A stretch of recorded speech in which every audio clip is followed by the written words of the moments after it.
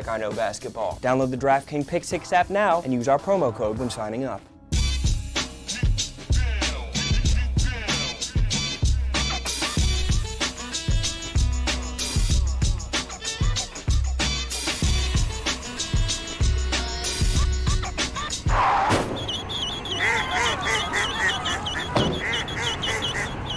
AAA Insurance.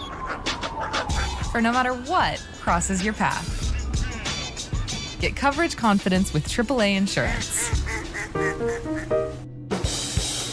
You're not listening, okay? Look, Nikki. Sorry. Hey Look, guys, I'm 12 minutes away from the office. Surfer is I up am and walking I in am as fast as I can. What do you want me to... My bad. Karma, gonna go Whoa. My car just saved a guy. for this That was guy. crazy. Yeah, no. I'm absolutely not going on another date with him. He wore flip-flops on a first date. Win the ultimate Elgato gaming setup for you and your squad. Buy Trolley to win. Just so weak. We have a Sabaton right now, That's on and time. my shift is started at 12 till 12, so 12 hours. I see, I during see. today. Wait, I need to look up the veto. Sorry, wait a second. So I got pinged in the channel. Right. That My mods are asking need to you veto. for your vetoes. Okay, you take care of that. I'll introduce this. I think if you nap at night evening, it fucks you even more. Yeah, tell me. I've done that before in tournaments, and it's usually not a good idea.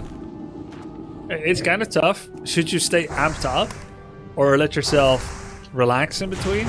I usually find adrenaline and amp all the way to the to the evening works best. Can't crash. More coffee. Okay. Have you heard about the smack talk between Tommy and me? No, what's that? I think was it yesterday or 2 days ago? We had a little bit of getting clips sent back and forth and some smack talk between each other, and I think he got some really big confidence boost because of that, and we got a new sub sound which I just played, which goes, "Is bonjour French for pussy?" So yeah, every time I hear that, I get a little bit of joy in my heart. Isn't it Korean for like God Gamer? Yeah, it comes from South Korea. But do you know the exact translation? Goats I or think something? it's like Grandmaster or something. Being the very best. I think it's translated to being one of the best and dominating for a really long time. At least in StarCraft 1 scene it was. Like Flash, who were Bonjos? Like Flash was one. Yeah, so like the Viper and AoE2. Yeah, exactly. Viper would be AoE2 Bonjour. Loco Like doing Faker some... in League of Legends. Faker in League, yeah. Yeah, I've seen Faker's exploits. I haven't played enough League to appreciate how good he is, but I know how many people play League, so I know that winning it must be very, very tough. So, impressive. Yeah, and I think, especially considering he's got older, while most of the other players, really, a lot of young players came after him, he still managed to keep up on the top level and managed to dominate and win multiple championships. That is really cool. I think he hit the 30s. That's so old. Holy shit. Yeah, for an esport player, it's really old. Yeah. Nice coil. Looks like Tourney is not gonna fast expand this time. Oh, Faker's 28 years old. Oh, he's only 28. Okay. And he still got 2 years. Still got 2 years. Bro, you're killing me. Anyways. How old are you? No need. I remember when I was 18. That's all that matters. Do you know how old I am? I'm guessing 29. No, 26. 26. Yeah, I'm guessing 26. Yeah. I got it! Yeah, okay. I got it right before you said it. Good guess. Honor must be roughly my age. How old is Honor? Honna's 10 years older than me. He's 36. Oh, shit, I'm still older. Anyway, it doesn't matter. You're as young as you feel, which is something only old people say. Turin, You got the Northcon 2nd place. You got the Warcraft 3 glory. Wait, Northcon? Yeah, this was his proudest achievement. Northcon 2nd place, 2011. He always talks about it. Man, imagine talking about your past glories all the time. Right. Who does that? So no expansion this time. Loco is very well aware of it. He's got a sentry board here. Wisp on the expansion. Do you think that's good or bad for Loco? I think it's it's very really good, good, right? for Loco, yes. Not to need to play Yeah. against economy imbalance. I think he's very happy with that. I think now he's trying to creep it. The expansion. But Loco sees it with his wish. Yep. Has it on the trees. Yeah, Wisp. 2 Wisps, a sentry ward. He could not see this any more than he already is. Yeah. Even Turin sees it as he sees it. Yep. The Turin gets his level 3. Definitely respectable. It's got some nice items as well. Might just pop down the sacrificial skull here for future reference. This may be useful later. Naga. Maybe. Naga. Demon level 3 coming. Power spike of the demon level 3. Instant tier 3. Instant double lore. Lovely build order speed there. Oh, Loco is mid the Naga. Should be able to get 1 ghoul unless there's some really inspirational body blocking. Yeah, maybe some body blocking with the Hunter. Or you can body block your own Naga with Archer. Also true. This crypt is cancelable. That means fewer gargoyles, because it's once again Gargs. Looks like Turin's playbook is use Gargs, put them on the back foot, waste their time, and then go into Abomination Necro Wagon. Yo, thank you so much for the 10 gifted, Noble Kneel. Noble Neil. I don't know where that... Oh, the KN. Yeah, I've been pronouncing Knopf's name. Thanks very much for the 10 gifted. Thanks everyone for the support. So we got ourselves some taking on the way for Turin. Alright. Instant Loco tier also 3. going for the Baum of Ewigkeit.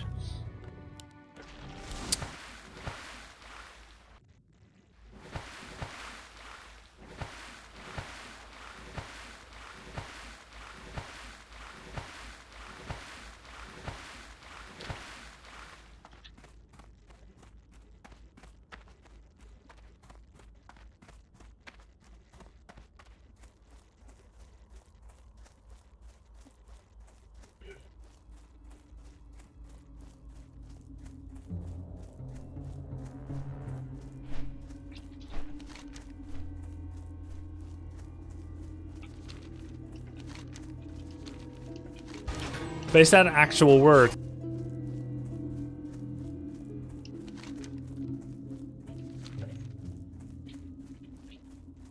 The interpretation of? Yeah. I guess so. Yes, it is, says chat. Oh, okay, cool. Cool.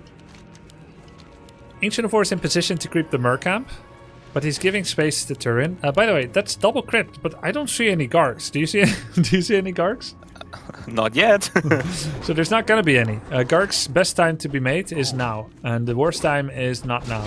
So if he's not making them, that means he's going for Mass Ghoul Frenzy. Yeah, maybe he tried to fake Loco out by letting him scout it. I think it's working. Like going double Spire and then going Mass Roach. It's working. He's got all his archers at home for a while, until we realize this may no longer be materializing. And now Turin is going for the expansion. He cleared earlier. Is it normal that Turin has always a lot of money in the bank? Is it normal for Undead, or is it his playstyle? No, it's wait just and bank it up. It's just a skill minus. Because Okay. either you would want Gargs or Ghouls or Fiends immediately, unless you're waiting for info. But he didn't get any new info, so not normal. Just too late. I guess he just didn't decide yet. And I guess Warcraft 3 is a game, especially that doesn't punish slow production as much when you're not actively fighting. Because in StarCraft, if you forget to make your first 4 Marines, then your next 4 will also be late. And your next 4. Yeah, so everything is late. But here you always have a pit stop at 50. Yeah, exactly. You go up till the 200 in StarCraft 2. Here you have certain benchmarks you don't wanna surpass. Yes. Turin, little sneaky expo, but Loco found it instantly. Oh, cancelled. Oh, wow, just from seeing it? Why? I feel like that's too much. Yeah, feels so too. I think he felt under the gun, instantly wanted to reclaim the investment and make sure that he knows Loco is coming. He's experienced, it's true enough. But Loco didn't need to come because it was already pre-cancelled. And you also see that it's pre-cancelled, so he doesn't have to commit. Yes. He can dart around, maybe get 1 or 2 pickups. Ooh, one of the spiders is netted. And no one of the ghouls. Some nice pickups for Loco. Why is his army so small? What is Turin? What does he have? He lost like right now? 3 ghouls to this orange camp, so that's -6. Yeah. Then he had some gold in the bank. Let's see. He has 1 But he attack doesn't have it upgrade. anymore. Yeah. Now he's building Gruftbestien. He has the necessary expense of a true shot. He may have sold TP early game and then rebought it. I don't know if he actually sold. I don't remember. So it's not anything too crazy. He buys quite a lot of consumes. Oh, Loco expanding now, and Turin not scouting. Looks for the creep camp. Did he actually not see it? I don't even know that creep camp existed in the top left. This is the least taken creep camp on the map. It's also the kind of a ninja camp because you go so deep in. But it's a death trap. If you ever get creep jacked here, can you imagine trying to get away through the tunnel? Yeah, would be awful. It drops a decent item. Loco getting the red camp. Can be claws of attack +8. Can be penance of energy. Loco gets red camp. What item? Oh, Warsong battle drums. It's like true shot on crack. 7% damage, not just for ranged, but for everybody. And Penance of energy, good especially item. for his army, really, really good. Yeah. Expo getting cancelled. Tree of Life. A lot of creeps But left on the map. I really love Loco's position right now. I think on equal footing, equal basis, Loco is in a really, really good spot. Ooh, Loco goes in for the retraining. He was taught this by Kevin, his coach, 2 days ago. If you get to the late game and ghouls are no longer the primary focus, you should retrain to get evasion and mana burn. And he's absolutely right for doing it. Because look, it's all fiends now. Yeah. Immolation doesn't get as much value. I really love the position of Loco right now, I must say. Both are over 50. And they went to 60. Neither have an expansion. Loco has really good eyes on the map. They're both farming well. Yeah. It is winnable for both. It's 100%. Can't we all just get along? They're honestly Loco sees both red really in camp a very okay position. A lot of the army for Loco is still archers, which aren't that good. He has no improved bows either. There's an AP here. It's kind of funny. Not like an AP would stop a Tree of Life cancelled. Oh, he's getting the bows. He's getting the bonus range on archers. Kind of a late investment, but he realizes, hey, I still have 4 archers. Why not? Why not? Triple destroyer. This is the timing. Ooh. This is the timing for Turin. He transformed his statues into destroyers. That's always when they want to fight very soon after. Loco sees this and scrambles for a position. Yeah. And I feel like Loco should just go back and do the Turin right now. Don't commit. Don't over-engage. Turin is in the back of that, taking a base. Sees the red cam is taken from Loco. Loco now expanding himself. Because he sees again Turin with an Acolyte at the base. But this is this annoying situation where you kind of feel like you're bled dry by taxes. Loco goes to 59 population, then expands. The expand normally costs 320. If you consider to divide it by 0.7 because of the upkeep, it's more like he's spending close to 500 on this expansion. Yeah. Because it was already pre-taxed.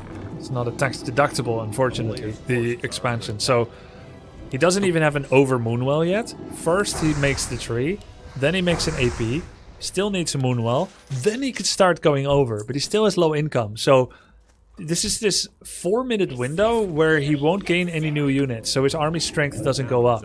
And meanwhile, Turin is creeping. He's getting close to level 5, he gets another high value item.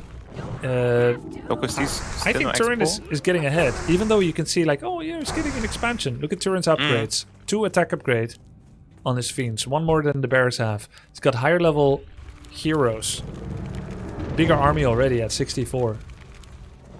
Now Turin himself expanding. No. Still one really The biggest point is, yeah, go ahead. like you said, the expo for Loco really first needs to pay for itself before it can be used, because Loco is so long in medium upkeep.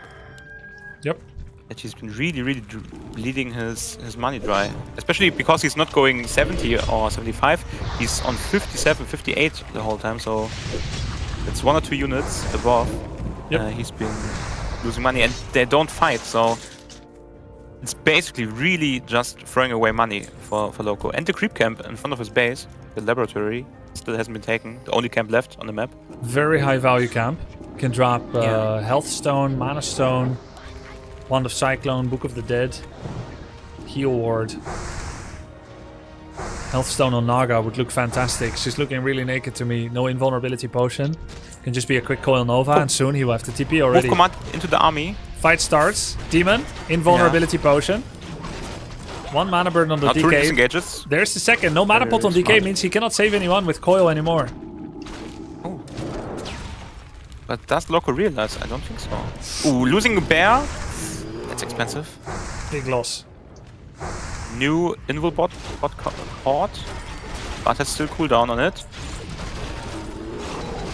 No roar right now, but he can't do it against destroyers. 3 bears down for 1 A-bomb. Turin is owning this fight. Yeah. His destroyers really are melting through the army right Nova! now. Oh, the staff on the demon! Dude, Loco is getting destroyed here. Turin is doing a fantastic fight with his Fiend Destroyer Focus Fire. Getting many bears. Loco didn't really have the fight positioning there he wanted to. No mid-fight rejuvenations either. So many bears have gone down. Yeah. And his whole front line is missing right now. And now Turin disengages, has his Expo in the back. Can just rebuild the units he lost. And is in a really good position. Loco invested loads of money, WoW in low upkeep. Yeah. Just to get an expansion that he's not using yet. He's falling apart a little bit, whereas Turin, in these moments, he's surviving the crisis and getting the Acolytes up on the expansion. Do you think he's casting himself again? Right now? Casting? What do you think he's talking about? I think so. Wait, let me see. I actually don't see him talking right now. I didn't look at his webcam yet. I think he's actually locking in and not doing non-stop casting. He's That's focused. crazy. I didn't know he could. Yeah. But it just goes to show how much of himself he gives. He's muted, he's locked in. Wow. So he actually turns up every day for stream, talking 24/7 while streaming, while playing, and having to do a difficult game like Warcraft 3 or anything else. He has another mode. He's doing that, and that cost him a lot of energy. It's very impressive. Yeah. Okay, fight begins. Demon Hunter blocked behind the trees. Ooh. He's not doing anything right now. Still blocked behind the army. Oh my god. Lich with a lot of mana in the back. Good invulnerability potion so he doesn't get Nova. Yeah. But the destroyers in the air, they're just too much. They're chipping away so much. Oh, look at the damage. Very nice play. There's still a mana pot on the destroyer as well. There's a rejuvenation on the Demon Hunter. Death Knight is chasing. He has enough mana for a coil. Could hit it with a nice level 3 coil. He's gonna buy an invulnerability potion. Great pickup.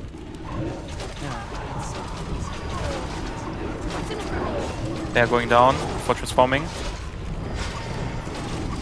Invul potion. Good invul timing.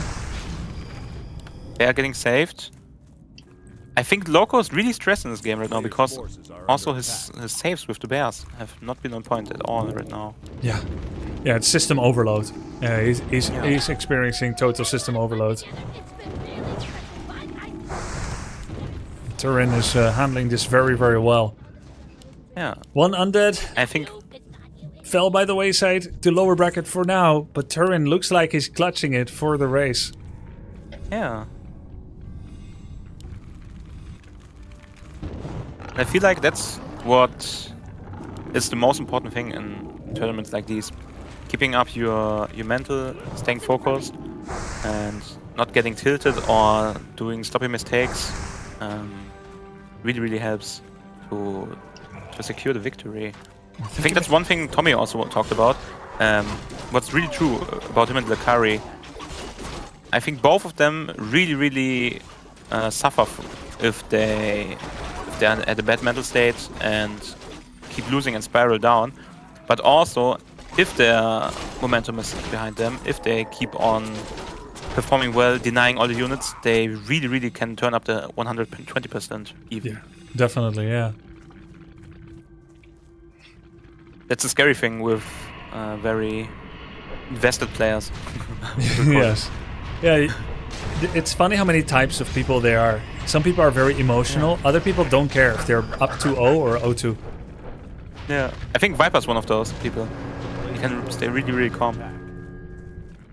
I usually liked being behind. Why is that? Because it's an underdog position?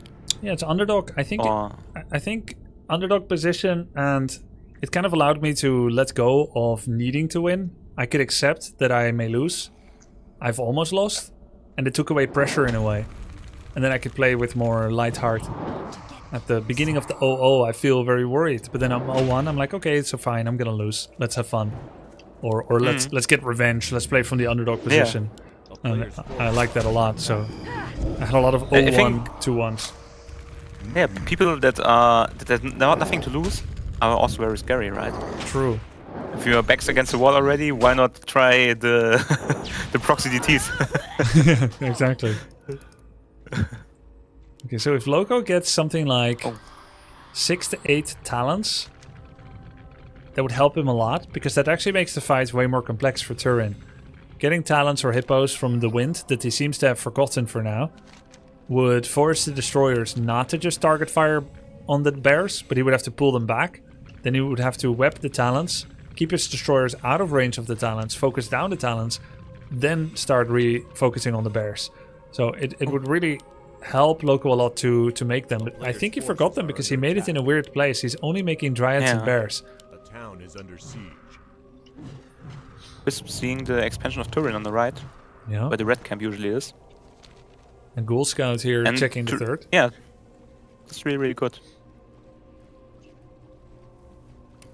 I think that's one of the most difficult things for a lot of players in Warcraft 3. Scouting is very limited compared to other games. In most games you can just send one simple unit and scout away, but here every unit is very useful and worth a lot more than most cheap units in AoE or StarCraft. So bears, one bear going in. Off one bear, good move, but he's not coordinating it with a follow-up fight fast enough so the destroyers can go in and try to kill it. But there it is, he's catching the destroyers. No talents though, no staff on the bear. They're instantly down. Yep.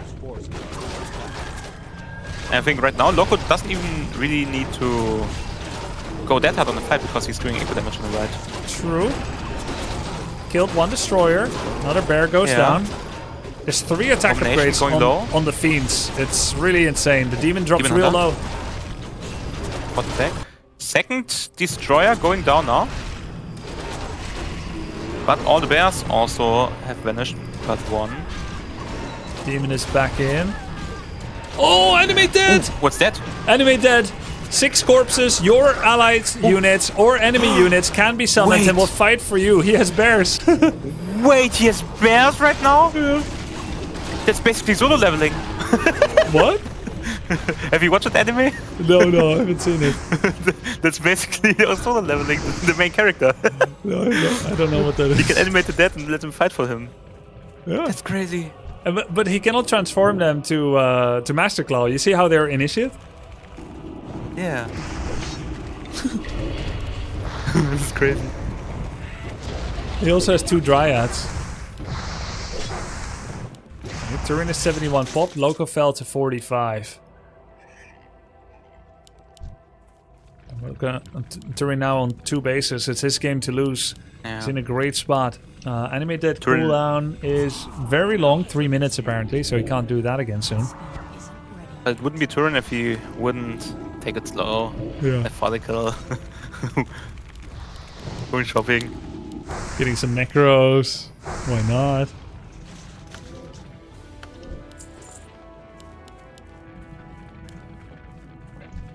And also still the scout on the expansion to the left. He knows Oops.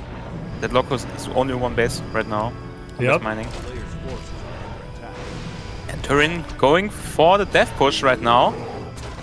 Picking up another bear. Huge target fire on that bear. Abomination soaking damage there with that 1 armor upgrade. 3 attack on his ranged. 1 abomination goes down. There's a fork lightning. Another bear is getting attacked. That's his final bear. Loco under the gun.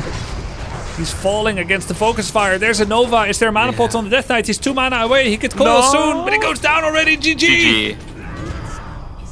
Really, really nice series. Very slow, very methodical from both players. And we see who goes up to the upper bracket semis now. Yep, upper bracket semis is going to be Turin, who will be facing Tommy K. Who's also been very dominant today. Yes. Very cleanly played this series against Ricari. I think most likely Tommy K echoes your sentiment of preferring to skip the 2-on-2. I don't want unwilling players who prefer to like end it very quickly with some kind of rush, so I'm gonna respect those wishes and either just skip the 2-on-2 and give away the keys randomly, or we'll move it to tomorrow. We can talk about it more. Yeah. Let's move straight on to the semifinals, which is gonna be you and the Viper, and then it's gonna be Tommy K and Turin after that. Yes. Cool. Wow. All right. So we have 2 orcs in the finals, in the semifinals, 1 human and 1 undead. You'll be facing off against the Viper. Any final words before I let you go and mentally prepare for that? Oh wait, we could do it. I mean, we could do a few words. You know what? I'm gonna let you prep for that, and I'll just talk to the 2 guys by myself, unless you want to stay. Let's do that. No, that's fine. Okay. Then we see each other on the battlefield. Okay. I'm looking forward to the match. Okay. See you there. Have a great time. Good luck, man. What's in it for me? Oh, Waymo's here. The what? The Waymo. What's a Waymo?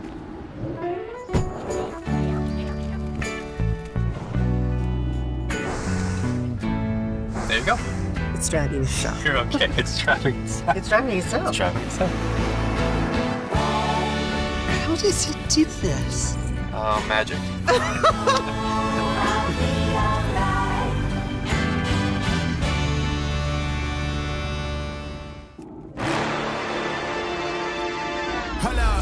Why do they doubt the kid? I'm about to prove them all wrong again. I got a low tolerance, cause they don't even know what the problem is. It's me. With Novas and Coils and, you know, different things like that, it actually seems quite strong because their traditional Dispel is just like Dryads, right? So they don't have like the Dispel that, you know, Orc or Human have. Yeah, it's a tough build to go up against, isn't it, Loco? Yeah, it seems pretty strong. I feel like I have some knowledge gaps after these weeks of playing, and that's one of those styles that I just haven't played against. Like, most undead players go for a lot more aggressive pushes. Well played, by the way, Turin. Like, sitting back and dude, that was so sweaty, man. That was so sweaty. Oh my god. Yeah. Yeah, it was a really good match though, man. Dude, you had me sweating bullets with your timing pushes. You showed up at my base and man, so I got tier 3 in one of those games, and you showed up on my base and killed my graveyard, so I couldn't research Ghoul Frenzy in the first game, and I was so behind. And then your timing in the second match where you just crushed me, you came in and you pinned my Lich came out the wrong side, and you just killed him, and I was in the pits, man. You had me dead to rights in that game. That was brutal. Yeah, it was a really good series, man. Well played to you. That was very sweaty. I like how you transition towards a much more passive game there. Like, most people just, when they're behind, they decide to just go all in, but you decided, you know what, I'm just gonna chill behind my towers and try to creep back up, and I think I gave you a little too much space in some of those games, but... That's kind of the undead thing. Like, undead bases are super annoying to push into. The noobs and the, you know, obviously the base itself is a slowing effect. Yeah, and you were just stronger than I was. I just had to hide and be a rat, basically, to get back in those games, you know? Sorry, I was organizing the next match. I need to see if Viper is Oh, going you're to good. be Yeah, available already. So I was just listening to you guys. No worries. It was real comfy. Yeah, no, we'll keep yapping if you want. I thought I was just handing it over to you, but Yeah. we can yap all day, dude. We're gonna crush it in this 2v2, I think. So I think we go well together. Yeah. Yeah. Oh yeah. For the 2v2, I was trying to check if it would be possible maybe to move it to tomorrow, because for some people, fine with me. the schedule is already a little bit late. If you guys don't mind. Yeah. We delayed No. the tournament? No way.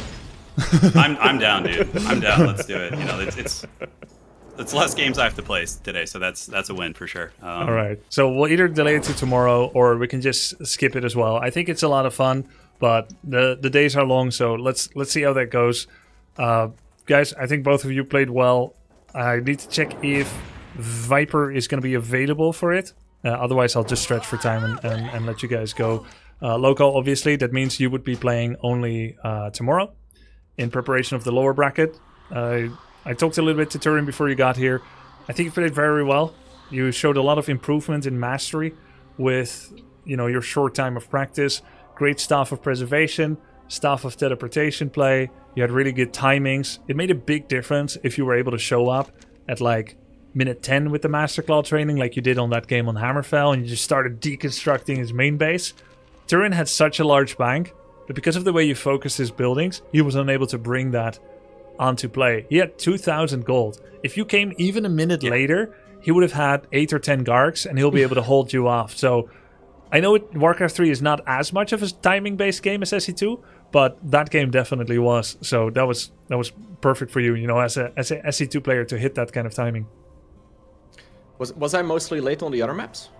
You attacked at 12 minutes with bears on some maps, one time 11 minutes, and the one you won was 10 minutes. Of course, Turin did all kinds of tricks, like he would invest in Gargs, and then it looks like mass Garg game, Lamefest. But then, yeah, that's what delayed me. Yeah. Right? Yeah. And like the effectiveness with which you dealt with that shook it off, and then just leveled it back to Turin would often define whether you would get there on time.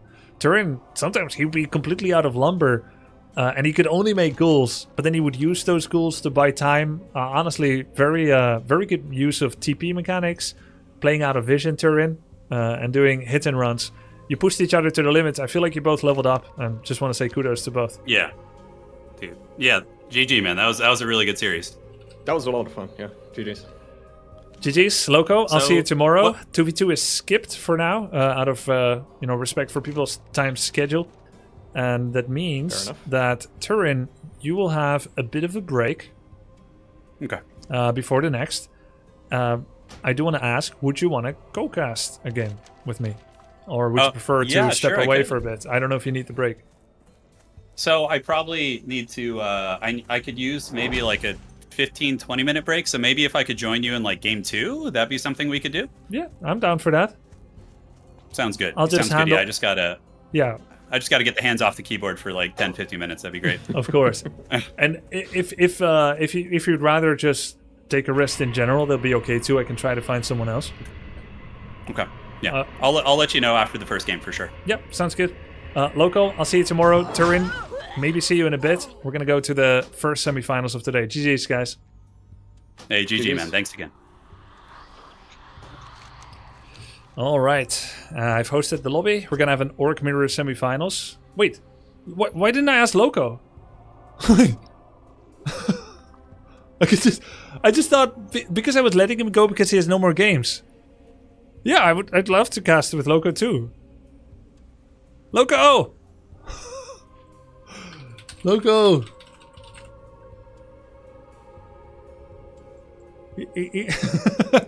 I just zoned out on it because I was letting him go because he has no more games. It's not like I don't talk to losers or something. I was wondering. No, good for calling it out, Chad. Excellent.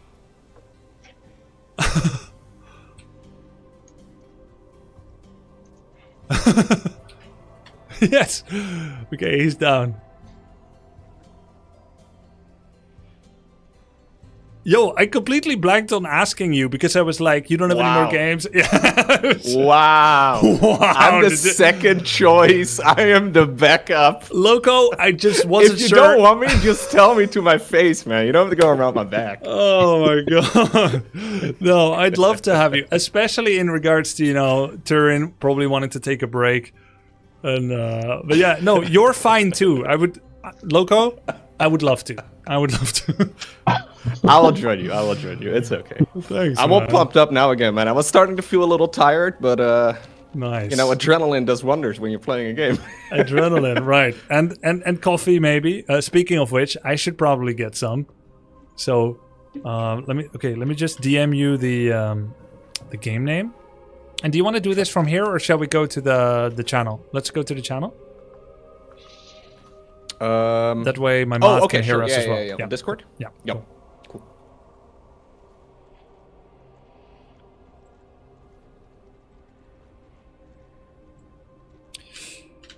Okay. I'm gonna go get some coffee, I think.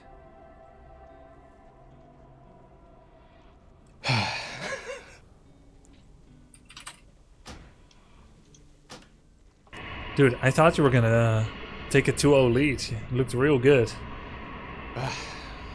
I was feeling pretty good in the games, but I've been working mostly on the early game, and then like the early mid game, I suppose, and then the late game is just something that I don't know. It happened in a couple matches, but not as often. A lot of the games ended before that point. Yeah. You started hitting your stride nicely. You had like a lot of Hunter Soul upgrades, so you got really fat bears and dryads, faster than I've seen from you in the past. So you hit those upgrades. Expo timings, reinforcement, taking third base. It was really cool. You also started adding the Ancient of Wind, but not very experienced using it yet, correct? Yeah, I was talking to Kevin about it yesterday, so he mentioned I get my upgrades way too late. Yes. And that I should always be making an Ancient of Wind when I feel comfortable in the late game, because I may need to make him, but I've made like 6 units out of it in total, I think. Yes, I think 3 actually. 3 hippos. Well, I mean, 6 in total in my entire, Warcraft career. Oh, I see. But I'm pretty happy with how I played, though. Like, I was a little, 3 weeks ago, I hadn't really played the game very much. So you never really know how you're going to perform under pressure, right? When there's an actual tournament game playing. But I didn't play like an absolute idiot, so that's always nice. Not at all. I think he played very well. But Turn was, he was tough. The Necro Wagon army, I think, is actually quite, very strong. I think it's very strong against Night Elf. I'm not sure if I mentioned that. I did give you some counters, like, what did I say, Wisp? Yeah. I got 3, what do you call them? The crystal balls. And I scanned around his base to figure out what he was doing, but I couldn't connect the dots because I don't know what I'm looking for. And everybody I go up against at that point in the game goes worms. So I was like, okay, this has got to be worms, right? So I scanned 3 times in his base, and I see nothing that, piques my interest, so I do nothing different. Oh, yeah. Oh, that makes sense. Red Panda also didn't know what Temple of the Damned does. Or Necromancer. That's the state at which you guys are at. You learn like the standard framework, but then you see a new unit or a new hero for the first time, like Dreadlord or Frostworm or Necro, and you have this big knowledge gap and stuff. Yep. It was fun, though. It was good. Let's see. Just need to try and get Red Panda and Viper on the webcams. Not a big deal if we don't have it. Yeah, Viper has laggy webcam. It's okay. And then Red Panda, is he not sending signal right now, Vivi?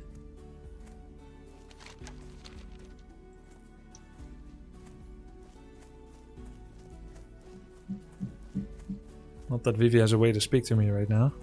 I mean, you're allowed to unmute and address or write it in chat. Oh, I'm reading chat. He is here. Okay, there we go. Perfect.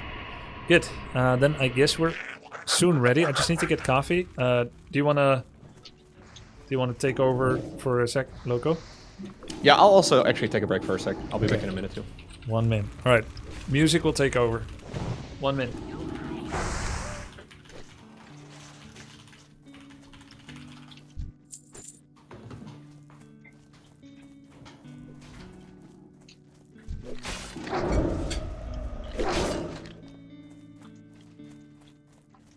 You know, we've had a lot of fun together. It's been really special, but I... Warlock, just remember that it's not you, it's me.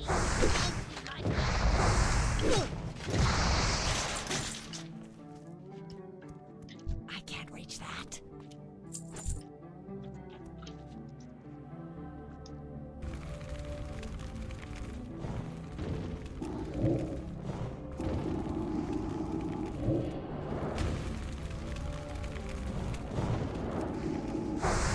That spell isn't ready yet.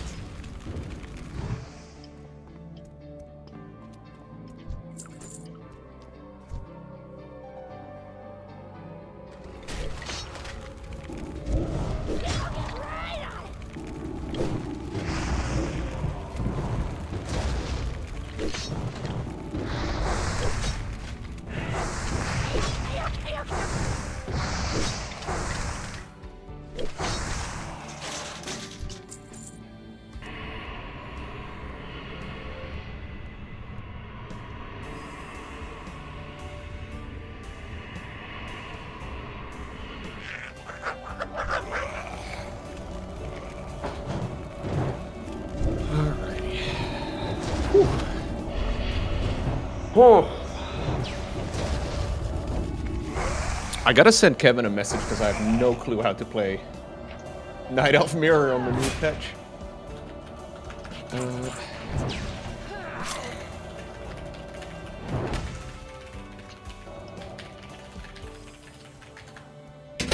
I know they buffed Huntresses, and the few games I've seen in Night Elf Mirror are Priestess of the Moon, which I've never made, and Mass Huntress, which I have never made either. So I have to figure it out.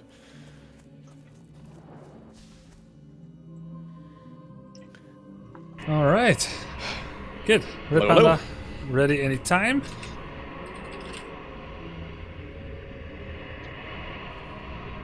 Orc Mirror. I did not expect to see this. I thought Sing Sing was quite a likely victory con over the Viper. Yeah, that was a beautiful series, though. It was really fun to watch. Very good series. Both are ready. Let's jump into it, Loco. Here we go. When the big moment comes, you want to be ready. But when treating erectile dysfunction, you shouldn't have to wait up to an hour. New Eroxon ED treatment gel is clinically proven to work within 10 minutes, so you can be ready when the moment strikes. Eroxon, the first FDA-cleared ED treatment available without a prescription. Reclaim spontaneity with new Eroxon ED treatment gel, available in stores and online. Mickey D's fries are precious gold. Don't let anybody come in between you and the ones at the bottom of the bag. They are not up for grabs. Ba-da-ba-ba-ba. Nate, we need to talk about your finances. My finances are fine. With Dash Pass, I saved $6 on my grocery order, so I cloned myself. Albuquerque. $0 delivery fees on dog toys. I got me an opera singer that sings me compliments. She's so nice. Dash Pass savings equals... Oh yeah, ballroom. You need to stop spending. You're not listening. I'm saving. I quit. I was gonna sleep in late, but then I got high. Ooh, I was gonna let that heal, but then I got high. Lord, I just wanna walk the dog. I'm not gonna lie. Why, man? Hey, but then I got high. Baby, but then I got high. Yeah, but then I got high. Because I got high. Baby, because I got high. Yeah, because I got high. One more bag? Your advantage status gets you one more. A little more. More rewards, more often. Get more with the American Airlines Advantage program. So, do you have any predictions for this after seeing them both play today? It's really hard to say. I think Red Panda's... I mean, we didn't really see Red Panda completely... Wait, I need to swap the players first. We didn't completely see him get tested because he faced one of the lower MMR players in the tournament. We need a webcam swap. Wait, did I just do something wrong? Oh, there it is. Yeah. Yeah, he played against Tasteless. Games were over pretty fast. He showed good control, but he was not tested in the same way that the Viper was. So I think it's difficult to predict. My expectation is that they're going to have some kind of weird micro, like, inner meta between the two of them that will evolve over the series as they both realize what's good, because they're probably relatively limited experience in Orc Mirror. The opponents they face, I think it's mostly humans, then elves, then Orc, then undead. So this is one of the lesser represented matchups that they would have experience in. And while you talk what your thoughts are on predictions, I'm actually gonna go look up the stats to see if that's true. Go ahead, yeah. I really like that series that the Viper played against Sing Sing. So if you looked at just the MMR of both of the players, you would imagine it's going to be like a 3-0 sweep for Sing Sing. But that is not what it was at all, right? It was a very well-fought victory there for the Viper. So it's pretty obvious that he's playing at least a couple hundred points above his current MMR, if not a whole lot more than that. Yeah. And yeah, I can imagine, at least as far as like the level of competition goes, there's just not that much practice for the both of them, right? A lot of players have been going up quite a bit in MMR over the last couple of days. True. So yeah, will be fun to see if they play substantially better. Yeah, you'll be able to notice, right? I don't really know anything about this matchup, but if they play a lot better near the end of the series than they will do in game number 1. The Viper has a cheese. I don't know who taught him. Oh, I guess Knopf, his coach. It's double racks. Double barracks? Yep. This is mass headhunter all in. So that's definitely something that could help. In the meantime, I did check the stats right before their Farseers clash. I checked the stats and found out I was totally lying. So they have faced a very fair, substantial amount of Orc. The Viper is about 50% win rate at it, 53. And Red Panda, it's his best matchup by the stats. 72%? By far Red Panda's best matchup. Will he ever have faced this cheese though? And will Viper make the mistake of showing it, walking his Farseer to his main? He's not. He's gonna run around. Playing Ring Around the Rosie with the other Farseer and the dogs. Is this what this matchup usually looks like? I've never seen Orc v Orc before, but this looks silly. I mean, the way that they're playing is like how they play against every race, where they do Farseer pressure, and they win with their good micro control, and they dysregulate the enemy's macro because of it. So, of course, when two Farseer wolves meet each other, you should run from the wolves, and you should put your wolves on the hero. So this is peak Orc performance, yes. They've got something nice going on too. That's nice. But this is already like inner invitational meta, because if you look at other Orc mirror games, sometimes there's like Blade Master mirror image creeping, there could be Farseer Headhunter creeping, there's all kinds of other playstyles, but it's usual for now, Loco, but it's not going to be usual for long, because two barracks are going to be churning away Headhunters. The build order is clean. I think what happened is Knopf probably sent in one of his own games, one of his own replays or VODs. Viper looked at it and copied it. So while everything looks normal now... Wait, maybe. Is it weird to see 4 Headhunters now on the other side of the map? I feel like that's kind of a tell, Loco. Yep, that's too many. You can't walk and make that many at this point in time out of just one. But will he realize it? So, probably. I wonder if he's gonna like adjust though throughout the series, because he mentioned during the interview that he doesn't like the Blade Master at all, right? He mentioned that he almost wanted to quit because Red Panda that is, he doesn't like Blade Master.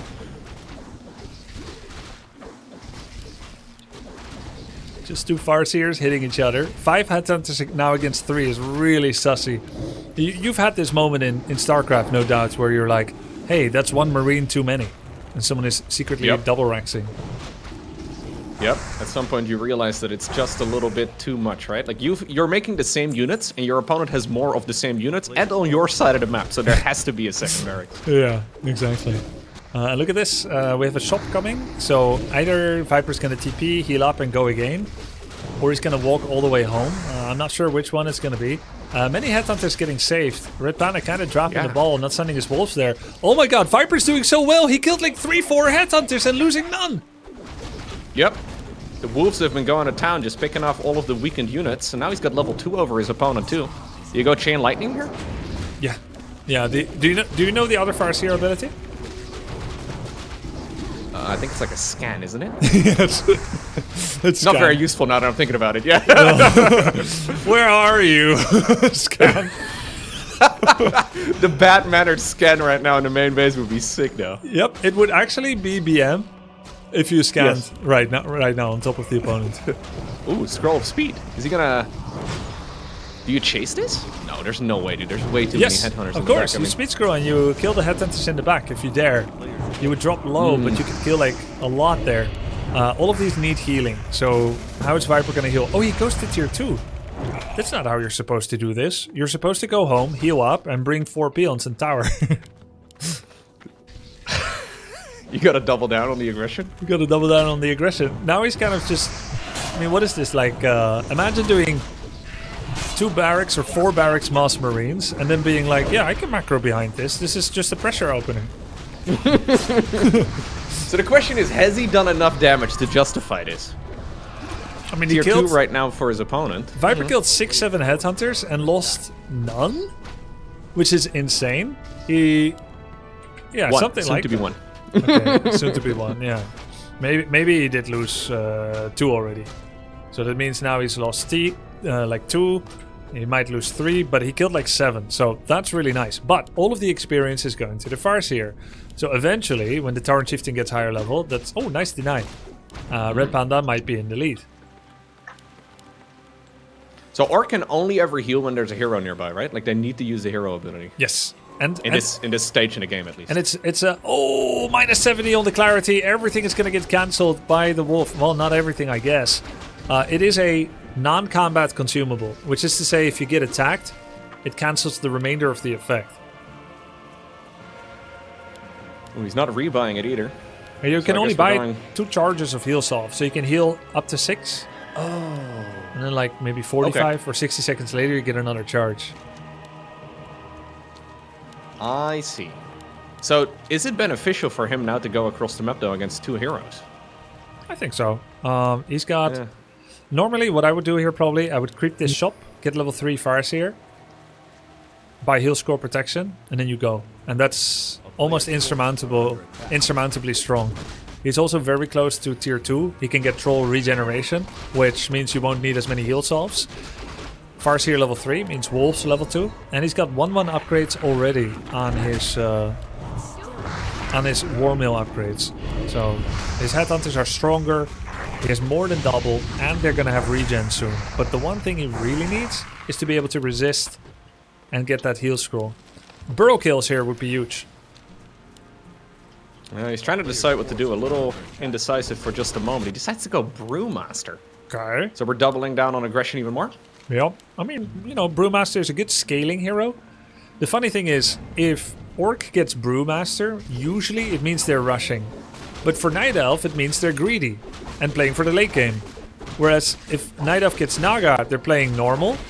And if Orc gets Naga, they're all in. The context of what you're trading in for is very different based on what race you are. I've played the Panda like once or twice, and I found that it's garbage unless you got both abilities. So what makes it good for Orc at this stage in the game?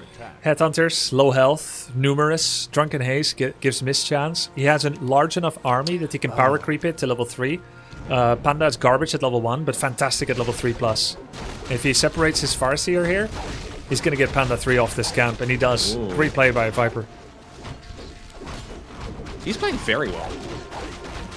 It's not in the bag. The heal scroll protection, the heal scroll invul actually went to Red Panda. Red Panda is also on the way to tier 3, which means he can get the upgrade, which gives bonus 100 health on the Headhunters. He actually perfectly got level 3. Huh. I mean, you knew it. Do you think he knew it too?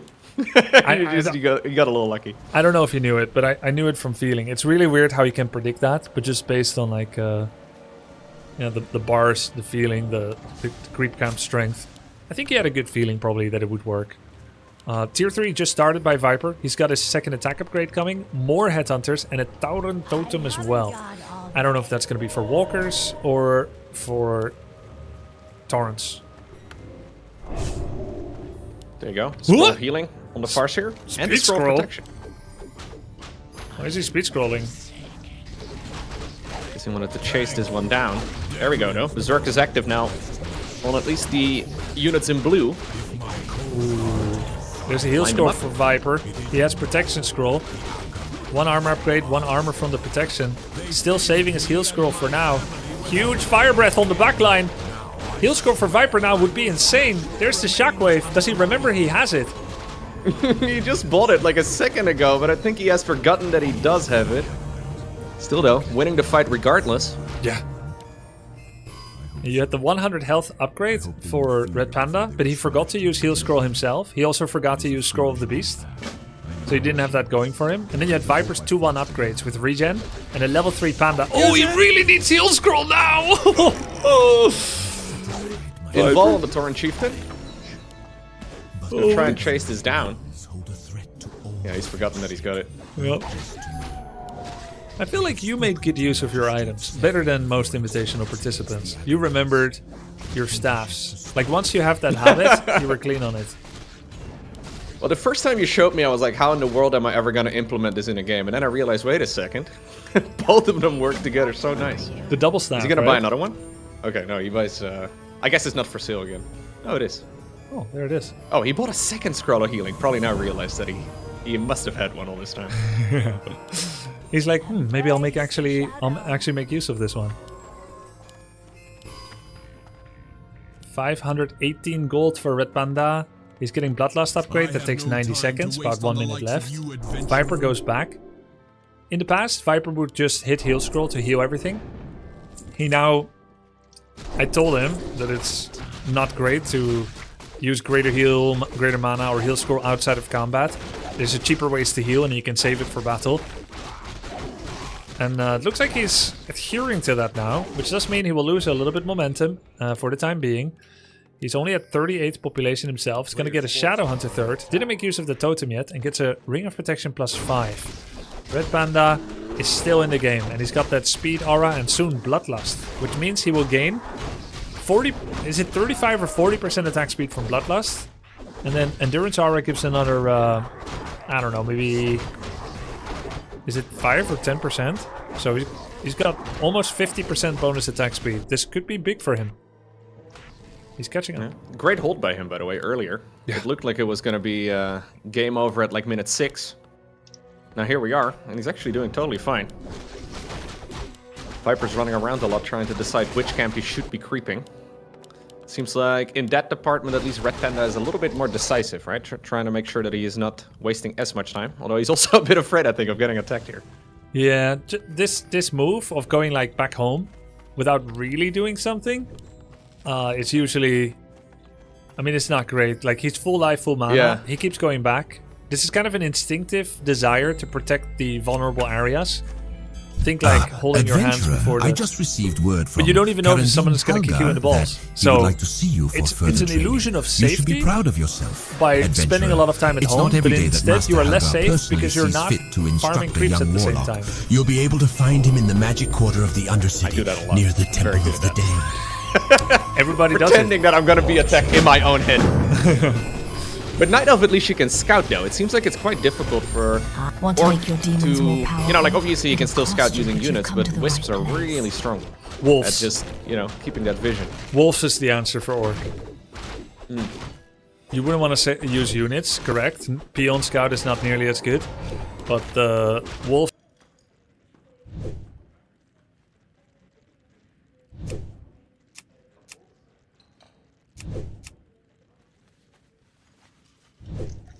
on Shadow, or you put it on Farseer, bonus mana on Farseer, and bonus damage. Both is good. Shadow generally has better spells. Look, I kill a little bit of cool Feral Spirit Harass, attacking the peons in the burrow. Viper has a running... I guess it's not going to kill anything, but maybe the next time around, right? Yeah, not that's true, because he resummoned. Okay, this is the big fight. On the other side of the map now. Speak quickly. Drunken Ace Fire Breath, it's big. Most excellent adventurer. Your skill in the art The wave being used right there for the Tauren Chieftain too. He's trying to chase this down. No heal scroll yet for Viper. He needs it dearly. Oh, he did it. That's big. Huge shockwaves and fire breaths against each other. And he's targeting down the Red Panda shamans. also does have a heal scroll though. He also has one that he might want to use here himself. As far as he ran home There we go. with the town portal. 3 zealots and 3 missionaries and report back to Where we are going, we need no town portals apparently. Wow. Maybe should have kept it around though. A surround attempt here by the Viper trying to get the Tauren Chieftain. It does have a lightning shield, but he doesn't seem to care.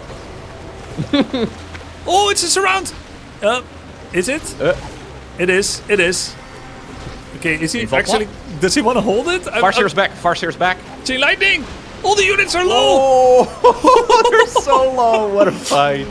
Great attempt right there by the Viper, but it seems like it's just barely not worked out. And now we TP Grubby. It was all part of the plan. I see. Okay, I learned a lot from this. Pretend your TC with lightning shield is getting surrounded, come back, chain lightning, and kill everything. There you go. Executor Zigan Feign tells weakness me when you've you're been out strong. killing Scarlet Did Crusaders. we see Tommy with the Tirisfal Glaze was is it the Art of crawling War with me. earlier? Varimathras, lieutenant to the Dark Lady, is seeing Feign to it weakness when you're personally that the strong scum of and feign Azeroth, strength the when you're human weak. race, gets Brilliant. wiped into oblivion. Here in Tirisfal Glades, we face a particularly annoying breed of humans. Okay, So both players the now have only Scarlet heroes, Crusade. Yes, Venture but the big forth and advantage wage is an the offensive upgrades, on the right? Scarlet We've got Crusade 1-0 adventurer. Berserkers for Bring me Panda, back 10 Viper Scarlet early on insignia went rings 2-1, as is proof now of your getting loyalty 3-1, to and he Varimathras has and that the Dark expansion Lady. running, which I think Red Panda doesn't know. No, I feel like in Warcraft 3 Orc Mirror, you're kind of breaking the bro code if you expand. You're not just fighting anymore. This is not cool, dude. It's not cool. Like, here we We are. were having just- such a good time shooting arrows and stuff at each other or throwing javelins or whatever it is. And Yes. now you're expanding? Ugh. Rich It's friends. like the red camp now, too. Rich friends, poor friends problem. Oh, insane item. Legion Doomhorn, the Death Knight aura. Regeneration for the Coleman entire army speaks well and of you, movement speed for the whole adventurer, army. telling of your successful forays into the Agamand Mills. The Forsaken in a have bunch of my need of games your I've had talents these once items, again. but then The at this stage in the Agamand game, Mills area has I don't become feel a like I have the foothold for time the to read Scourge. exactly what the Their item does. Or I strongest can point read is it, the but not Agamand interpret it. family crypt, where their Wait, local really? military Look at a leader, replay like this, skeleton named or a Captain live game Dargo, rather like is this, and have a look. headquartered. I With think I've heard you say necromancy, that. he has raised Be the like, that's ancestors of probably the good. Egamans and plans to use them against us. Any of the red items are You good. must That's what I'm stop it. Travel to the Agamand Separating family his crypt panda and away defeat to the solo raised farm Agamand his ancestors. Farseer and Shadow. And bring me the skull of Captain I guess he Dargo. wants Shadow 3. Trust no one. Talisman of Evasion. He's gonna get it. Okay, what does Red Panda get? Claws of Attack plus 12. Extremely lackluster. Farseer and Shadowhunter share spots on the bottom half of the hero list at being able to make use of bonus damage items. They have low natural attack speed. Item luck. It's part of the game. Yeah. Part of what makes it so addictive sometimes. You get those games where you find 4 claws of attack and you're like, yeah, I'm doing a lot of damage. And then another game, you have a demon with 4 rings of protection. Yep. He never dies. Get some evasion on him. Love it. Kills him. Yeah, this is rough right now. I don't actually know if Panda knows about the expansion. I mean, he must have. Now he knows. He's gonna see it now. Okay, yeah, there we go. Well, it's okay. It's Heart is gonna sink when he realizes it. It's only been up for 3 minutes. Exactly what I needed for this concoction. 2k gold behind. Already though, he's falling behind in While supply. you were out gathering, I Viper uncovered does have some old lumber text in issues. one of my He got so many tomes upgrades. that He never got indicates that an peons, never got ancient shredder. plague So he has wiped 2 out peons on wood. thousands of This is like innocent typical victims. orc. Later, it Orc was IQ discovered problems. that the deadly We agent take in the 5 plague peons was from our 7 on preserved through lumber, the put venom them of in the nightweb expo, and then we spiders. never make Bring me new some peons. venom from a And then you get vicious to nightweb 3,000 spider gold, to 29 complete lumber. this experiment.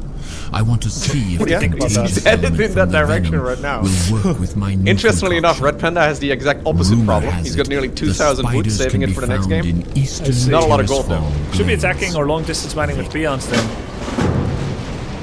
Here we go though, big fight Drunken Ace, happening. Fire Breath on the Chieftain going in. heroes. Afforded to those of us under the employ of Lady Sylvanas.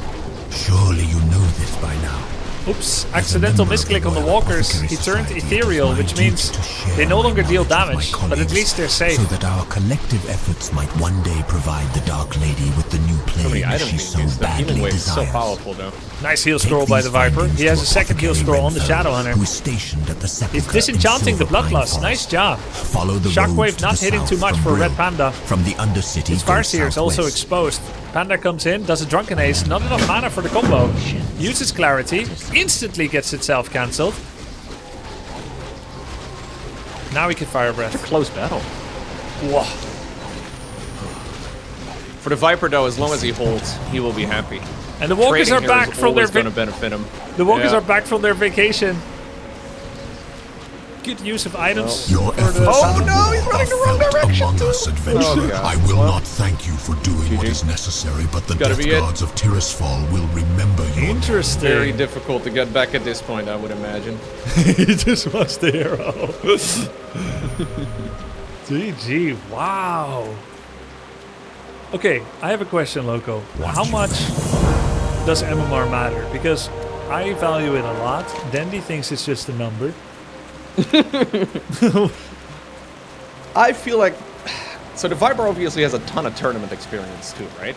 And I can imagine when he's laddering, obviously he's putting into focus, but it seems like he can do like 110% focus maybe on a tournament day. And he's playing very well. Like certainly much better than I would imagine at least his MMR indicates. Yeah, I feel the same. It's really interesting. He has prepared a special build with the double Rax Mass Headhunters. He microed it well and he did the build well. I was kind of taking a sneak peek now and then at whether his macro would fail. You know, you play a new build last day before the tournament. You never showed it on ladder so that the replays can't get scouted. And suddenly, you see someone do a new build, and I look at his racks, fully expecting 500 gold. Nope. The best cars for the money are Hondas. Honda cars, SUVs, and vans. Drive the best, a new Honda from just $259 a month, or buy the best for thousands less with 0% financing for 72 months. The 2025 Honda Accord, Civic, Passport, and Odyssey have been named the best cars for the money by U.S. News and World Report. Ask anyone who owns a Honda and search your local Honda dealer today. Not getting the sleep you deserve? Rest easy with huge savings at the Mancini Sleep World Spring Clearance Sale. For a limited time only, get up to 50% off select mattresses, like up to 50% off ceiling mattresses, and up to 50% off Beauty Rest mattresses. Plus, get 2 free Tempur-Pedic pillows with the purchase of any Tempur-Pedic mattress. The Spring Clearance Sale is on now at Mancini Sleep World.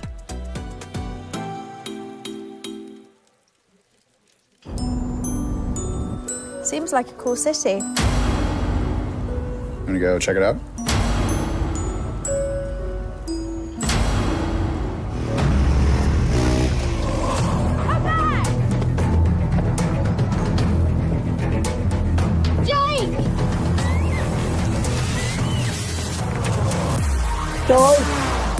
What? What?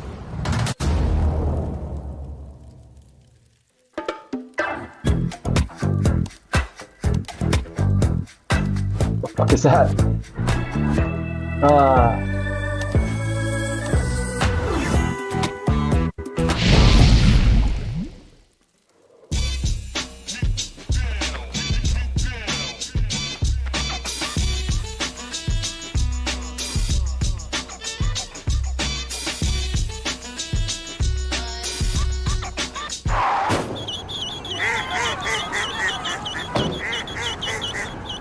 AAA Insurance.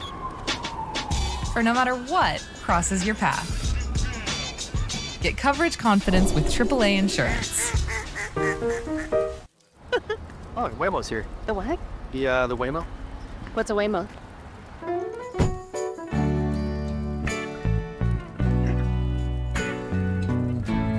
There you go. It's driving itself. You're okay. It's driving itself. It's driving itself. It's driving itself. How does it do this? Magic.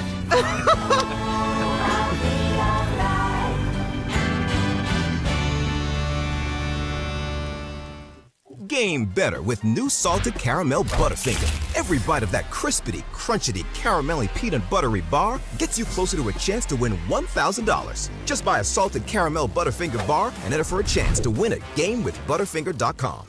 Ample game, and he wins by like minute 3, just by, you know, perfect wisp harassment and the critical hits. Yeah. And you just realize that you can get a lot of value out of the early game, you know, but... True. Yeah. I mean, it looks easy, and to be honest, if you're Kevin, it is easy. But it's built upon years of practice. I feel like that's one of the things that's a little bit harder as a viewer in this game than it is in, for example, StarCraft 2. Like, appreciating the skill expression of the players, it requires more knowledge. You know, like, me failing makes me appreciate good Night Elf players more, if that makes sense. Whereas I think with a game like StarCraft, you can just look at the pretty pictures and watch the explosions, and it's a little bit more apparent, even if you've never played. But yeah, the fills are still useful in that regard. Yeah, no, I definitely agree. Even when I went back to Warcraft 3, because I didn't play it for like 7 years after 2010, when I went back to it, I would look back at VODs of how we used to play, and I would think, wow, we were not good at all. Like after StarCraft 2, and I'm like doing 285 APM Blinkstalker micro. I thought, well, it wasn't that good at all. But then you start playing again, and you're like, oh yeah, these units need a little convincing. They need a little bit of love. Yeah.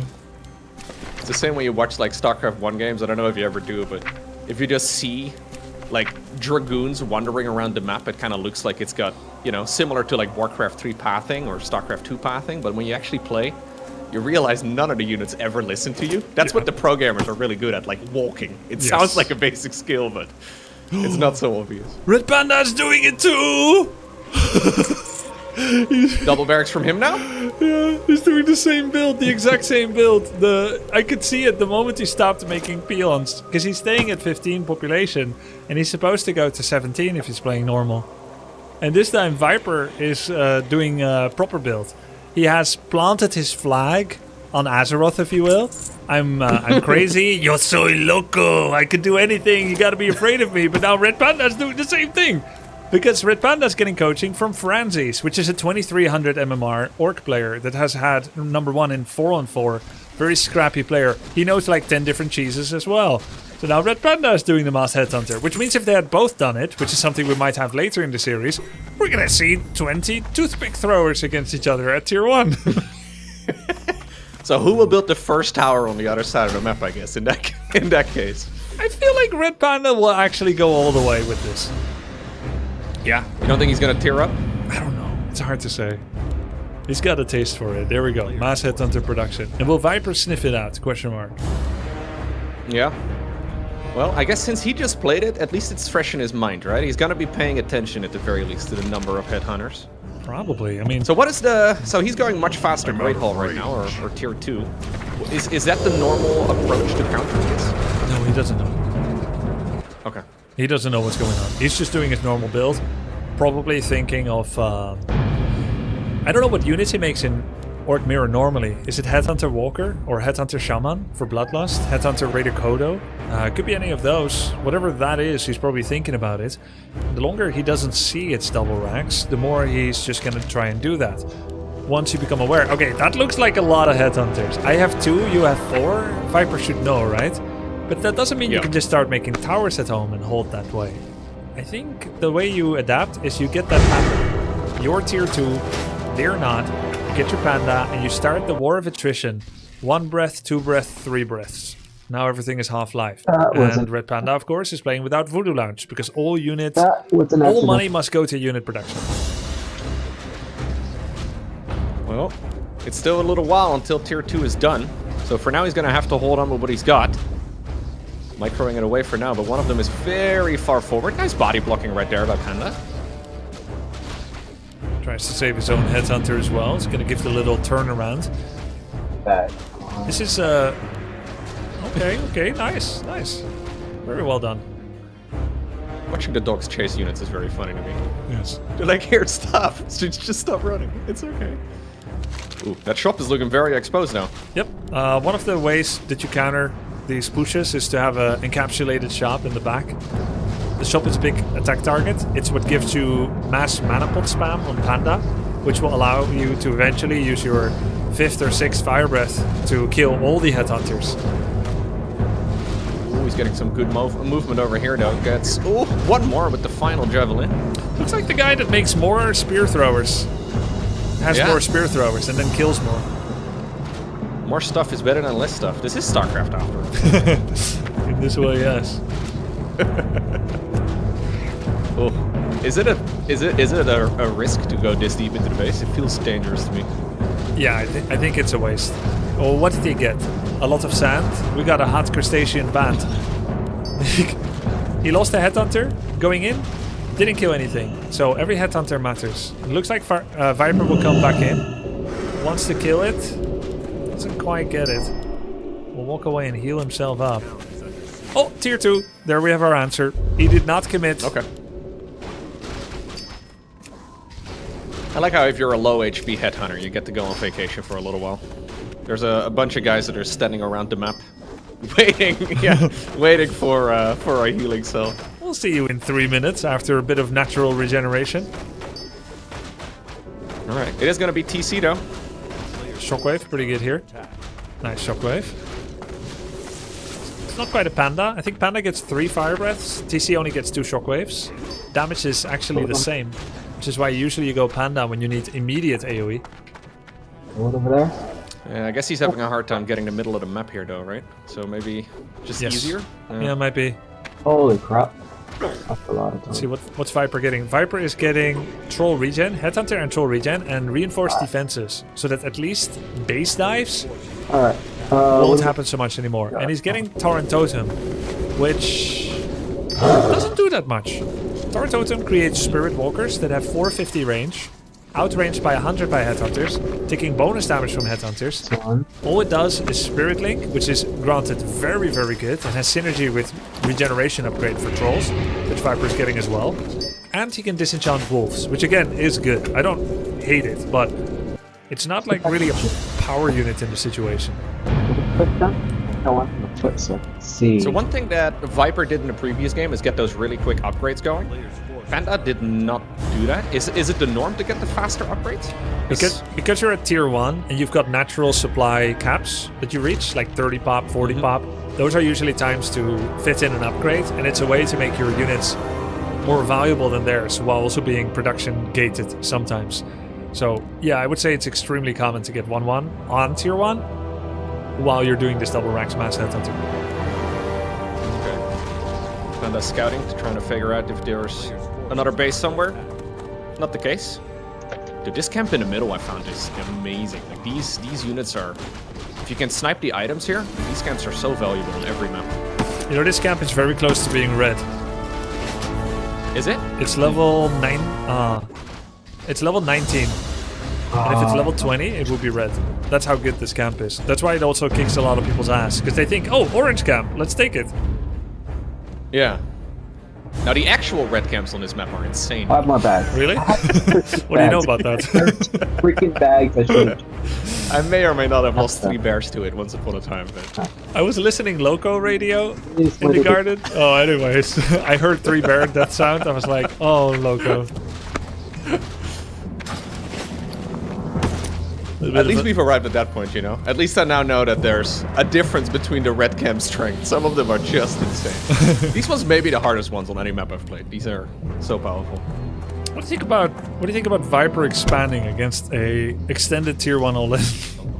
Yeah, I don't think fundamentally it makes a lot of sense, but maybe if he's given enough time, I mean, I don't think Panda is gonna give him that much time.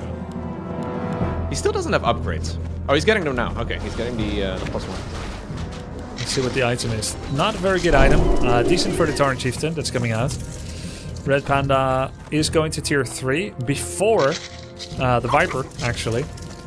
Viper's getting armor upgrade, Walker, and Great Hall.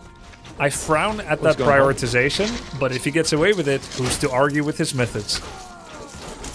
He will now. So Panda is actually turning around. Rather than going into the expansion there, or at least checking for it, he's checked the other base in the bottom not too long ago, and now he's not checking the more obvious location on this map. Well, because who would do this? Maybe get away with it. Who would do this?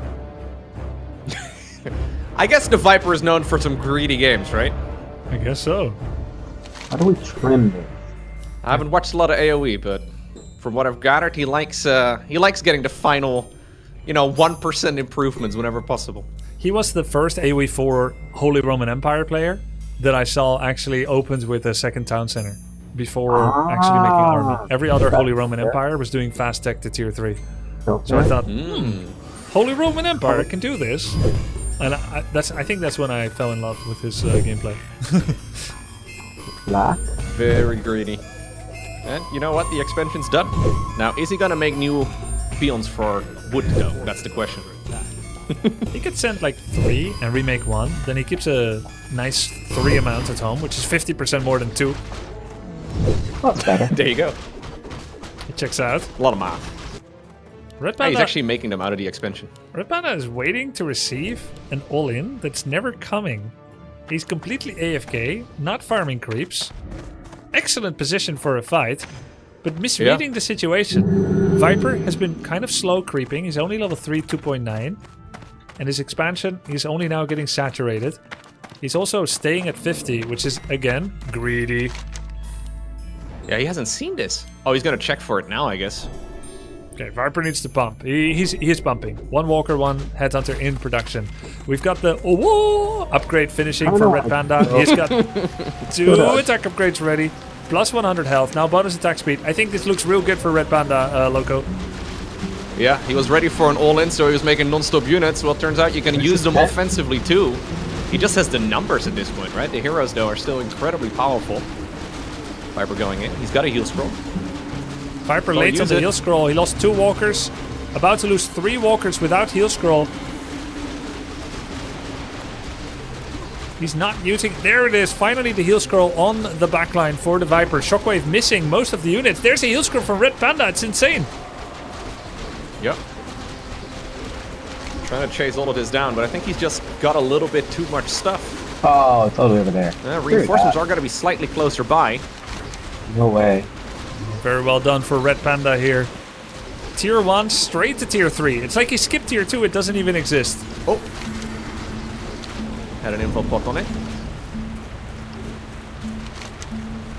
Another These fights speed are so scrappy. Okay, he decides to just tap out. GG. GG. Wow. So, the guy that made double racks. Tier 1. Won twice. First the Viper, now Red Panda for the equalizer 1-1. Any predictions for the next game? So I'm assuming we go double Rex versus double Rex next game, and then the game after that we go triple Rex versus double Rex. Because more headhunters equals more better. That's how it goes. Never go full start. Actually, they could. Just tier 1 expand first with no units, like 15 hatch, and then you go 3 Rex headhunters. Oh man, I've started to get the hang of some of the Night Elf fights where I look at the fights and I can actually kind of see the flow of battle. Because when I first started playing this game, I was like, okay, I have no idea what's going on with the engagements because it's so difficult to read. And I'm getting some of that again in this matchup. Like I'm trying to figure out whose headhunters are whose and whose hero is where and where are all the units located. Oh, Waymo's here. The what? The Waymo. What's a Waymo? We see it. There you go. It's driving itself. You're okay. It's driving itself. It's driving itself. It's driving itself. How does it do this? Magic.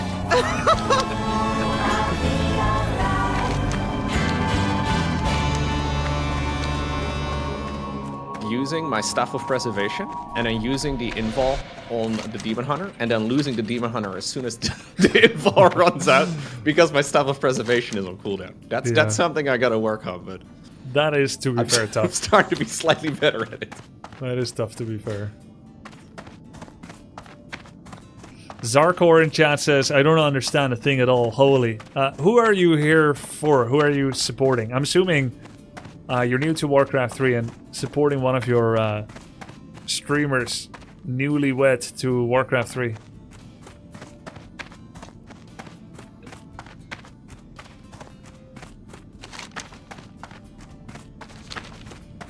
I support Loco, says Angelo. Ooh, nice. That's what we need to hear. So in most of the games I've played against Orc, they either go for like this type of army or they go for like Blade Master with grunts. Is that a thing at all in Orc versus Orc? Yeah, it definitely is. You know, the idea usually is if everything is ranged, the enemy cannot get easy hits without getting hit by everything. If part is ranged, part is melee, the enemy can focus your melee before your range gets in range of their range. So there is a certain power in having only grunts, so you can do surrounds, and you either go in or go out, you never half-ass it, or have only ranged. So Farseer Headhunter is like a natural pairing, and Blade Grunts is a natural pairing as well for the same. Down we go. For that Down concept. we go. It's kind of weird. I'm guessing we're not going to see it from Red Panda though. He seemed very adamant on not liking Blade Master. No, I checked his stats. His let me see. His stats in Orc Mirror. Right. He uses Blade Master 3% of the time. Farseer 94%. So he made it once by accident. What is it? That's what happened. Apparently at the beginning of his journey. 1-1. The Viper against Red Panda. Game number 3. Concealed Hill. This is the Viper's map pick. Here we go. Oh, did Red Panda steal his color? That's dirty! Oh my god! He took yellow from the Viper. Everybody knows Viper is yellow. You know, I used to do that. You used to do it. You're trying to go for every tiny advantage. Yeah. Mi scusi. Grubba used to reach over and unplug their mouse too. No. He could reach. Only fair advantages. But there were no rules about player color. It was like one is blue, one is yellow. So if you get in the lobby early and you know he likes yellow, you take yellow. Psychological warfare. Yeah. I kind of like it. I guess if you get first, you can... if you get into the lobby first, you can choose it, right? Yep. And let's say if players cared enough, then tournament organizers would first need to take it seriously, that somehow it matters, which they may not. Because, you know, not everyone is so sweaty trying to get psychological advantage and willing to wage that psychological war as well. By the way, Viper, really late with Burrow. Unforced error. First they would need to take it seriously, and then they would need to make rules around that as well. Wait, he's not making any peons anymore. Watch your... He's forgot the peon as well.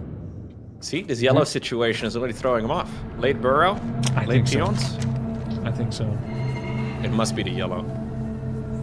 Panda's gonna be so happy if he gets to look at this replay. 20 seconds later on the Farseer. Late on the There we peon. go, second barracks. Welcome. I'm not Doesn't very have, good at smiling, doesn't have but lumber trust for me, it yet. I am And happy he to changed serve his mind and queued up on extra. Viper was gonna do it, but changed his mind. my God, So another he bag. thinks he can hold this if he makes different follow-up decisions. Victory for He's gonna make it late. Sylvanas. No, he's gonna make it late. Okay, so you predicted it perfectly. It's double barracks headhunter for both players. Oh, so Viper has way Yeah. too many peons, actually, to do this. Like, he did it cleaner the first time. It's like he's devolving in the build order. You don't need this much lumber. Maybe it's because he like tripped himself up for I'm a not little bit very with the good at Burrow smiling, timing, and but now trust everything me, is kind of I falling am apart a happy to bit. serve you. But you should probably be able to concentrate in the game. He only has one peon Don't slow too him many. down a bit though. Yeah. He only has one peon too many, so it's not that big of a deal. So with the flow of these fights, yeah, I would imagine, if I'm guessing here, that it's better to be the defender, right? Just because you get your reinforcements, like the defender's advantage, you're gonna get him into the battle a little bit quicker. I like being So the maybe attacker. being slightly slower means you're gonna be the defender regardless? I think headhunters are a vulnerability. Once they get hit by wolves, they're hurt, and they'll stay hurt for a long time. So I think it's good being the attacker, because you're not idling workers trying to put peons in burrows. Essentially, there's this weird thing where, because you've got more attack targets, you can fire in any direction and hit your opponent. Beware the living. Like, we're surrounded, sir. Good. Then fire in any direction. So normally, if you have wolf headhunter Farseer, you can hit each other, but if the other runs, the playtime is over. But now if the other runs, you can attack burrow peons. They may idle their workers. So I like it. Yeah, that's a good point. So I guess hitting level 3 is massive, right, when you're playing this style? How may I be of service? Yes, but it's uncommon to creep a lot when you're playing this style, especially as they learn the cheese. Actually, this cheese is perhaps even stronger if you completely disregard your opponent and you don't harass, so you don't make them on their guard. You creep to level 3, you let him come to you. By the time they come to you, you're level 1.5. Every time they leave for a bit, you creep another bit. Once you get level 2 wolves, a lot more tanky to defend against headhunter shots. So in this matchup now, do you play tier 2 chicken at all? Where like you may have to cut headhunter production just to go into tier 2 quicker? Oh yeah, there we go. So he actually stopped producing here just to get...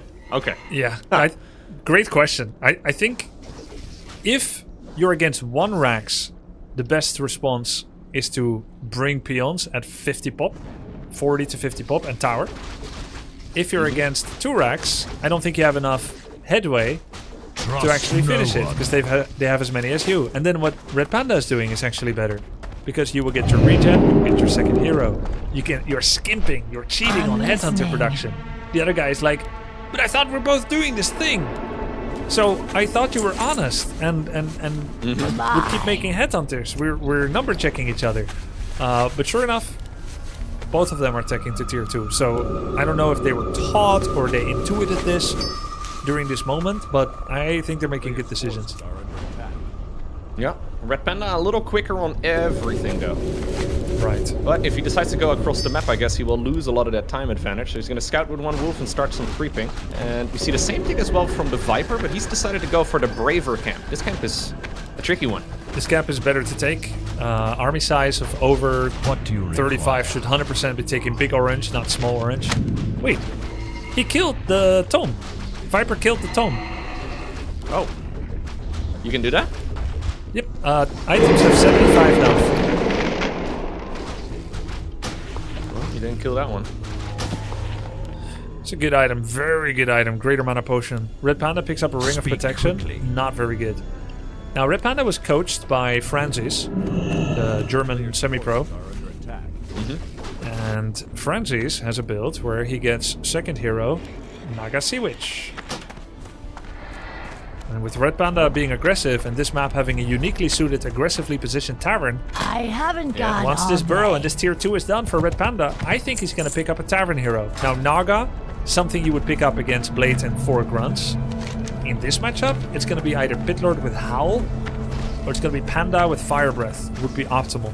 Or even Drunken Haze opening. Very good. Sorry, Austrian, not German. Yes. German speaking. Voodoo Launch gets targeted down, immediately restarts it. Viper soon has 1-1 So he does have upgrades. tier 2 now, right? Yeah. Needs to get it.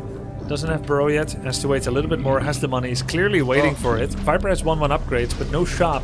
It's going to be hard for him to hold here. Oh wow, that's actually so unfortunate though, because, oh there it is, Fire Lord! Yeah, not good decision. Okay. Many other heroes Going do a all lot in. more here. I think almost every other hero is better here.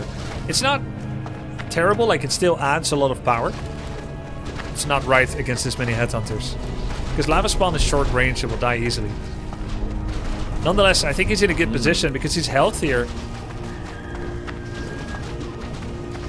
Thorn Chieftain once again coming up, but it's only like a quarter of the way done. So he's gonna have to hold on a while longer. There's the Okay, level 3 right now though on the Farseer there. Okay, is he gonna use the Mana Pot? Maybe level 2 Wolves, Mana Pot, Chain Lightning. There's a lot of options for Viper. He also has no peons in his burrow right now. There's the Mana Potion, Chain Lightning, level 1 it was. Where are his Wolves, level 2? Maybe he's not picked it yet. Maybe he leveled after using the ability. Yeah, you're. No, he did Something pick I've it. done a lot. He did pick it. Oh, he's gonna get taken down. Red Panda with the Chain Lightning on the Farseer. Viper had Town Portal, but he gets taken out. TC comes in here with War Stomp. Decides to go for the Stomp this time around rather than the Wave. Okay. Oh, gets a lot of low HP units though. Not bad actually. Restarts the hero production as well inside of the altar, but that's going to be another minute or so. Can you tell from looking that the Headhunters have 1-1 for Viper, that they're stronger? No. It's really hard to see that effect. Yeah, I did not notice that. Oh, he actually does get rid of them though. So the 1-1 here is big, right? We saw that in the previous game too, or the previous games, I guess, where the Viper got the upgrades early. Panda did not get them early. Is he paying the price of that right now because of it? Like, is that the main thing that is helping him out here? I think it helped a bit. I mean, as always, it always comes down to micro as well. But the 1-1 definitely helped. Viper's getting level 3 helped him as well. The mana pot he had did a little bit of extra. But Viper was in a pretty prime position to hold off if he just spammed wolves every 30 seconds and didn't overcommit. Because Red Panda would be loath to actually go in and commit on trying to kill burrows, as it would leave him out of position. So patience is often the key in a moment like that. Good. I see Ageron managed to find you, adventurer. For that big Let us waste little time with small talk and pleasantries and also great amount of training. There is still much you have to learn. There. What happened there? It seems the consensus nothing got denied. You are ready. Oh, I know it. Oh, maybe it was what you mean. I It's saw the exclamation mark, but I guess it was the wolf. no, yeah, it's an over-eager expression of denial mechanics. When there's a gray exclamation mark, it means the creep killed this one. Because it's nice sometimes when players are fighting near a camp that you know, okay, it's the creep that got that kill. Here it didn't matter because it couldn't possibly have been killed by anything else. But yeah, that's what you said. in his base at a tower. Overseer got one too. Yep, same thing. And I will impart the knowledge. But I think it was the wolf for Panda, right? It was not yes. not a headhunter going down. Oh yeah. Viper has some heal solves. Here we go again. Very important for TC to stay out of fight for the full 45 seconds of this heal solve. He has Ring of Protection +5, reinforced defenses. There's no need to commit early. He's gonna go in and get the solve cancelled. Not quite yet though. Ooh, he got away with it. Now he's kind of healthier. He has a big War Stomp level 2. Big split by Red Panda. Holy crap. Yeah, he's in the wrong position right now. Gets both of the heroes. He's going to try and see if he can maybe target fire down the Farseer. A little risky.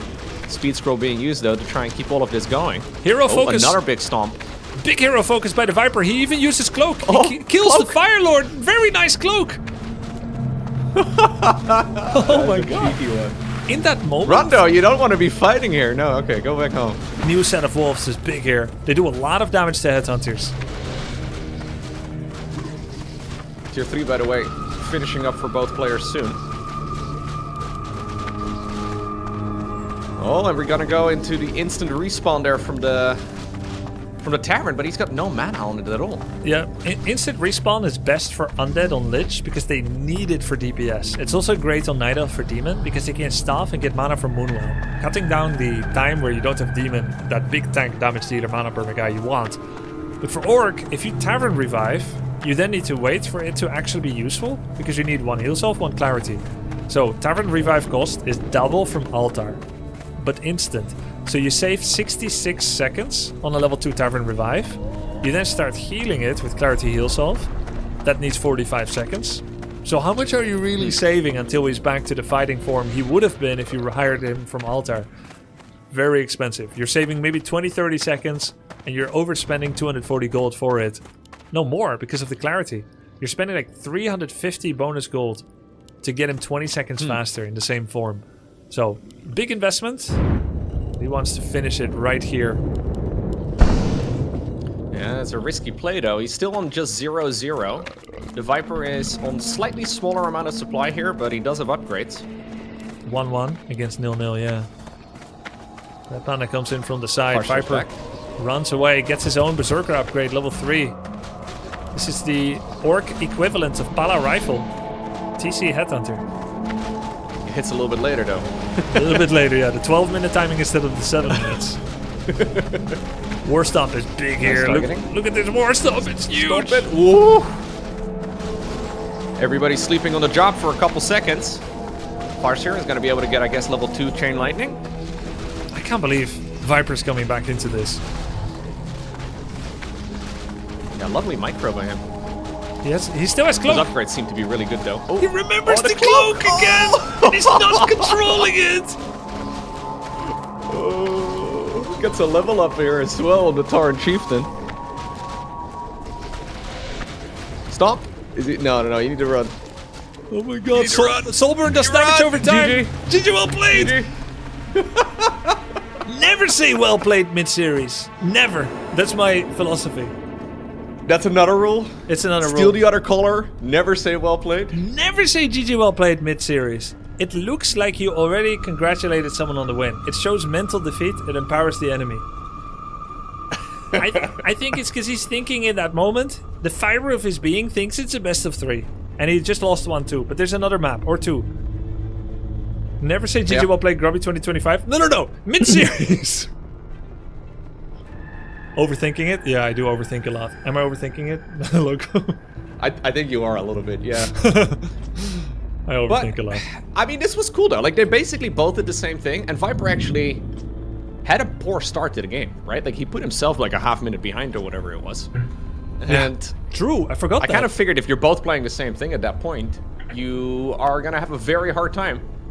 Especially after the opponent just practiced it in the previous game too. And a little bit against it in the game before that, so. Nice comeback right there for the Viper. Yeah, 20 seconds down. Messing around, make peon, cancel peon, make peon, cancel peon. Do I get a second Rax? Yes, no. All that. Late burrow. Late burrow, then he lost his fires here, level 3. And then that War Stomp decision. I like that War Stomp much more than what Shockwave would have done in that situation. Because it allowed him to threaten the Fires here and then the Fire Lord. Hero focus fire. He did that. And that's how he got back into it. Yep, and some quicker upgrades too. Those upgrades were really nice. Yeah, true. You know the value of an upgrade in Warcraft 3? I'm not sure, but I just know everything deals way more damage. It's different than StarCraft because if it's just +1, I guess it's not worth it, but wait, in it does seem to be powerful. If a Ultralisk gets +1 attack upgrade, is it like 25 +1? I don't know specifically about Ultras because they deal like splash damage, and some units do get more, but generally it's just like +1. Right. And some units like attack, say like a Phoenix for example, it attacks from both sides. Like, you know, it has like a missile from each of the wings. So it technically gets +1 for each of those shots. Yeah, and armor blocks 1 for each of them, which makes armor better against Phoenix and stuff, right? Yep. Yeah, it's 12% here. 12% damage, 12% survivability. So 8 headhunters. That's huge, though. That's big, right? Yeah. And the first How many upgrade is headhunters were there for both players in that game? Like 50? 15 total? at any time. Yeah. So 15 is worth. Instead, it's worth 18. Quick maths. Yeah, so throughout the game, he may have actually saved himself, or gained himself, I guess, like maybe 5 to 10 or so, right? Like, that's a lot. Yeah. Yeah, and plus, you know, Warcraft 3 has the upkeep system, and you've got natural supply blocks sometimes, so you can get those upgrades without really losing out a lot. Red Panda stole yellow again. I mean, I'm making up a story here. Is he really stealing it, or am I making this up? You know, when I first started playing, I thought the upkeep system was kind of stupid. You know, I was like, okay, this... why is this a thing? I don't want to be paying taxes in the game. But the more I play, I like it. It creates like some... You know, it creates action, right? It creates like a pressure point. You actually need to do something. Yeah, I didn't really like it all too much initially, but it's growing on me. I'm gonna respond to that. First, I'm gonna say, oh, chat is saying Vipers. Mickey D's fries are precious gold. Don't let anybody come in between you and the ones at the bottom of the bag. They are not up for grabs. Ba-da-ba-ba-ba. So this guy could have 20 points. Oh man, what is this? It's my playoff game plan. Just play pick 6, bro. Play $5, get $50 in pick 6 credits. That's way better. Now I can just act like I know basketball. Download the DraftKings Pick 6 app now and use our promo code when signing up. Break Brothers. Hey, bud. Hey, Dad. Need you to get those chores done.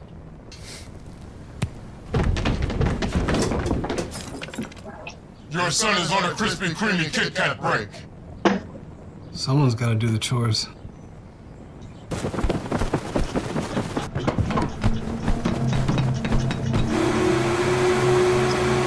Thanks, Break Brothers. You're welcome. Have a break. Have a Kit Kat. The Empire cannot win. The revolution is coming alive.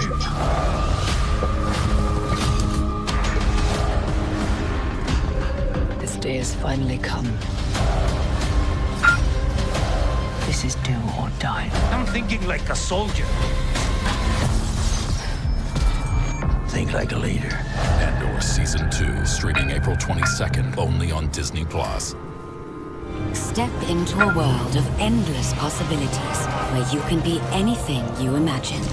And soon you'll come to realize that you belong here. Cancel, as he never met Red Panda, and unlike Red Panda's base, Viper does have a second burrow on time, so he's going to be able to repair it with 10% left.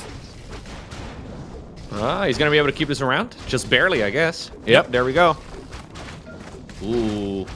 Big gain right there for the Viper. First peon in burrows has double the attack rate that any other peon will add to it. So you always want to have 1 per burrow minimum. Viper has 2-3 split. He is getting idled on the income. But he's also using a peon to auto-attack the Farseer. Yeah, I was just giggling at that guy. There's a dude with a hammer just hitting away, or it's like a pickaxe or whatever, hitting away at a guy on a wolf. I can do Very that. Brave. He's braver than I would be if I was a peon. I mean, if you had a pickaxe, who knows? It's okay, not a disaster Not a bad start, for Red Panda. Idling those workers means Viper has less production. His tech is fast, it's 60%. Viper's unit count has been throttled. And Red Panda has avoided some of that early skerfuffle, where typically the guy with more spear throwers gets out ahead. So he's gonna get a faster hero then, right? Yes. So we've seen a bunch of different level 2 heroes, right? So you're saying most likely Panda is then the best, if I'm gathering it correctly, or I think there's a lot of decent options. I think it's correct, but I think what we'll see is a Fire Lord or a TC. Hard to predict. Where's the Grimoire? Both players taking a bunch of damage from the Farseer. Have to be playing this carefully. I need it. Bad. Viper sending one headhunter home, slow the leveling is. who lied about being hurt. He's like, yeah, I can't fight anymore, but it's actually full life. Look at my HP bar, man. It's like, it's barely even there. Took like 1 hit and ran. Oh, he got body blocked by his own peon. That was inside of the burrow, I think. I'm not sure what happened there. Oh, One of them was trying to back up. Okay. Yeah, that guy's just chilling. To the tower to the west. TC always a solid choice. Red Panda didn't lose that much. He's okay. He lost like what, 1? I think he lost 1 headhunter.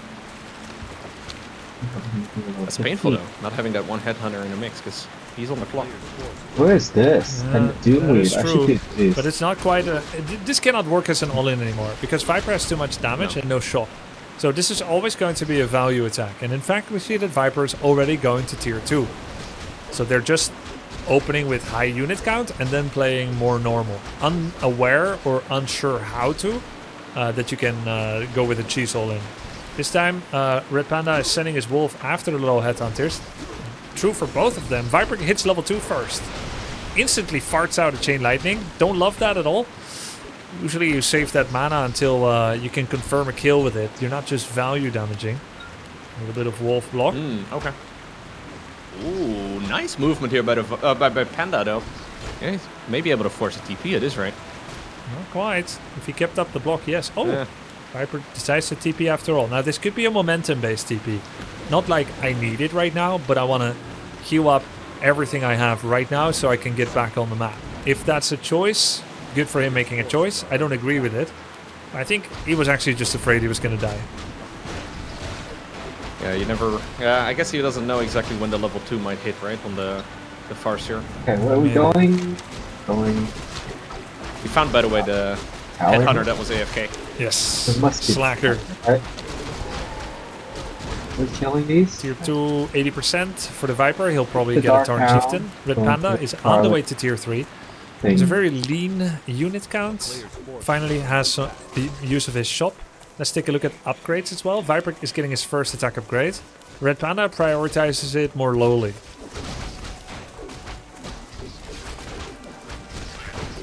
Slippers and ring versus a bunch of well, just a ring of protection for now, and then another ring of protection. Very good on That's the Torrent ring that got Chieftain. nerfed, right? Yes. Used to be +2 ring. Oh, we attacked it. He did attack it again. Wow. Yeah, he attacked it for a second. This used to be a ring +2, and it was only for fitting with Circlet on this kind of count. Circlet was way more highly desired. Everyone wanted Circlet, then Claw, then Glove. At +2, it wasn't that impressive. Then it got buffed in 2018 to +3. Then later on, maybe 2020 to +4. And it's been really strong ever since. So 2 days ago, went back to +3, and I think this is the sweet spot. They also removed Circlet from that drop table, which is now 1 drop table higher. Circlet has the amount of attribute points that is equal to 1 level up, so it is quite a potent item. As in like +2 for every... Yeah. Heroes gain 6 stats per level. Okay. That's still recharging. Full regen finishing for Viper. His hero is coming out. He has a heal scroll, double ring on Farseer, but no Countortle. 1 attack upgrade, slightly bigger armor, but he has to contend with Shockwave. Yeah, Panda, by the way, is now almost at tier 3. Way before his opponents. The Viper hasn't started it up yet. Viper does have a lead, though, as far as the unit numbers go here, but I'm assuming it's for the Berserking upgrade, right? Yes, and he's preparing Bloodlust. He's about 3 minutes away from having a Shaman with Bloodlust, which can cast Bloodlust on several people. I think this upgrade takes 60, the next is 90, so it's 2.5 minutes, and then he needs a Shaman. It's a big investment and a large tech round to get to that. Bloodlust is a powerful and scary upgrade. Have you faced a lot of Bloodlust in your games, Loco? No, not really. So, not a whole lot yet, but I know the strength from World of Warcraft, you know, it's so it's hard to do a raid without Bloodlust. Would you ever join, well actually, let's take a look at the fight first. Got Viper's TC here, not with the Rings of Protection. Those are still on his Farseer. He is leading this army. Very similar army, both at around 40 pop. Upgrades, very similar as well. Did Viper just finish 2-0? No, he cancelled 2-0. Invoke bot being used. Should Red Panda really be fighting though? I guess he's winning the engagement here, so it's okay for him, but ooh, he's even gonna chase it down. Okay, maybe he can even get a TC. He does get it. There's some Nicely of that done. charming rusty movement for Warcraft 3 units. High level I don't players, think the Viper likes it very much. not in that moment, but high level players, they can see it happening before it happens, and then they'll part the sea by splitting the headhunters either side to allow the TC to get away. But if you just try to click away, that is bound to happen. Luckily, TC was only level 1, which means it cost 170 gold and 33 seconds to get him back. Not that bad at all. Viper's still ahead in population count, and the TC is already back, whereas Red Panda's TC is at home, going on a shopping spree. So, as the Viper here, would you want to chase, or would you want to farm? What do you think?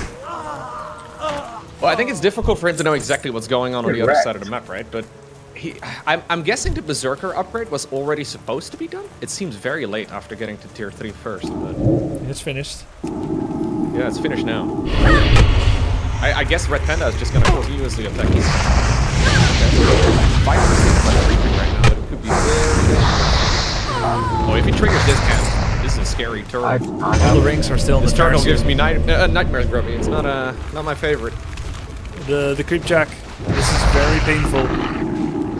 No speed scroll either. Farseer could get surrounded as well. This is surrounded by Red Panda. Oh, not quite. Trying to get it.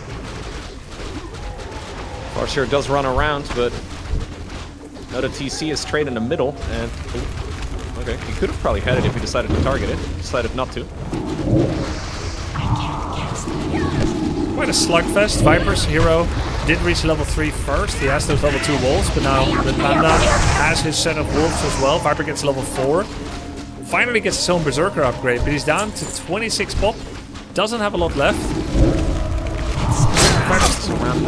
TC is getting focused. I don't even think it's worth getting the TC while losing 3-4 Berserkers. But either way, he has it. Viper doesn't have a lot of units left. he's gonna fall back. Still finishing his second attack upgrade for Berserker's Viper. He has no more units. Yeah, it's gonna take a while though before that TC is back. The Viper decides to tap out because he knows it's gonna be very difficult to finish that. GG. Good series. Very good. We're gonna go to the rubber match. Hey.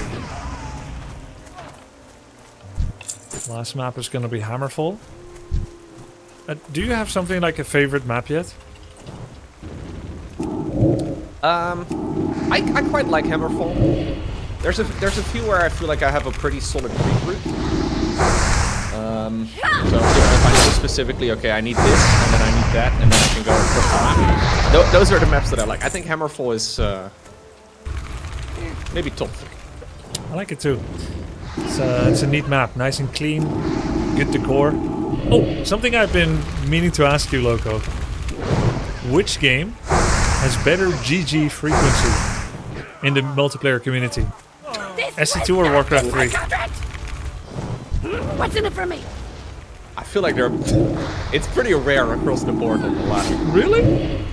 I thought StarCraft 2 players were like Korea boos, looking to emulate some GG manners, Kespa style, or it has that kind of phased out. Oh no. Okay, I thought you were trying to say that the Warcraft 3 community is more mannered with saying GG. And there's very little GG on the StarCraft 2 ladder. Yeah.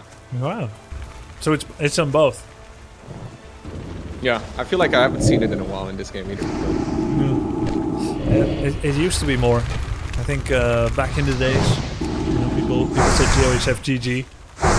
Now people just rage queue, they spam queue, get into game. And to be honest, it is kind of an interesting ritual that is definitely not necessary. I will always type GG. I don't think I've missed a GG since like 2011. It's it's been a long while. GG easy. Wait, no. These days, all GGs are left in AoE too. Really? Oh yeah, and Warcraft 3 has disabled chat by default now. Did you struggle with that at all, or did you turn it on pretty soon? Oh, I went into the settings the first time around. I actually forgot that. Wait, so by default, the chat is turned off? Yeah, like Hearthstone, can't chat with your opponent. That's a strange change. Like, why does StarCraft not have that, and then this game does? Because Warcraft 3 has had a more recent patch. Wait, this is actually like since Wednesday? No way. No. Since November 19th.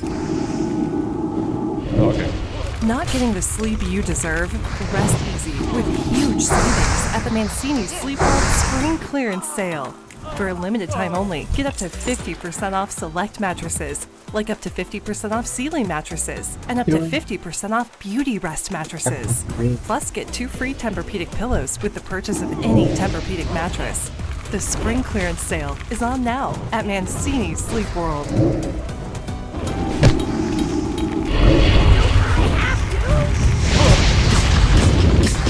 The best cars for the money are Hondas. Honda cars, SUVs, and vans.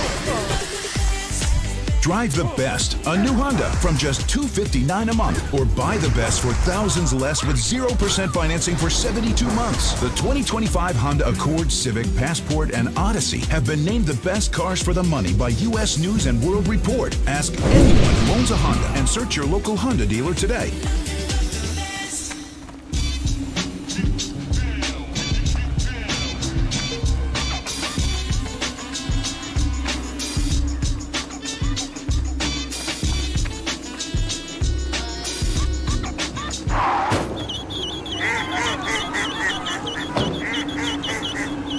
AAA insurance. For no matter what crosses your path. Get coverage confidence with AAA insurance. Dad, I'm a genius. I figured out how to make us penguins fly. That's going to be tricky without wings. Exactly. That's why I've got Red Bull. It gives you wings. All we have to do is drink it. And how? Come on, Dad, just drink it. But why? It's 40 degrees below. Do you think we're standing here for fun? Red Bull gives you wings. But only if you drink it. Aww. You're not listening, okay? Look, Thank you. Sorry. Look, I am 12 minutes away from the office. I am walking here as fast as I can. What do you want me to do? My bad. I can't. Whoa. Hard to save the guy. That was crazy. Yeah, no. I'm absolutely not going on another date with him. He wore flip-flops. On the first And the ultimate Elgato gaming setup for you and your squad. Buy Trolley to win. I didn't realize that was an upgrade until you pointed it out, I think, during like the second coaching session we did. Well, you're talking about Wellspring now, right? Yeah. Yeah, no, I was just pointing out how Rejuve is needed, rejuvenation on bears. Oh, to yeah, tie yeah, things okay. together. But yeah, definitely agree on Wellspring. Ooh, Viper going for the double racks again. What about Red Panda? Looks like he... Wait, does this mean that Red Panda thinks he can outplay with Tech 2? Like tier 2? Or does he think he's getting out micro? That's why he's rather not. What does it mean? That he's not matching the same build. Yeah.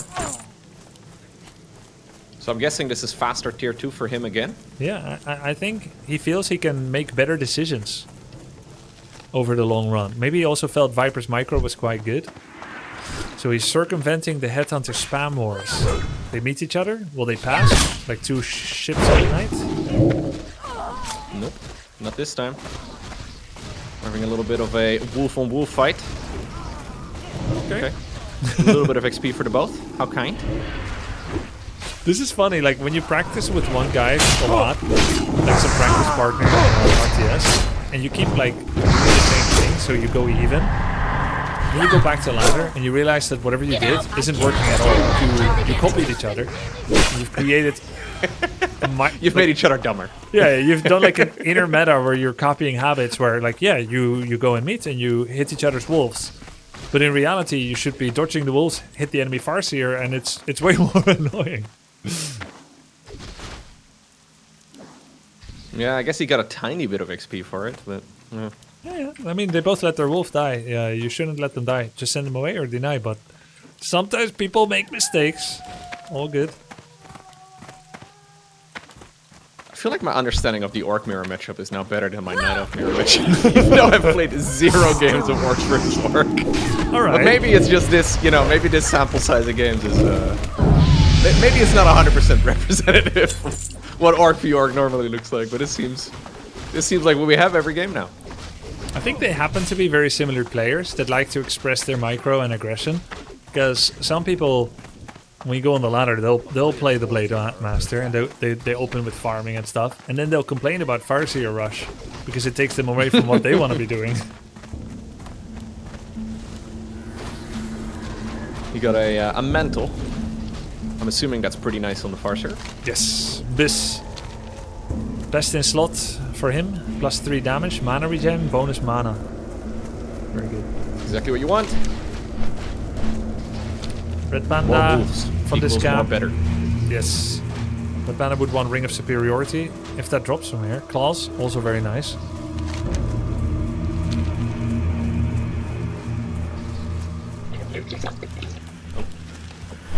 I thought we were gonna resummon, but no.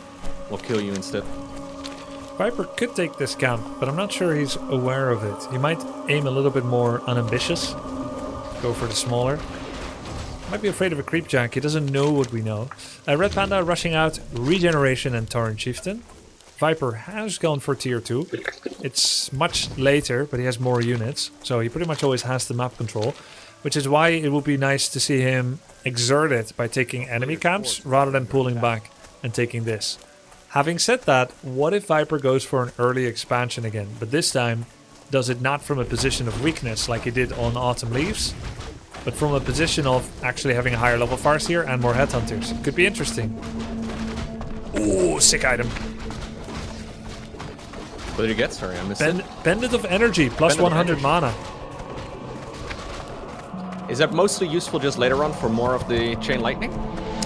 Yeah, I mean, it's even more sustained wolves. Also, you can give Pendant to Tauren Chieftain, use Clarity on Farseer, then give the Pendant back to the Farseer, so that Clarity that normally gives 100 actually gave 130. It's like the Moonwell juice. Yep.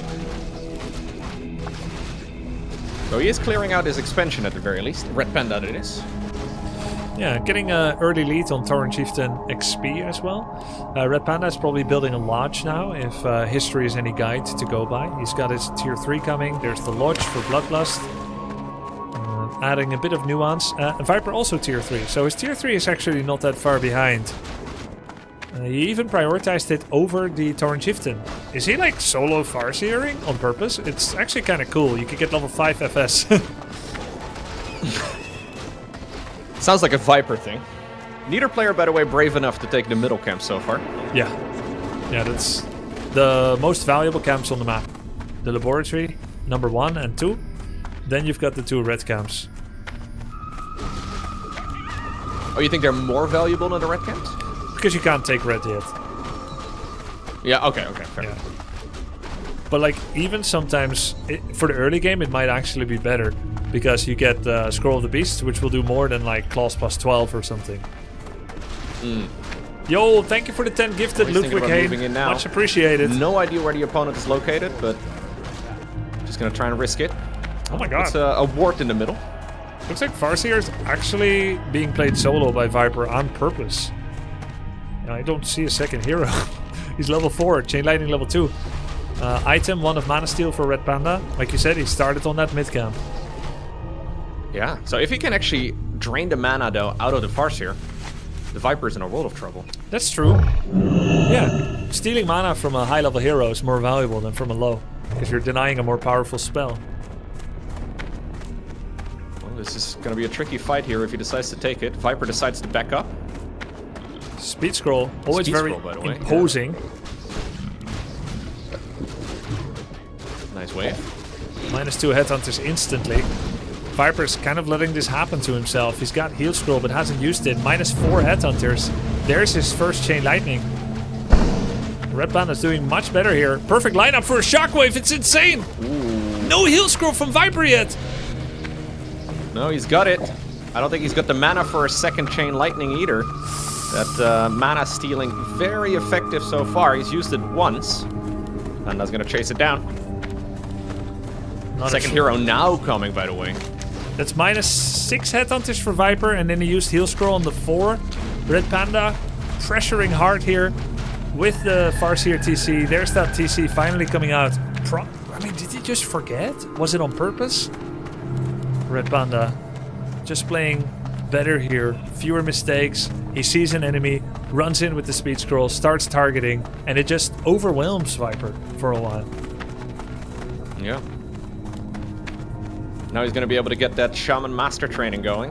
They will be hitting the battlefield in a little bit. Still a while though, but he can continue creeping safely. Very unlikely here that the Viper is going to be, well, attacking him at this point in time, right? After that previous engagement, he's licking his wounds. Yes. Best place for Viper now would be to take the lab, then the red spot. That would give him some good value. As for Red Panda, he can either attack and capitalize on advantage, or take the red spot he's next to. It looks like he is gonna attack. I like that quite a bit. Wait, he's looking for a creep jack on the laboratory. As the Viper goes for the shop, knows he needs Heal Scroll, and wants to get his TC level 2. That leaves the laboratory up for Red Panda. Very valuable camp. Let's see what he gets from it. Goblin Merchant at the very least was scattered. I think he got a ring of regen, if I'm not mistaken. This is excellent. Like as not, What did he get on the other side of the Perrin map? was ignorant to the true power of greater the healing musty potion, book very he had useful. stolen from us. It will not fall out of our hands Town again. portal, level 4.5 Observe, Farseer, adventurer, and a TC 1.9. the structure of the spell, Viper's at 40 pop. the He's up manner against in which Bloodlust. your power must be Very channeled. valuable to take down the lodge, but Surely you instant have TP seen from the Red circle of Panda. summoning And I think below Viper us. didn't see it Only yet. there will you be able to draw Oh, forth that an icon is unbound obviously Voidwalker. a little bit further Using down. these runes, you will Berserking be is able done to though here draw for it the Viper. forth, He's got that and finished. then you must dominate it through Yes, strength Hero of just about to spawn arms as well and for Panda. magic. Viper has no When Heal it is Scroll here. subdued, It's on his TC, it will and the be TC is in the indentured back. to you. Come to Shadow me Hunter then, comes out. and I Bloodlust will is here. I elucidate think the Red spell Panda of is looking summoning, really good here, so that it may Loco. serve you to whatever end you wish. Yeah, he's trying his best to see if he can potentially finish it as he actually shuts down. Yep, there we go. The farce here. GG gets cold, and Red Panda brings it home. Sick. Shots. participate. Red Panda is ecstatic about that. A little bit of a double fist bump. Red Panda makes it to the winner bracket finals. That actually guarantees him a top 3 position in the tournament already, with a minimum prize money as well of $1,600. Going up against the winner of Tommy K and Turin. Which will be our next series we're going to be casting. Sick. Very well played. Set again.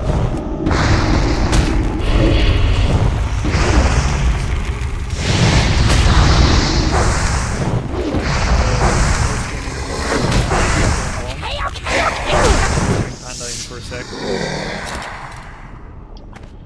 Yo, Panda. Easy. Hey.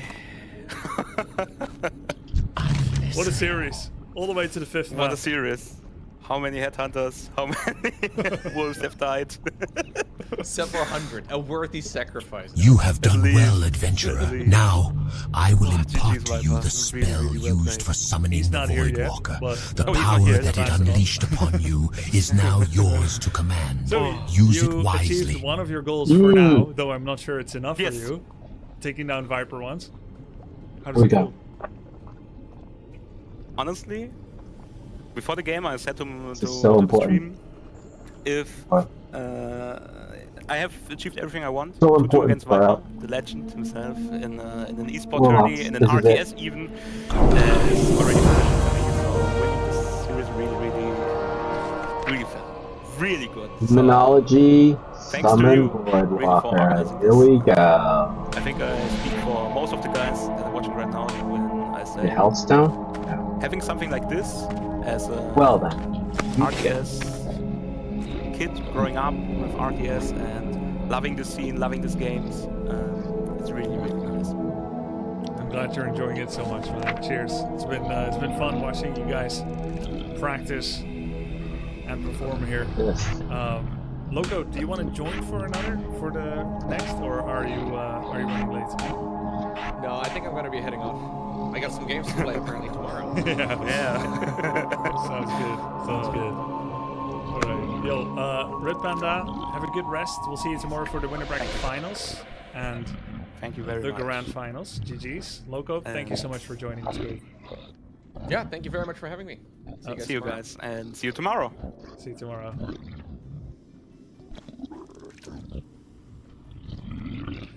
Okay. I didn't talk to the Viper yet. Let me get him alone for a second.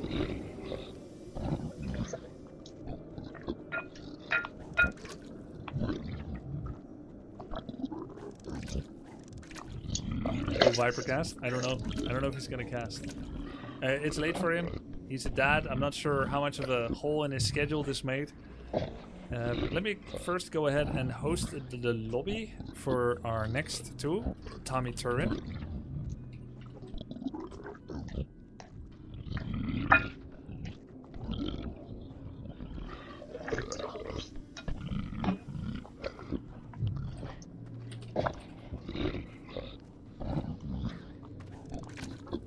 I think Viper's currently on deafen. Ask Turin to cast his own game. Sounds good. Wait, I'm gonna join Tournament Hangout with Tommy for a second first.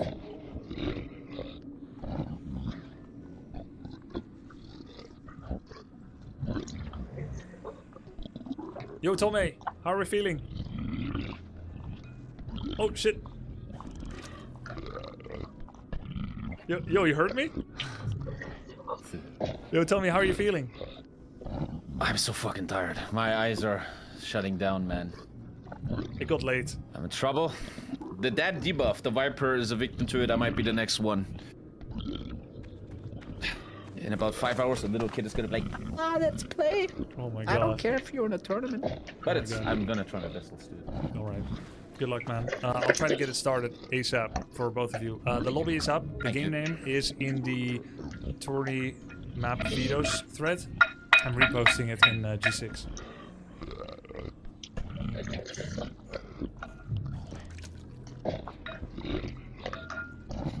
Okay, got Gotcha. Oh shit, I gotta wake up. Oh. Okay, Chad, I'm turning Grubby off. Yep, see you later. GG. See you later. See you. Alright.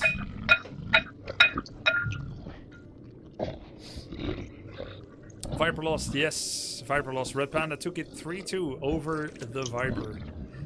Well done for him. We are gonna be... I think I'm gonna send Red Panda out because most likely he's not gonna be able to cast. Might just solo cast this one. All good. No talking to Viper. He was on Deafen, so I couldn't. I'm just gonna go and start it. Let's get the fair server. 120 ping, 73. See if we can choose another after this. Solo cast.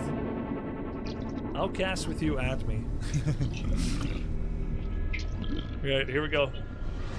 GG, ready.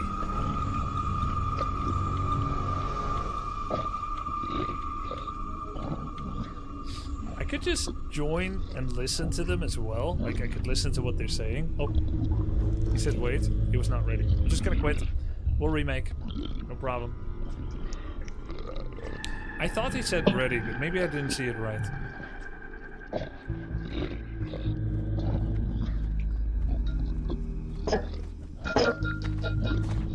Why no ping equalizer? Ping equalizer has a risk of creating a desynchronization. So I'm kind of making a decision between stability and absolute fairness. And the players seem to be in favor for stability.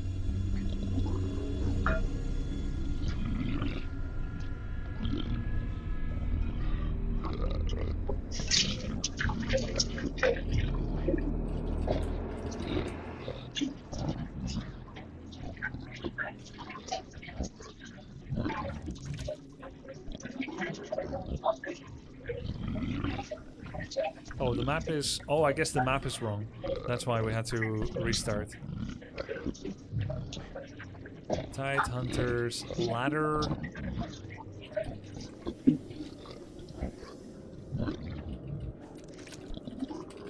Right.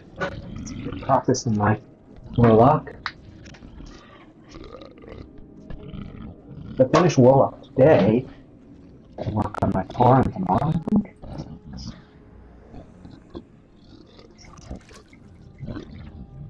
Alright, here we go. It's 76 against 113 ping. Really not that bad.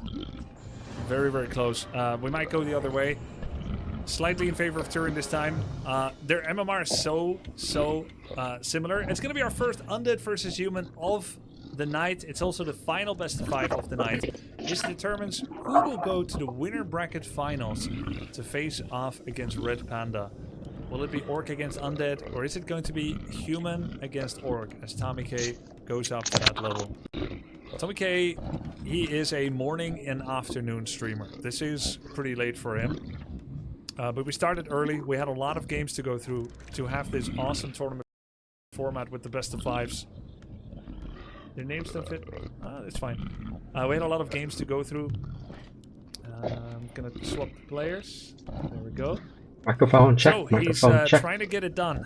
I think, personally, I might be biased. I think it's worth it to have some sleepless or a shorter sleep night to do something once in a lifetime like this. Tommy K wanted to be in this tournament. He asked to be invited for the next. He got his chance. He's been pouring his passion into the tournament. And here he is, doing fantastic in his first match. 3-0ing Likari. And I hope for him he's going to do well. Same for Turin. Turin also has a debuff. You know, we're not 18-year-olds anymore. None of these are. Turin actually, he gets hand problems after some time. He gets pain in his hands and wrists. So you've got a dad, sleep deprived. You've got someone that has hand pain on the other side.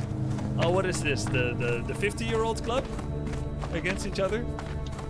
Yeah, I know, Tekken Sir. And yet, both of them with love for the game, both of them happy to participate in this tournament, the senior tour. Yeah, both of them just rolled their wheelchair into this, into the room. All right, one more scarefuffle. Rest your weary bones for a spell. I mean, what was I supposed to do, guys? Start the tournament at a insane early time at like 12 noon? I wake up at 12 noon. I had my coffee at 12:45. It is what it is. I have a NA schedule, so I can play with NA people. It's a good schedule for stream. What's up with Turin's base build being so far forward? Yeah, it's just something he likes. Like, he got coaching from me. I said ziggurat placement early in a roop in front. It's grief, because your gold mine can be abused. He said, okay, that makes sense, so I'm supposed to build them around the mine. Okay, I'll practice it. Then after coaching, he had an old mate dad in chat, who's 2200 MMR undead, said, I like the Nerubian out there. And Turin went back to his colors. It's very hard to convince someone not to do something they really want to do, even if you think it's the right thing. So yeah, he loves this base layout. There we go. I think 2 days is too little, 3 should be perfect. Hey, I agree, but look. Sunday is Easter. I asked if people were also available on Sunday. Not everyone was. So my hands are tied. I had choices. Either everything is best of 3, or it's single limb, or we use Sunday, or we do it like this and we have some long days. And ended up going with this because you can't make everyone happy.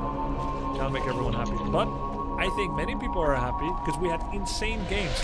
I feel like the amount of games that were 3-2 and 2-3 score prove that best of 5 was fantastic. It's so good, actually. We get 3-0s, but we get 3-2s and 2-3s. It's so good event. And I'm saying that as a fan of the games. I'm not trying to praise my own event here. That came from the heart. I'm gonna say it. I'm just gonna say it. It came from the heart. In fact, I wanted the best of 7 as well for the finals. But time-wise, we weren't gonna make it. Because you know what? Tomorrow has more series than today. Actually. Nice sleeps around there on the Archmage. Turin with his pocket Dreadlord against the surround of the Archmage. I think Tommy goes for too late of a town portal out. Because now he doesn't have regeneration scroll. He doesn't have enough healing from regen scroll. And this is what Turin is known for. This is one of his better matchups. Playing against human, I think maybe Orc, he has a better win rate because they tend to start by not immediately coming in. They tend to start by farming, not disrupting that gold mine. Tommy K, for some reason, you didn't get level 3 this time. But last time we did this route, I feel like it was level 3. Am I wrong? I think it matters in which order you kill the creeps. Maybe that's it. Because a level 1 or 2 or 3 hero doesn't get the same amount, the same percentage of XP per creep. So if you kill the wrong creep at the wrong time, you level up. And then if you kill the fat creep on the level up, it may be worth like 10, 20 less XP. Maybe it's just the creep route that doesn't give you level 3, who knows. But he has it now. Turin has an expansion coming up with triple tower. Probably going to be seeing him make a graveyard as well to get some early tower reinforcements. I think he killed a wisp against Lakari. Oh, maybe that's why. Turin now has boots of speed. He's got his Dreadlord here. Archmage does have a lot of health, 650. Could still be sleep surrounded, so we will have to be careful of that. His Bounty King's in production. He's got black gunpowder coming up. He's gonna come in here. Double Nerubian. Water in the middle level 2 is big here. But running into Ice Tower, that's tough. That is a tough proposition. Targeting Dreadlord. That was a Carrion Swarm. I'm not sure that's the right play. Softening up the footmen there, but not hitting the rifles. Uh-oh. Surrounds. Surround possibilities on the Archmage. He's not surrounded yet. He could still free himself. But Tommy K is standing his ground. Time will come. And he runs away. There's the sleep. There's the surround. That's a dead Archmage. That's a dead Archmage. He nearly kills the Dreadlord, but not quite. 44 life. The Archmage goes down. Tommy K can't be happy about that. Right before Mountain King shows up as well. Oh, look. Turin is very good at surrounding, but so is Tommy K. And the counter to surrounding, does anyone know what it is? surrounding yourself. Counter surround. You can totally do that. Yes, just surround yourself. Surround your own units. So we've got 3 Nerubian towers here for Turin. No spirit towers because no graveyard. His Dreadlord is low, so it's hard for him to heal. But Tamike, he rebought his Archmage from the Sen. And he's creeping the Goblin Shop. Gets a Sentry Ward. Best for him would have been Potion of Replenishment. Really nice if he gets the Marketplace here and then goes again. Will he do that? Looks like he's going to get Regen, Clarity at home. He's getting Priest as well, Priest Dispel. Does Human have a chance to fast expand at this point? I think that window has closed. I think the window of counter expansion is closed. Best bet you have, in my opinion, leverage the early Mountain King level 2, do an early attack, bring 5 peasants, build an arcane and a guard tower. Does he have lumber mill? Okay, no guard tower. Build an arcane vault for heal pots, stand next to it, and then build a workshop.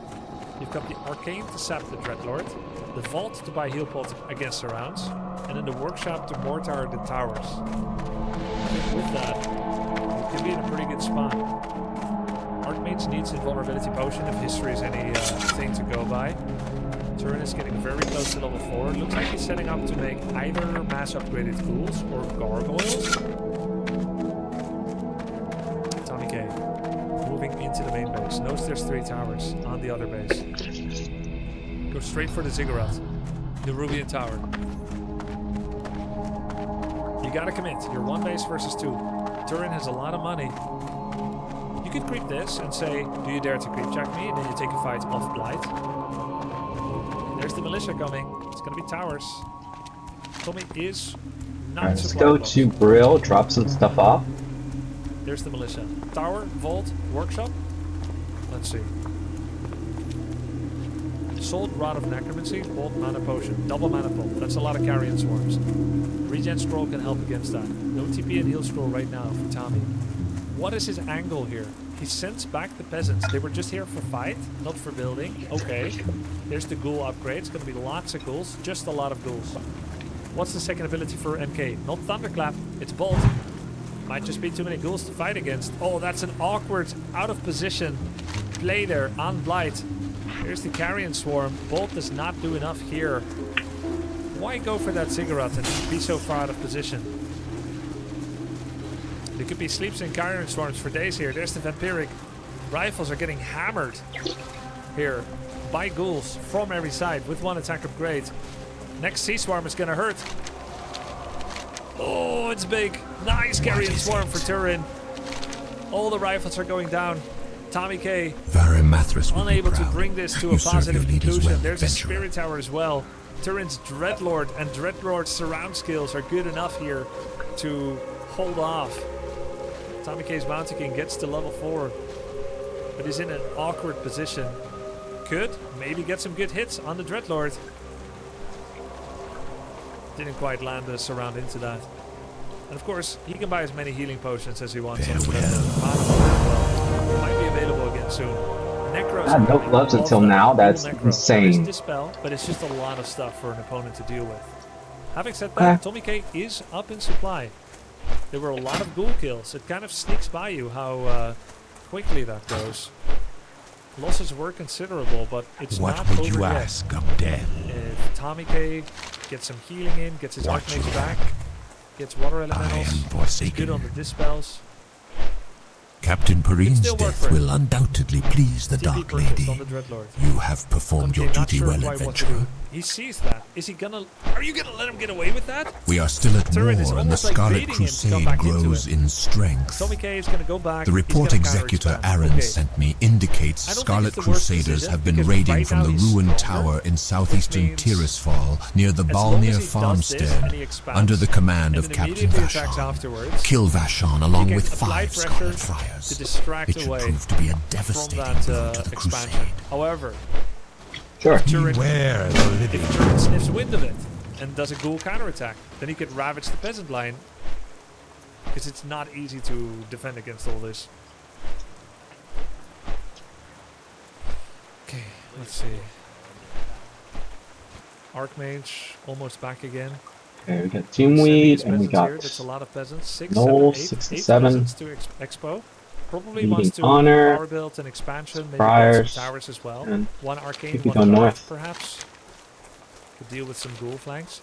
But Turin is a scrappy player. He's got his Dreadlord level 5. Now he's going to attack where it hurts at home with a Zeppelin. And still at 50 pop, which means anytime he buys here, it's going to be extremely valuable. He's setting up for the long run. Mining all the way to Moria with these 3 ghouls. Making a pit for vision. Temple for additional skeletons and necromancers. Ghouls and skellies are getting 2-2 upgraded. And we've got Exhumed Corpses and Meat Wagon. Getting ready for Necro Wagon. Tommy K, while going to an expansion, also goes to tier 3. Which, I'm not sure what it's for. Is he going to be inner fire? But he's gonna get ravaged on this peasant line. Arcane Tower is not yet hitting the Dreadlord. A lot of peasant kills. One rifle goes for the Zeppelin. There's a Stormbolt on the Dreadlord. I could see one more Sea Swarm from Turin and then just TP out. Is he going to do it? He's not going to get the peasants if he tries. That's blocked there by Tommy K. Okay, I don't think he lost more than he could exactly afford to lose. And funnily enough, I'm not sure that Tommy expansion got discovered by Turin. Because of the tier 3, it looks like that's the play to help the expansion. On the other hand, if Turin is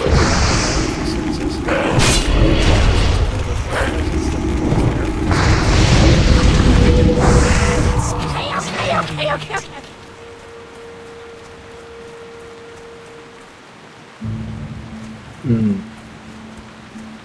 4 out of 5 on gold. Yep, he's gonna have to send a peasant back from the main, and he did. Sword upgrades. Where are his rifles? They're at 1-0. Why is he getting sword upgrades? Future knights. There's the ghoul harass. Turin always does this. That's a 2-2 ghoul, by the way. Alright, now we 2-2 get upgraded something. ghoul. There's no amount of peasants that can kill 1 ghoul with 2-2 upgrades. No town portal on Tommy, no heal scroll, no invulnerability potion. Bye bye, minion. Dreadlord on Stormbolt on Dreadlord. There's a Mountain King who gets a flat level 1. Probably a good decision. Fighting on Bite in the towers. Oh, it's tough. There's a lot here. That's a lot. Oh, Dreadlord level 6. He's gonna try and surround the Mountain King. Super well played. GG. Truly he did. 1-0 to Turin. Nice job, man. Nice job. Gonna be hosting the second game immediately. Means Tommy K will get to pick the next map.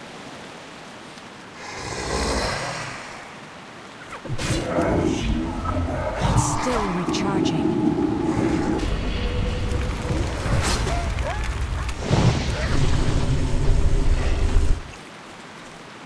Might do some duo or triple casting with Back to Warcraft for this one.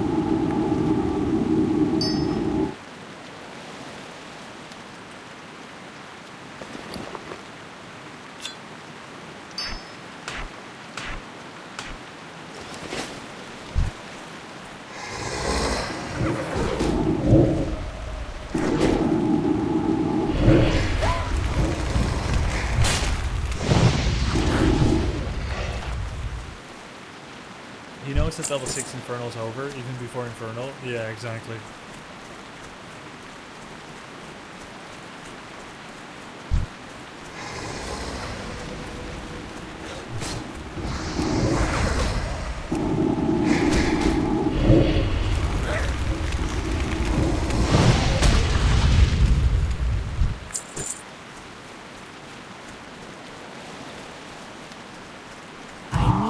Target something first. I don't know the vetoes actually. Let me check.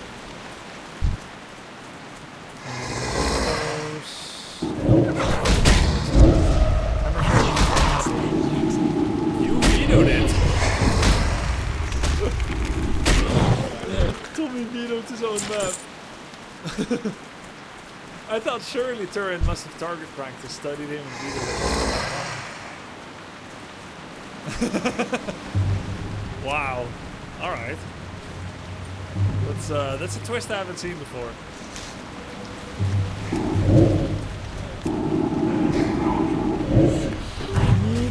target something first.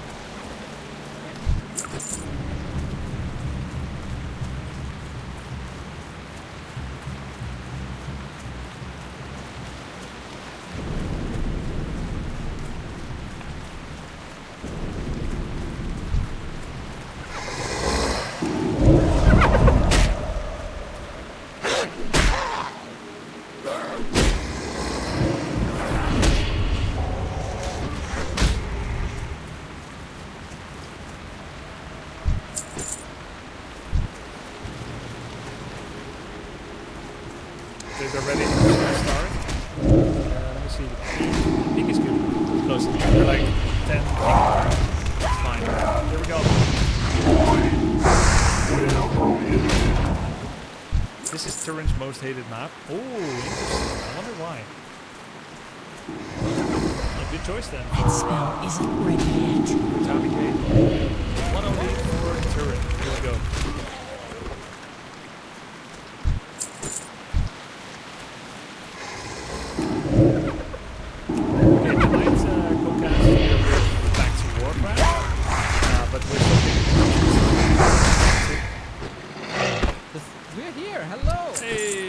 What's up? What's up? 12-hour Warcraft. That's still recharging. Oh, yeah. It's only been, for you, baby. Oh, you started with the Dolphin Cup. Exactly. It's not pretty much exactly 12 hours. Those are the best freaking days. Nice. Do you have a chance to send your virtual cam to my mod? Already on it. Just wanted to make sure that that spell isn't ready yet. Makes sense. Nice. Get out of your your cast too, I guess.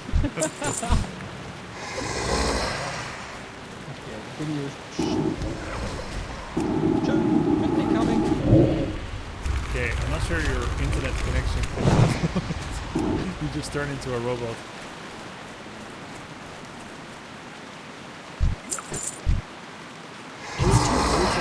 The guy casting? He's Neo from Back to Warcraft. He's been covering esports for Warcraft 3 for the last 10 years. But I don't hear him anymore. Carson, welcome. Don't hear him either. Hello. Hey, Carson, what's up? Hey, how's it going? Have you also had a 12-hour day today? No, not quite. About 8 hours, a modest 8 hours, not too bad. Not playing over there. Since when have you Neo, on the other hand, though. Yeah, that spell isn't ready yet. Since when have you been casting That's still recharging.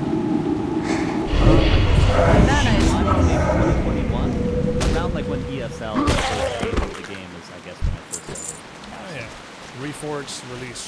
So you discovered the game with Reforged. Well, I started playing in 2010, but I started casting. Okay, so let's cast the game. We've got first. He's going for the fastest version again. And on Tommy K's side, he's don't know if he's done that a lot. Do you like this choice over the Archmage when going up against the It would indicate that Tommy wants to go for more of a macro game. I would expect him, obviously, to go for an expansion with the MK first. We do have a fourth farm as well, so would indicate he's going to go for that. So 2-base is great, but when you're playing against the Dreadlord and you go into a macro game as opposed to the all-in style, you really do push it towards the potential for level 6 Dreadlord yet again. Yeah, and level 6 Dreadlord with the Infernal, one of the best builds in the game. Maybe the best, together with Panda Stormers and Fire, and I want to say Metamorphosis. Disagree? Yep. Agree? Yeah, I think so. That's probably the top 3. But these days, actually, Blade Storm, pretty good, honestly. That's true.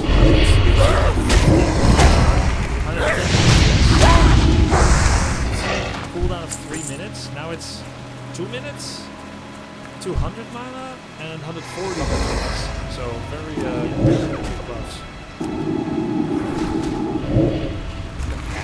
Surprised that it's 1-base MK. I don't know how you expect to really end the game with MK 1-base. Obviously with Water Elementals, you have the Brilliant Sora sustain. with the Archmage, but an MK, what sort of all-in potential does he have? What sort of, win condition is that for Tommy?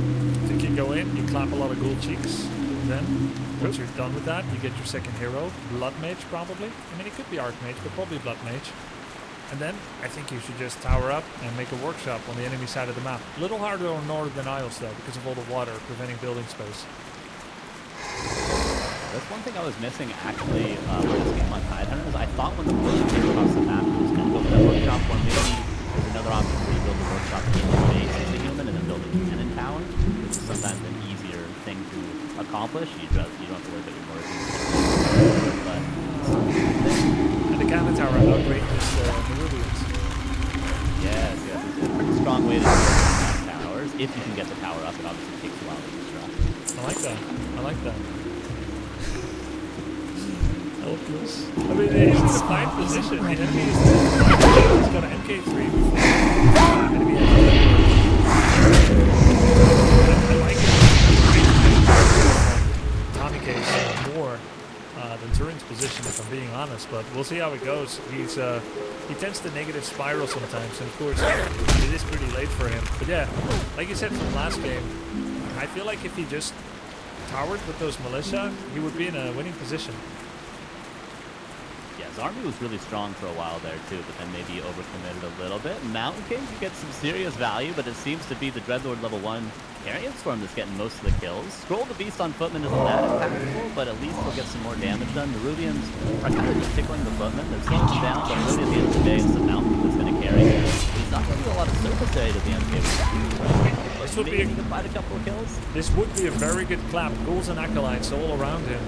He is getting surrounded, which means eventually he has to leave. Don't love the position he wedged himself into, especially considering he has an arcane vault, which means if he brings all his footmen out of the fight, they could be regenerated. But now he doesn't have that much to fall back on. So there was a way to handle this that would probably be better than this. Now another footman comes out of the racks, and he has a blacksmith and he has an altar, but he's not really making anything with it. I don't know what the follow-up is for Tommy, unfortunately. Maybe, like last game, I think the expansion was good. There we see a workshop, but a workshop with just a Mountain King to support it, I don't think it's going to be the most impactful tech here, but the idea is there. I think it's in range of actually the Nerubian towers as well. It's still a pretty good idea. Yeah, normally Archmage with the ranged attack and the sustain of the mass water elementals can do scare tactic fire, where you can protect the mortar, but now MK getting hit by the Nerubian. Oh, he's TPing out. Oh, it's a disaster. Not great. Might be a 2-0 here. The Dreadlord, we were talking about this, me and Neil were talking about this, how Turn wasn't able to play what he was comfortable with earlier in the series. He had to go DK a lot, but now it seems like he's really sort of found his stride by being able to play Dreadlord. I think this is generally, if I'm correct, what he always plays on ladder, so he seems to really be in his comfort zone. Yeah, Turin was like 1450 MMR, and then he made it to 1560, and I checked his history, and he had completely switched from Crit Lord and Death Knight openings to 90% Dreadlord, and usually Dreadlord solo with no secondaries. That's a lot of Infernals. I respect it. I respect it. It's a strong hero. It's the best ultimate that Undead has. You know, play to your comfort zones. I think Undead is such a hard race to sort of follow the people like Happy 120 Labyrinth. It's such a hard race to play with those sort of strategies. So just do your own thing, and I think Turn is really, really good at that. Playing the Necro Wagons, playing the weird Garg transitions. He's doing like his own thing, and we can all learn. That's still recharging. Trying to copy Happy is like, oh, GG. Trying to copy, understandable, yeah. No, but trying to copy Happy is like looking at beauty magazines and wondering, why does my skin not look like that? But you don't realize it's paintbrushed. Happy is a impossible standard for you to live up to, so you should play Expo builds as Undead. Yeah, 100% agree. Yeah, good analogy. Once again, Turin's big benefit, right, that he plays different than everybody else, and I think Tommy has not too often played against this. Same for Loco earlier. He's just so...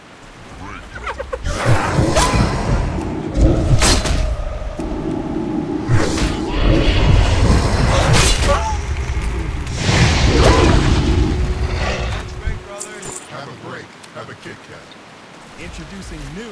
Roxxon gel, the first FDA-cleared ED treatment available without a prescription. A Roxxon gel is clinically proven to work within 10 minutes, so you and your partner can experience the heights of intimacy. New Roxxon ED treatment gel. At Dollar Shave Club, we get the facial hairs personal. We've got something for every body and every budget. If I may, blades, electrics, creams, and butters. I'll leave you to it. Dash Pass saves you money on DoorDash, so you can skip the trip to the grocery store and focus on what really needs saving. Your sanity. Save on grocery orders with Dash Pass by DoorDash. More doors, more savings. Accelerating large-scale industrial design to Hannah's interior design. I know you were asking about how the lighting was going to look. NVIDIA powers the world's AI and yours. So this guy can have 20 points. Oh man, what is this? My playoff game plan. Just play pick six, bro. Pay $5 with $50 with pick six play. That's way better. Now I can just act like I know basketball. Download the DraftKings Pick 6 app now and use our promo code when signing up. You're not listening, okay? Look, Nicky. Sorry. Look, I am 12 minutes away from the office. I am walking here as fast as I can. What do you want me to do? My bad. Whoa. My car just saved a guy. That was crazy. Yeah, no. I'm absolutely not going on another date with him. He wore flip-flops on a first date.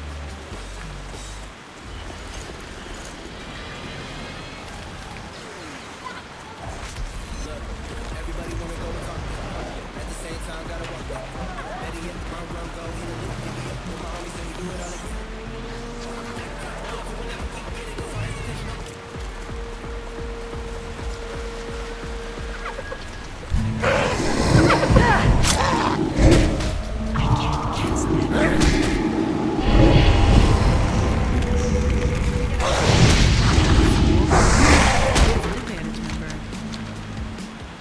Sometimes.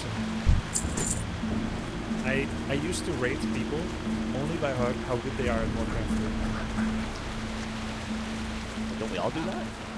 Wait, do we still do that? I think so. I think it's acceptable. I think that's fine, Grubby. You can do that. I'm really bad at this game, okay? I don't do it anymore. Yeah, me too, but I lie about it. I just lie and pretend that I'm good. That's what you have to do. Just say things really fast and assertively, even though everything you say is incorrect, and then people believe you know what you're talking about. That's what I do. Well, as long as you're good at pretending, I'm fine with that. Exactly. That's what you gotta do. Fake it till you make it. That's what they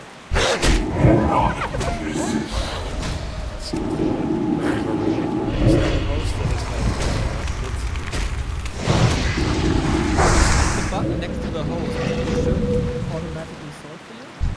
Yeah, I was just looking for like a secondary option, but I don't think there really is. It's sorted by ping fairness.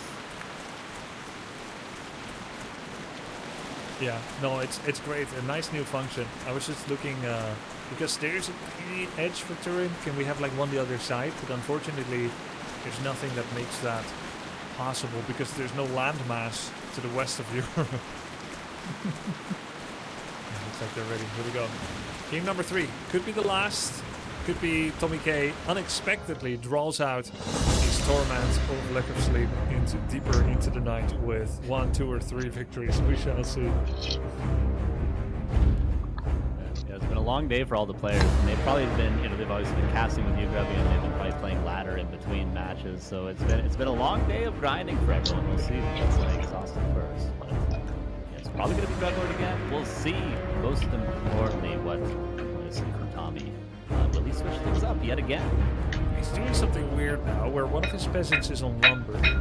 Does this mean he's doing Pala Rifle? Does he actually know how to do that build? He promised he wouldn't do Pala Rifle. He promised. He did.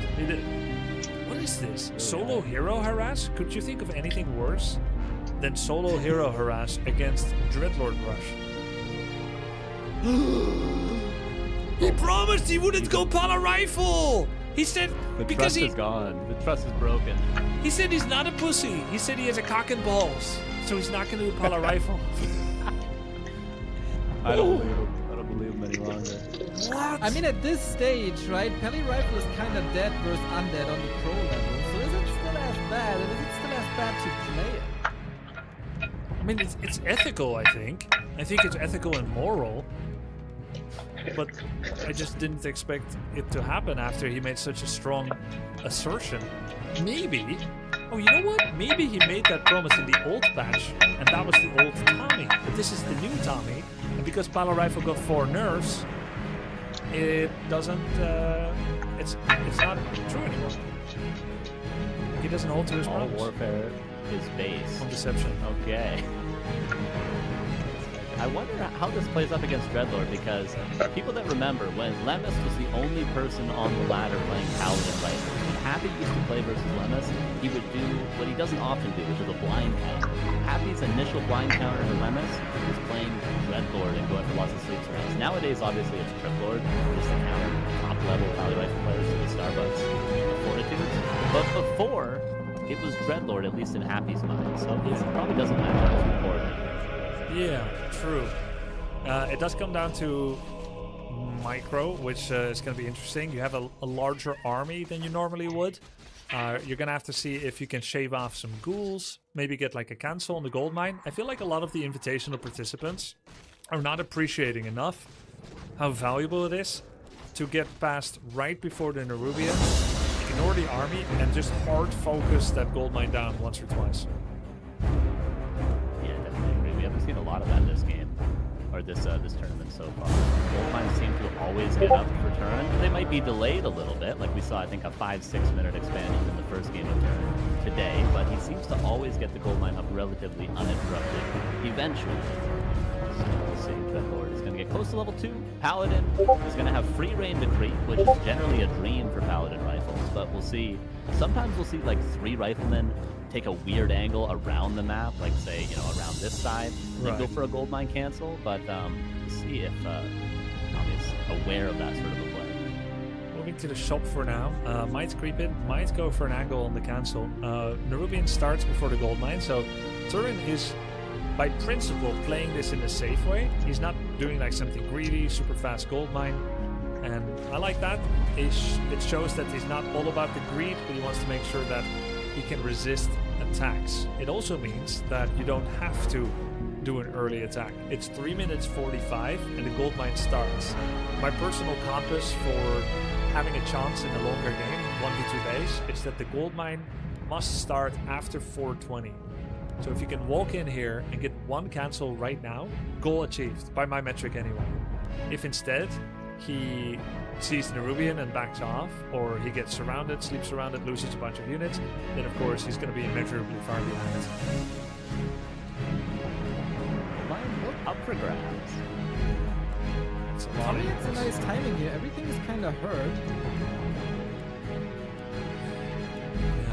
He could have holy lighted that ghoul for 1 kill as well. Every little bit helps. Tommy K didn't like what he saw. He just backs off.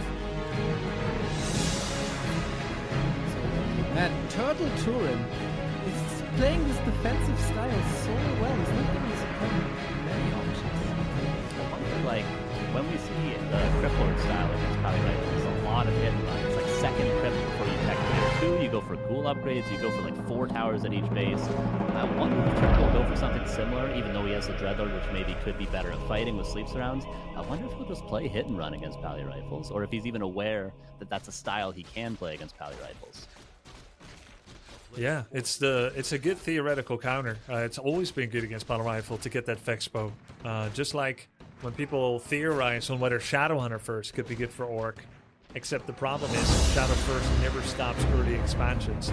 It's the kind of hero that needs a bit of scaling. Same is true for Paladin.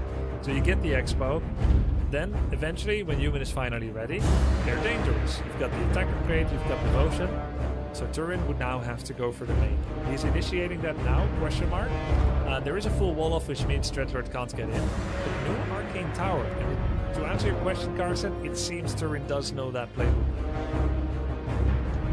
Staffatelli. He could aggro Staffatelli onto a ghoul into the main. It's risky, absolutely. Maybe could even think about getting a Zeppelin in the near future, but yeah, I like this idea from Turn. Not a ton of ghouls, but Carrion Swarm, baby, is very strong. Trying to back off for a full carrion swarm on every single peasant. Gets one. There's 2 more where that came from. Carrion swarm travels so fast and so far. With the cooldown coming back up again.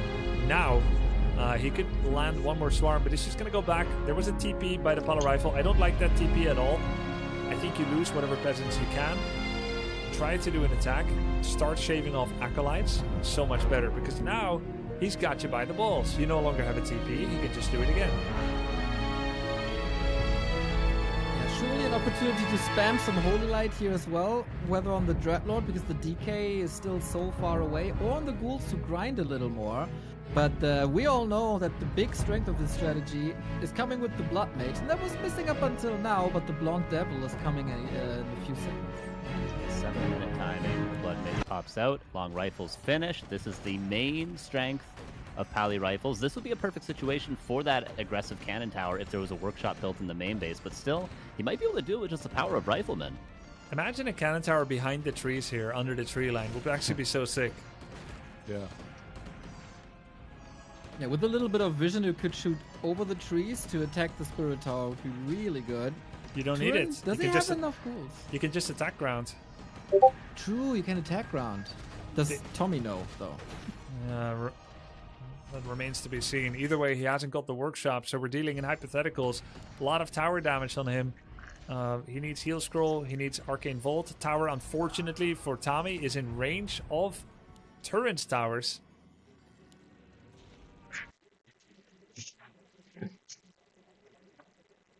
Him. He needs Heal Scroll. He needs Arcane Vault. Tower, unfortunately, for Tommy, is in range of Turin's towers. Alright, where are we at? That happens too. He needs mana pots, I feel like. To be really comfortable with this Dreadlord defense, I feel like you need that tier 2 just to be able to spam those mana pots more than anything. Because for now, there's endless sustain for the Pally rifle. You need that AoE damage. Which means Tommy would need to kill shops, but you see Turin just ignores him. He knows he's got the eco advantage, 4 towers on the expansion. Yeah, I think that's too many towers. Good decision. Is he just going to call it? Or is this mid-game compliment? This is where you pause the game and go, wait a sec, I need to think about what to do. Could you give me a couple minutes? Let me talk to my coach. Because right now, I don't know how he's going to break these towers. And the ghouls, oh god. Oh no. God. This is spooky. We've seen this many times in the pro scene when the player was happy, not with the Dreadlord, but the ghoul infestation of human bases. When there's no tower, mana on the Dreadlord, this is devastating. And Tommy has money. He could have used the time where he was doing this to build a lumber mill, 3 towers, double guard arcane. Would it stop this attack entirely? No, but he might be able to save some peasants. Because the attack is good. He's getting attack in, killing all the acolytes, killing towers. Feels like there's a chance. But with him losing all his peasants, now there's no more way back. It's a shame for him. But a really good decision for Turin to make that trade. He understands the playbook. He's playing some good Warcraft 3, which is lovely to see. It's been like, I feel like tactically, or at least like map movement wise, the strongest that we've seen, and proves it here. 3-0, easy peasy with the Dreadlord. Love to see it. Well played to Turin today. A lot of respect for Tommy to Turin, saying you didn't do meta tactics, you're still winning hard. You are a high quality person. Good to see that respect. Tommy is still in the tournament. That means he is done for the night. Turin will go to the grand finals. No, the upper bracket finals against Red Panda. 3-0, very dominant victory for Turin here. Yeah, for Tommy, a little bit between heaven and hell, right? Against Lakari, he was the one in the dominant position, and he was the one to frustrate his opponent with the million denies that we've seen. And then a couple of hours later, different opponent, different matchup, and the world is turned on its head as he's on the receiving end. But I am incredibly impressed with Turin, how he just functions in a strategic way. Really well done and deserved.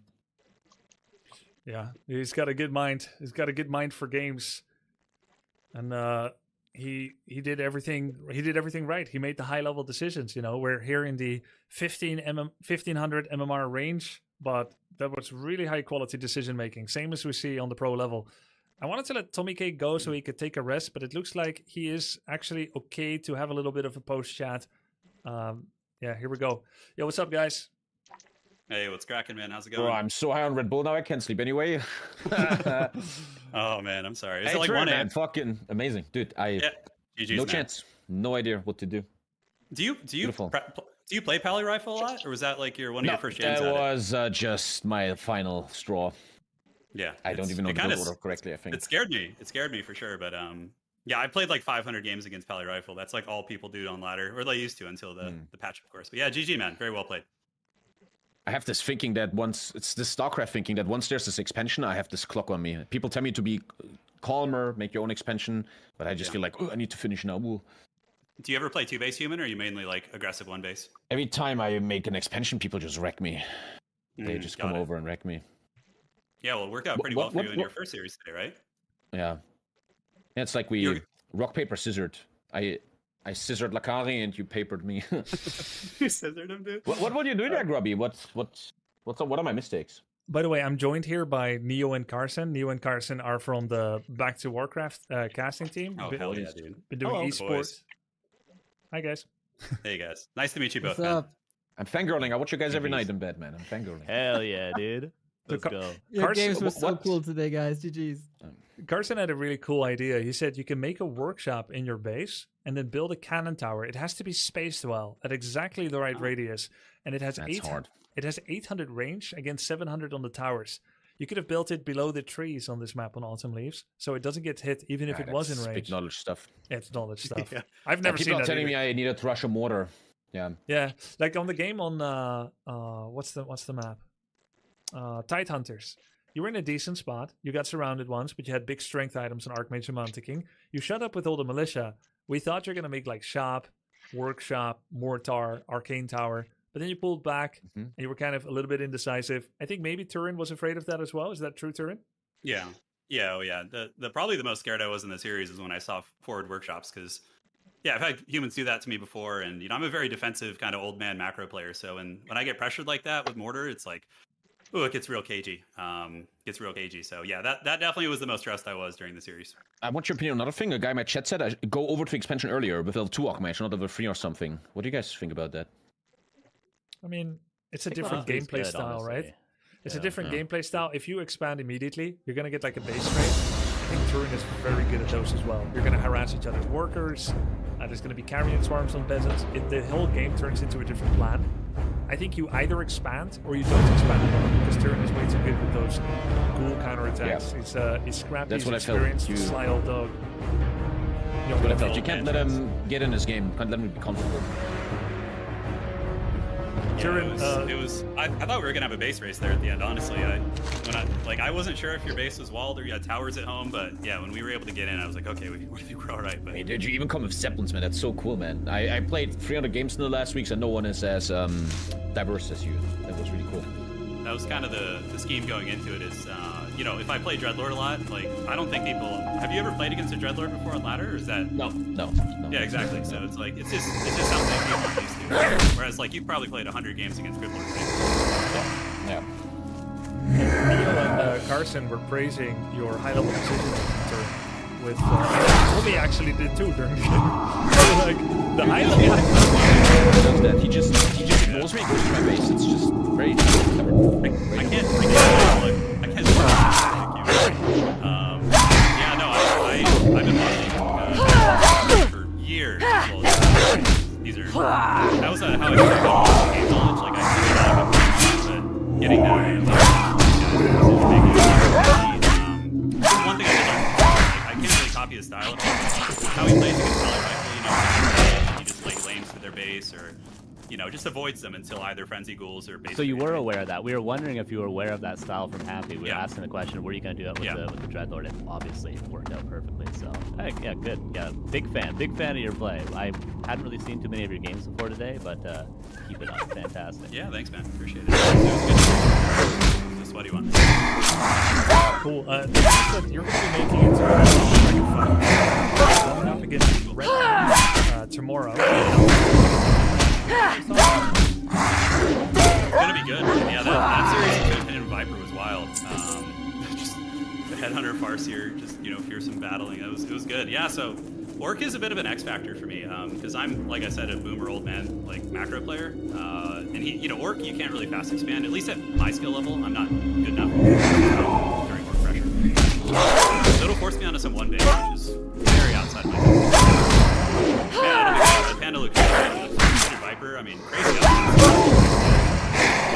Taken down by Viper in round 1. Yeah. And of course, Tommy with the decisive victory over Lakari as well. There was some intense series. It was a great game. As for you, Tommy, we're going to be facing the winner of Tasteless versus prediction on who that's going to be and how it's going to go. Hey. Something Sinking wants to avoid, apparently. Everyone wants to avoid it, but it's interesting psychologically how when I was fighting Akali, my heart was pounding. I was so nervous. Once that's over, you gently calm down. I feel like we're pretty calm here. It's interesting how that If you do not like you did against Lakari today, you're gonna be level 4 and he's gonna be level 2. Yeah, it's also a bit late. Excuses. That worked to my advantage, man. That worked to my advantage. My first game was really interesting. I was kind of tired. I went on him like, yes, I'm getting stronger, and they're getting tired. The Europeans. No kidding, Tom. Different bull and can't sleep. That's the best I've ever seen you play. Hopefully, with good rest, you'll have a great game. Something to be happy about, whatever happens. Whether you win the whole thing or have a close series. Good luck to you. And thanks for playing, both of you. Thank you, man. Thank you so much. Have a great evening, boys. All the best. Good luck tomorrow, again. boys. Yeah, nice to meet you guys, man. That was a lot of fun. We'll see you guys around. Big pleasure. See you tomorrow. Pleasure, my friend. Take care. All right. Cool. What a great day. What a great day of Warcraft 3. One final look at the brackets together. I'm probably going to take a rest as well. I mean, normally I stream for like another 30 minutes. I've been live for 11 hours. I think it'd be healthy to pace myself a little bit for tomorrow. Great games today. We're going to be starting early tomorrow as well at 3 o'clock. It's all for those who want to be best of 3, best of 5, 5 and 5. So up to 5 series for these guys. Turin, he can't play too many series in one day, like medically. So his task was don't drop to the lower bracket, especially in round 1. Because if he did, that's 5 series in one day. It's GG by this time. He made it to the winner bracket finals, which means he gets to play a series, then he gets to watch, and then he gets to play again. It's perfect for him. Just don't lose. It's that simple. We might do the 2v2 tomorrow as well. I mean, I hope so, because Tommy K. Lakari versus Loco Turin. The winners are going to be giving CD keys to their audiences. You guys wouldn't want to be robbed of that opportunity. So I know not all of you own the game of Warcraft 3 yet. Maybe some of you have gotten inspired to grind Warcraft 3, just like I have watching these guys play. The first series tomorrow, let's see. First series tomorrow is going to be lower bracket round 1, Tasteless Sing Sing at 3 o'clock Amsterdam time zone. You can visit this website. Who's giving keys? I'm giving keys to the winning 2v2 teams. So Red Panda, Sing Sing and the Viper. They're going to get a bunch of keys. I was given them by Blizzard. They were given by the respective streamers to their audiences that are live, whatever they choose to give them. Great work today, Grubby. Thank you, man. Thanks for all the amazing support today. Another amazing day of Warcraft 3. Tomorrow, everything concludes. We will find our winner. Today was awesome. What if Tasteless wins the whole thing? What do you mean? He will. Of course. Of course. I just hope Tasteless can make games that he's proud of and happy with. We've got the lower MMR versus the higher. Just hope he gets some good games. Guys, have a great weekend. Awesome Warcraft 3 today. We are truly fortunate to be living in such times with people learning about Warcraft 3 and practicing, grinding it, and then getting that match. See you tomorrow, and have a great night. Peace.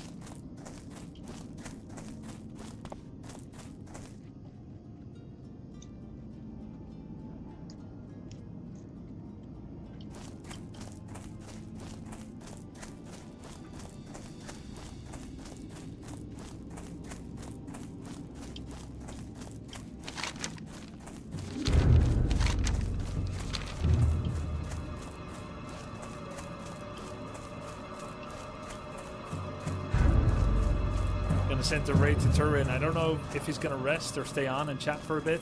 But that's where you guys are going if you want. Familiar with, and he hasn't played against Dreadlord. Plus, Tommy plays one base, which is way easier for me than expand. I suffer.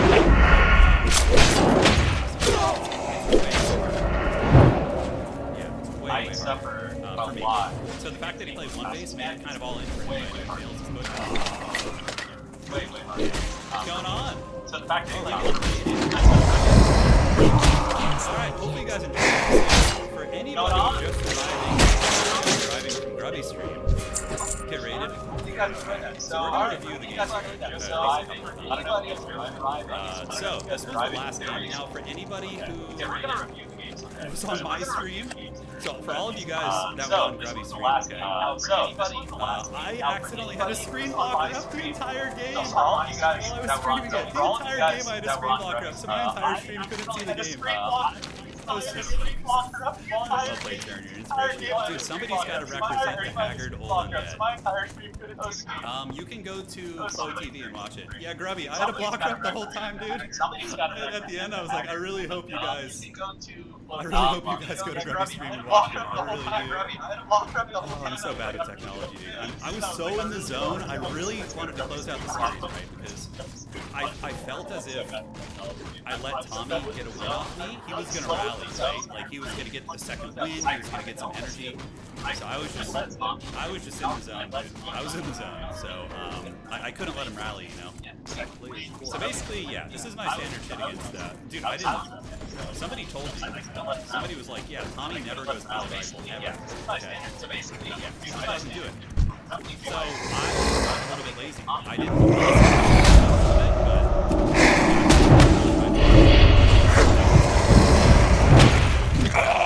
My usual go-to is still recharging. I know.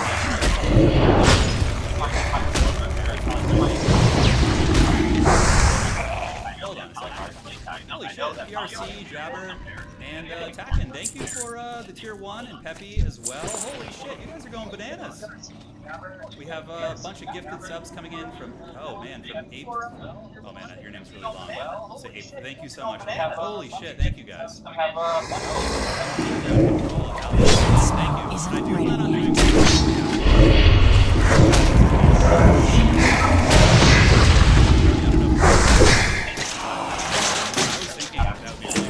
would be to have a coaches, four-man coach tournament. So you could get the coaches of the top 4 players in the event, Grubby, and you could have a tournament with them. Wouldn't that be fun? Like, you know, your dad can beat up my dad kind of thing. So we could get 4 of the coaches, and sometime, I don't know, whenever you're free, I would love to test it with you. We could have a coaches tour. Yeah, the old man coaches. They're all around like 2,000. That's still recharging. Wouldn't that be fun? Like, your dad can beat up my dad's stream.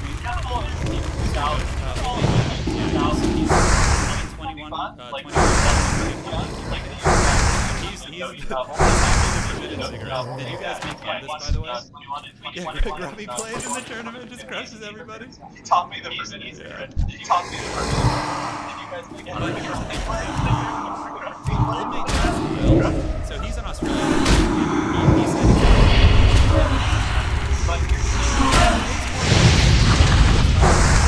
more than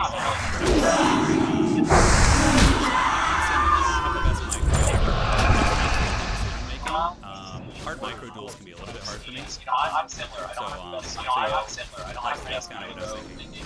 But it'd be fun. Like a coach duel. Yeah, bring on Hearthstone as the final boss. Yeah, absolutely. It'd be fun. Who knows? But guys, thank you for joining. Holy shit, thank you, Loaded Faith, for the bits and back to Warcraft rating. Hell yeah, man.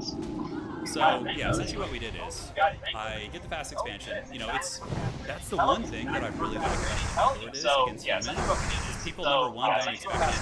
And number 2, the sleep is so good at punishing the aggression. If they roll in with Archmage and you can get good sleep surrounds, I'm not the best at it. Like, if I have 6 units, I can usually sleep surround. But if I only have 4, I'm not happy. I can't. Here, what I was doing is I was gaining a base trade, so I saw him aggressing, and this is what I do always against Pally Rifle. I kind of like to lurk in the middle mass of the map at low rate, That was a good carry, and if he didn't react so quickly, I would have gotten there. But now he's like in a conundrum, right? He's like, okay, I either have to come back and defend my base, or I just lose the game. Because the ghouls will get in there, and I'll carry and slam him 2 more times and kill like 10 So that's kind of the idea, right? So we retreat, Chef's Kiss, he got the freaking TP, I think I lose like a ghoul maybe on the retreat, if not any. And that also gives me time for another Spirit Tower, so that's going to kind of dissuade him. Double crypt, just like what Happy does, he basically lanes until he can get to the defensive moves, right? You go friendly eagles, they'll rip the rifleman pretty hard. You can also do some tricks with Dreadlord, because what's the tactic to deal with Pally Rifle, right? It's not focus fire, it's not just shooting one of them, you know? You gotta spread the damage out with a bunch of frenzy ghouls and surrounds and shit. But that Carrion Storm is very synergistic with that too. Very synergistic. It's good at nailing like you should leave one space between centers. Yeah, Dreadlord mentally. Yeah, there's my coach right there. He streams on Twitch as well. Doth meta, yeah. Doth meta is good until people see it a couple times and then they can adjust it, right? So here I think he's going to run out of mana because he doesn't have blood mage yet, so I'm just kind of teasing, like looking back and forth, letting the towers generate DPS. I'm getting carrion storms right mana. We're going to be able to potentially get so Paladin bouncing back and forth. And you know, one thing about this too is he ended up playing the games out of me. Paladin bouncing back and forth. Is that quiet? No, I shouldn't be. Oh yeah, my mic is getting quiet. I don't know why I'm getting so quiet. Let me move it closer. Hopefully that's better. Well, anyways, we ended up delaying him there. Yeah, way better. I just moved the mic really close. Okay, so now it's closer. So he goes to my base. This is actually a really good idea from Tourney. I was a little bit nervous about this. I thought he was going to go base and dive. You know, and I started to integrate the Ziggurat. I was also in tech. I think that might have been the capsule is dying. Time to buy a new mic. This mic is so good though. I literally have a webcam from like 2011. The webcam you guys saw me on Grubby Stream today was like, it's like from like Walmart like 10, 15 years ago or something. Oh my god, I'm surprised it's so good. I don't use webcams or stream with like so yeah. Alright. So we move in here and we get a lot of ghouls in the base. Frenzy, oh dude, that nothing makes me more erect than getting a carrion storm down the worker line. It is, I just get so hard when that happens. So yeah, Pally Rifle, I could maybe win this fight, but it's a 50-50, it's a toss-up. And if he gets level 5 Paladin off winning a fight, I just kind of lose the game, right? So the idea here is basically, I'm like, alright, he already used his TP. You either come deal with this or you just get wrecked here. And then what I do is I just re-entrench my base. I get towers, I Halls of the Dead. I was about to make glitch. Grubby, you get it? That's right. Yeah, so he ends up getting this, but we can karate chop his main. At this point, you know, I would just probably beeline a shot, buy a TP, and prepare for the Helm's Deep, because he's all in at that point. You know, he's all in. Alright. Yeah, so that was the game that I accidentally missed right there. Dude, Grubby, man, thank you so much for that. That's super generous, man. I'm pretty new to Twitch. For all of you guys, I stream on YouTube historically, but now I stream on Twitch as well. But yeah, all the VODs for all the stuff is uploaded on YouTube. I'm just learning Twitch. I don't know the language or the culture. We're getting the hang of it. All the VODs for all the stuff is uploaded on Dude, that was a good one. We can get one of the other games too, actually. Because the replays are broken, but Flow TV still works. Yeah, that was my YouTube is TRIN, same as this. Hey, Mortified Penguin, thanks for subscribing. But yeah, I do plan on continuing to do workshops. It was my favorite game when I was like 12 years old. I loved it. So I would like to do that. Okay, so let's see if we can load into this one here. Yeah, Flow TV still works. Back TV still works. Okay, so let's see if we can load into this. Review this a little bit. I could run it. I'm likely to run into human again, but it's tricky because Tommy and Sing Sing play so different. I was doing game tapers with you guys, like watching the replays. I wish I could practice like one way against both of them. And I mean, you kind of can, but one base human is unorthodox. He plays a little bit off meta. I think it'll be worse from here. Probably so. Although I think Sing Sing can definitely. Sing Sing, Viper could be in the finals. Sing Sing could be in the finals. We might see Tommy again. Tommy's really good. He's very solid. I think Tommy could for sure climb. Yeah, Orcs. Orcs is tricky. I have a decent record against him. For sure, climb his way. I think, yeah, Orcs. Dude, and Loco, holy shit. Loco was insane today. I thought I was going to lose the frickin' series when he beat me game 2. I was like, oh my god. Yeah, it was savage, man. Yeah, the Loco series was freaking nuts. His timing in game 2 was so crisp. I was like, how could he even have bears that quickly? How is this possible? Yeah, he came in and just gave me the business and gave me it was, Night Elf is my worst matchup, hands down. I had to learn, like, in the past coach, and he was talking me through the Night Elf matchup. I played 27 ladder games in a row with no frickin' Night Elf games. Not a single Night Elf game played in 27 ladder games. He just wasn't getting reps against them. And then the tournament crept up on me, and I was like, oh shit, I have no experience with Night Elf. I reckon the turn could have been improved. The problem with me, and I've explained this to Chad earlier, but I have an autoimmune disease that attacks the tendons in my wrists.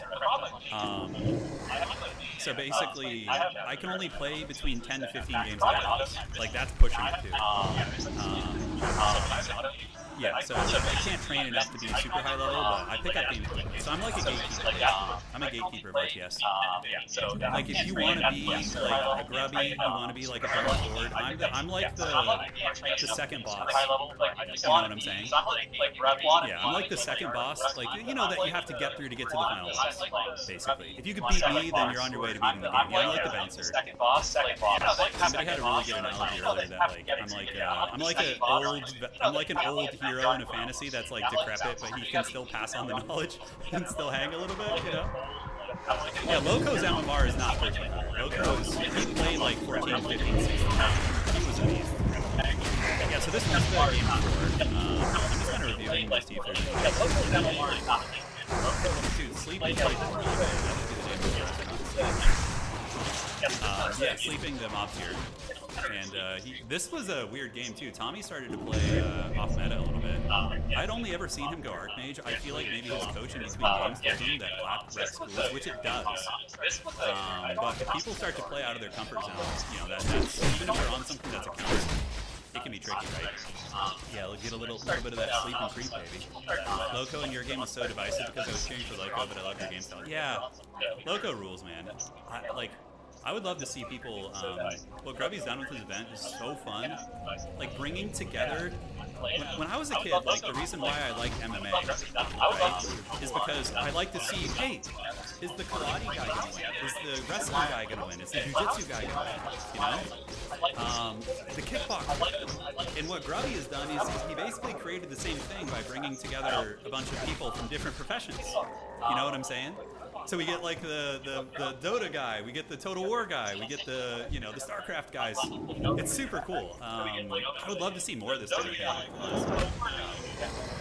Now, let me explain my decision making. The AoE 2 guy, of course. Freaking Viper going in bananas today and taking down Simpson. But yeah, here, what I've started doing against people is I used to drop the expansion right away. Did I miss an item over here? Yeah, I was stupid. So focused on that. But yeah, basically, yeah, we go double ruby, which is always ideal. Carrying is pretty good. But yeah, basically,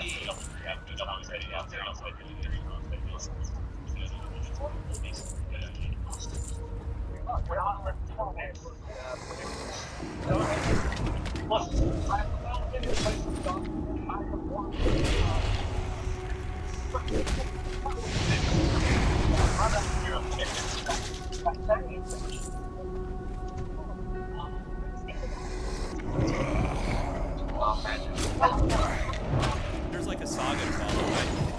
Oh shit, my freaking Skeletor actually, I didn't even notice this. Oh, the Chad skeleton, he actually almost killed 2 workers. Oh shit, so this, most nervous I was. I saw him establishing a tower, and then I see the workshop. I've lost to this many times. I'm not the best one. I do manage to hit the most people. But the double target towers give you agency. And they don't kill things super quickly, but like it's still getting fixed. You know, forcing his units back. I take the fight here, I get a fat carry, and his clap is, he's clapping them blue cheeks. What I was gonna say. So, and a big blunder too is I used my Rod of Necromancy. If I had Rod of Necromancy here, this would have been an easy hold. I would have been able to just res these, you know, send them after the peons here, shut that shit down. So that was a blunder.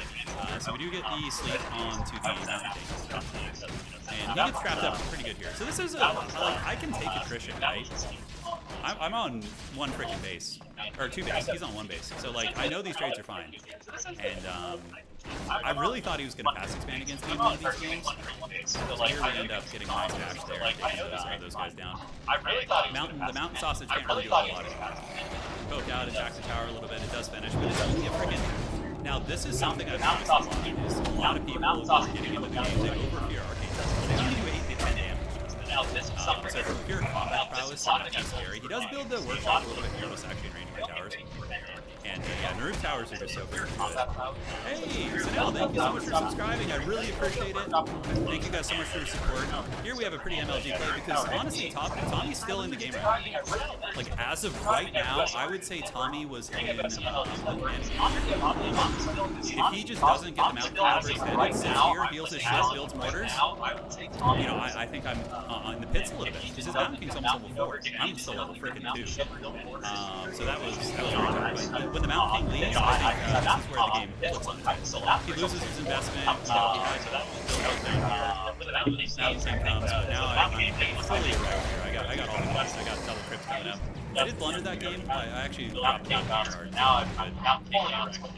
Yeah. Hey, thank you guys. Alright, so hopefully we will start a trend of the Dreadlord coming back. Dude, he's a real pimp, I swear. He's good in every matchup except Night Elves. Or viable. I don't know about good. Obviously, I'd be laughed at by better players, but yeah, at that point, he GG's out. He has no chance. 2 base. He's good. I'm totally good.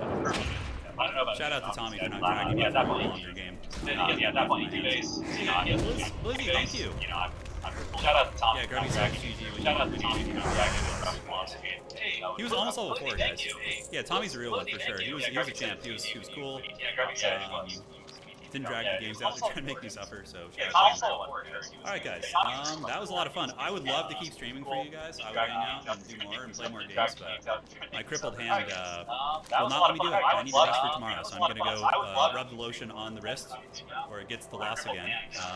And that's going to be it. So, thank you guys so much. If you enjoyed the games today, please consider following us on YouTube and on Twitch. Thank you guys for joining on both platforms. And yeah, thank you to all our new subscribers. There's a whole bunch of you guys.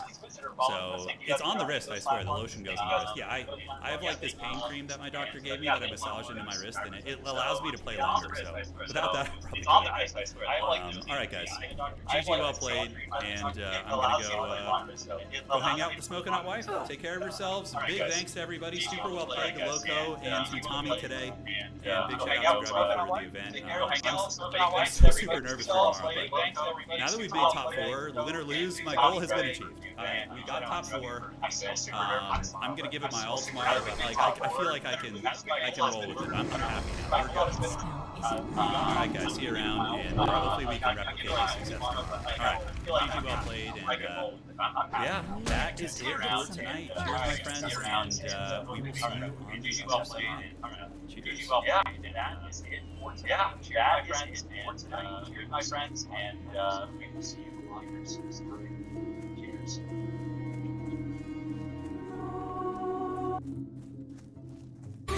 The battles rage on, from peasants and grunts to heroes long gone.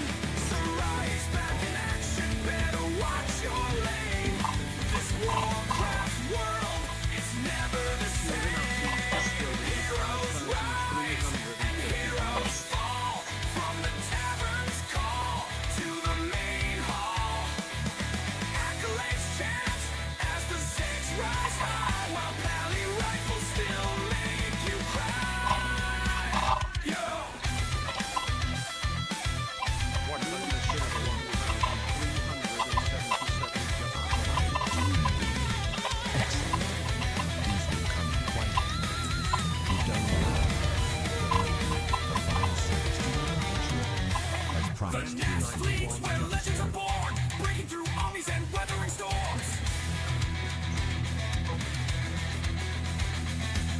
make dodge, but they cannot escape. The Warcraft grind is the ultimate fate. Oh, the Warcraft blues, the community. Wow, that was the 20. Oh, hello. Oh, I got chatters. Oh, I'm sorry. Hi, guys. Sorry, I missed your messages. What is this? What is going on? Audio. What's this stream? What is this music? Oh, I know. Please. Hi, guys. Sorry I missed your messages. I'm gonna try and get my TTS working. Should be working now.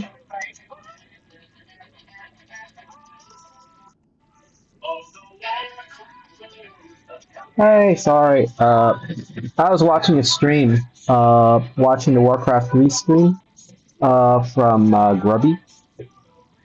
Not that I play Warcraft 3, but I like to watch it.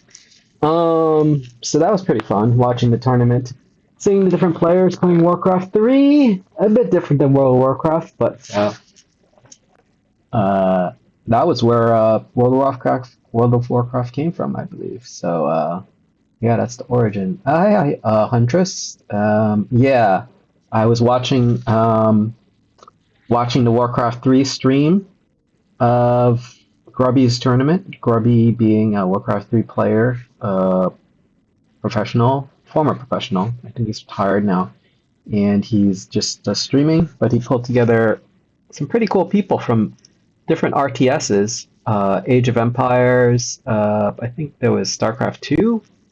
And some Dota players, Sing Sing, got Lakari, sort of a Dota player. And I don't know the other people because I don't play Age of Empires and don't play StarCraft 2, but they're pretty good. Hi, Suki. That's going well. Just chilling out on a Friday. Leveling up my Warlock while I was watching the Warcraft 3 tournament. Don't know if you guys play Warcraft 3, but RTS, real-time strategy game. I used to play StarCraft way back in the day, but never really got to a high level. It was just fun with friends. But yeah, it's interesting to watch these different RTS players that Grubby pulled together for his tournament and seeing who's going to win because they all have different talents from their different RTSs. I think Age of Empires is like amassing lots of troops and just sending them at each other. Doesn't really have the micro management of battles, I don't think. But I've never seen Age of Empires really. I don't think that has the micro that you have to do in StarCraft, or especially in Warcraft 3. The micro is very, very important because you have fewer troops and you don't want them dying. So you gotta do the micro to make sure it's they survive. But anyway, watching the tournament, had a little tiny bit of the stream on in the lower right corner of my stream, so you guys could watch while I was watching. But that tournament is halfway over, and I'll watch it again tomorrow, so I'll be adding that to my stream tomorrow. But for now, I'm going to be focusing on my World of Warcraft. And I play World of Warcraft right now. I've kind of gone all in on World of Warcraft because, yeah, I guess I could talk about it. World of Warcraft, I played when it originally launched. It's 2006. A little bit. Just a very little bit. Played and got some trials accounts, but never really, I couldn't really afford to pay to play. So just played a little bit, got my character to level 20, and then stopped because I don't want to pay the subscription. And that was the way it was. I liked World of Warcraft, really loved it, but didn't want to pay the subscription. Yeah, it was just too expensive for me.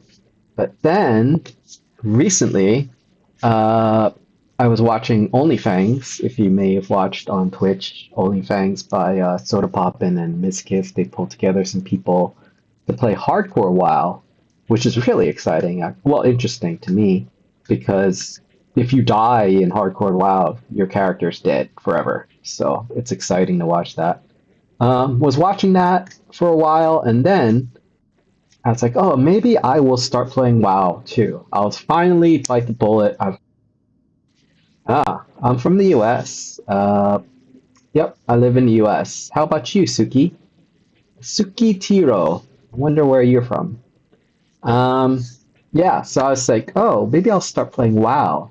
But I was like, the subscription fee, I can afford it now that I've kind of gotten my feet, well, myself established a little bit and have some money now, disposable income. I could afford it, but then I found out that there's this thing called private servers for WoW. They've been around for a while. People would spin up private servers, and then people would be able to play WoW without any subscription. The thing about these private servers is they get shut down by Blizzard, or I don't know, the people who run them would get tired of it or couldn't scale it, or there's some scandals of them, stealing what money people gave to their project and just shutting it down, kind of scamming people.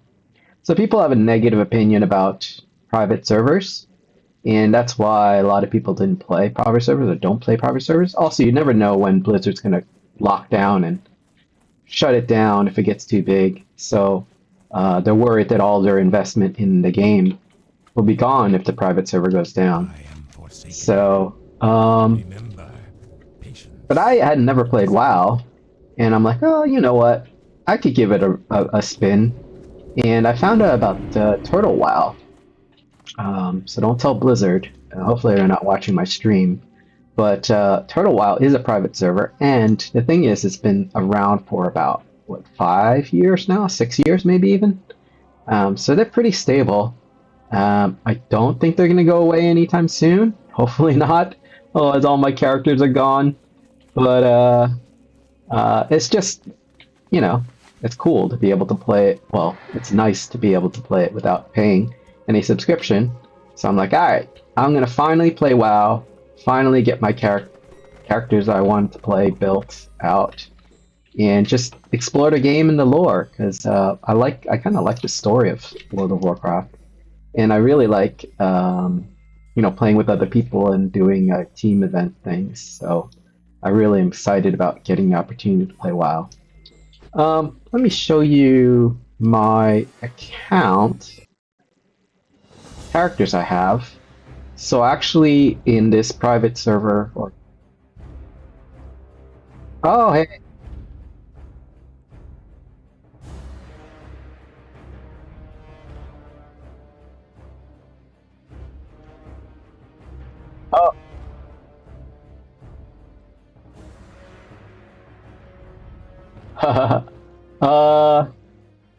Streamer also, so cool. Yeah, let me get my Discord. I actually made a Discord myself. Is this my server? Where's my server? I wonder if I can modify it so it has a nice icon. Let me get my Discord link. So yeah, I have a Discord. Should probably add that as well.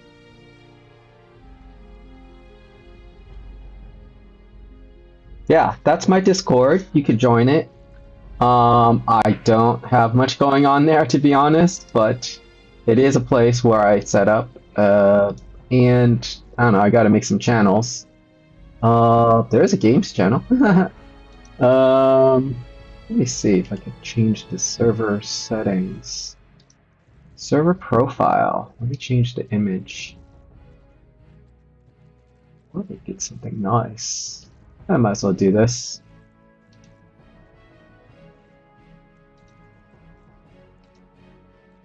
Okay, cool. Got the icon, got a banner. Okay, sure. Should I make it red? Be red. Nah. Black? Yeah, okay. Tell us about this server. Ken Shogo's Discord server. Come and chat about the games I'm playing. Alright. Yeah, I mean, honestly, there's just me on it. But, you know, I'm just starting off streaming, and, you know, if you want to join and, you know, maybe hang out and chat, or you could watch me on stream. When I'm not streaming, you could stop by there. Maybe we could chat, or if you've got questions or anything about WoW, or want tips, or got tips for me and you want to share it, then Discord would be a good place to do it. So that's my Discord, if you want to stop by there. Let me continue rambling on about my account. Yeah, so as I said, I'm playing on Turtle WoW, so I'll try not to mention that anymore because I don't want to get busted by Blizzard. So on the server, you could create 10 characters. And at first I created, you know, some characters like a mage and a warlock. And it was a gnome and a dwarf. And I played for a little bit, and then I realized, oh, you could create up to 10 characters. And I said, oh, you know what I want to do? I want to create one character of every race, because there's 10 races on Turtle WoW. Alright, sorry, mentioned again. But Turtle WoW is classic WoW, basically. Except that they made some adjustments to it. They've tuned the classes. Yep, send a request. Let me see.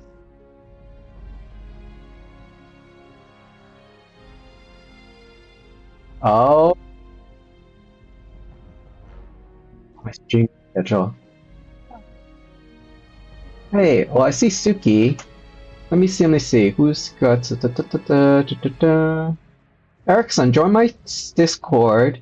I do play... Like I said, I play on Turtle WoW.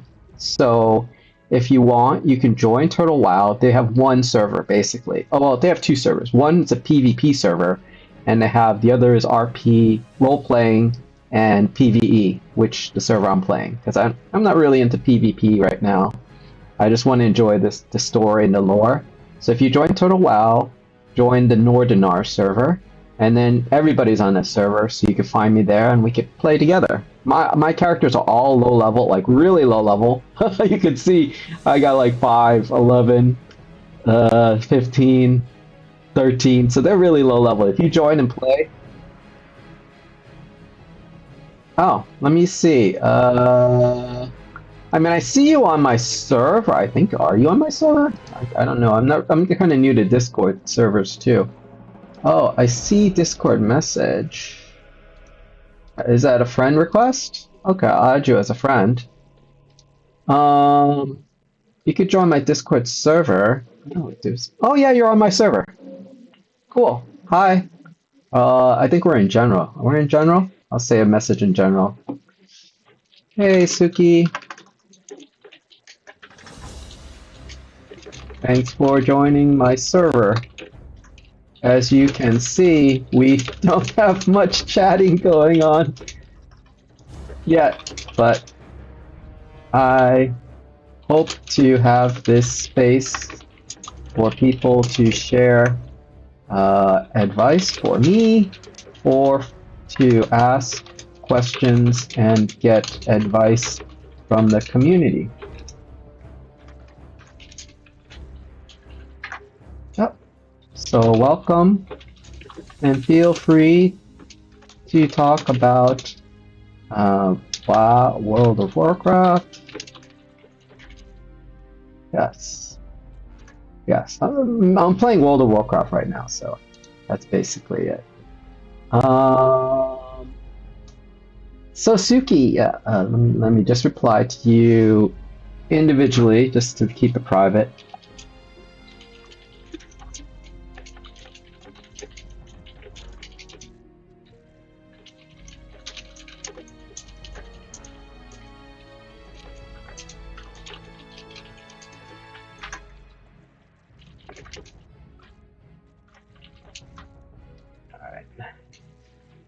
Alright, so back to my yapping. Thanks for joining, Suki.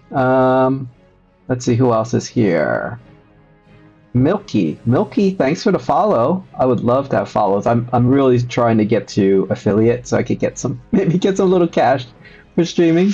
But I'm just doing streaming for fun, really. So yeah, it's if it happens, it happens. If not, it's okay. I'm just here to play games, and then if people want advice or anything, then they could ask me.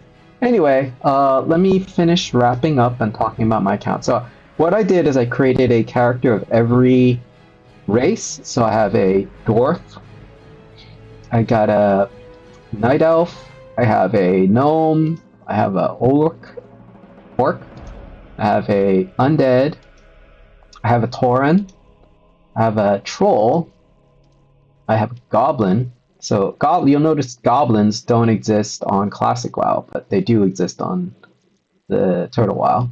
I have a human, and then my hunter is a night elf. High elf. So Turtle WoW has added high elves and goblins as 2 playable races, which is really cool. And they even have their own starting area and their own quests and lore, which is really cool. So I really like that. Yeah, so that's my account. At least an overview from the races. And then I created one of each class too. So I have a paladin. It's going to be tanking. I have a druid because I love druids. They're going to do tanking, DPS, and healing. I have a mage focused on DPS. Going to be a frost mage. Got a warrior, going to be focused on DPS, Fury Warrior. My warlock's going to be focused on demonology. I have another druid because I like druids, and I'll have 1 tauren druid and 1 night elf druid. Then I had a troll, shaman, and then I have a goblin rogue, and a priest, healer, well, human priest. Going to be doing healing, and then I have a hunter as my high elf. So yeah, that's my account. Those are the characters. As you can see, they're low level, so if you want to play, join Turtle WoW, join the server, you could probably get to level 10 in a day, and we could play together, maybe do some dungeons and stuff. Let me check Discord, let's see what's going on. Oh.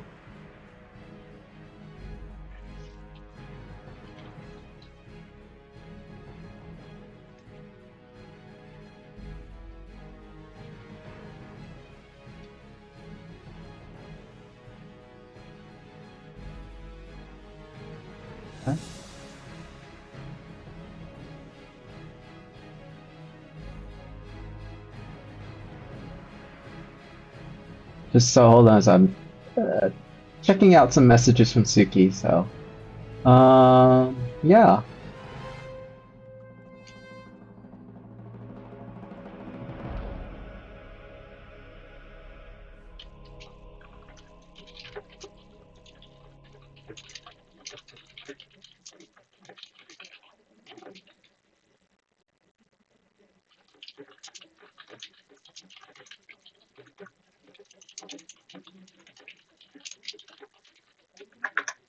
Okay. Alright, back to my stream. Sorry for getting distracted. Yes, they kick you out after you don't do any actions for a while, so let me get back into the game. Right now, focus on getting every character at least level 10, because they get their base kit together. Like, for example, my hunter gets a pet. Paladin, I forget what you get at 10. I don't know if there was anything special. Druids, I still have to finish their level 10 quest to get bear form. Mage, I forgot what they got. I think I just got an orb.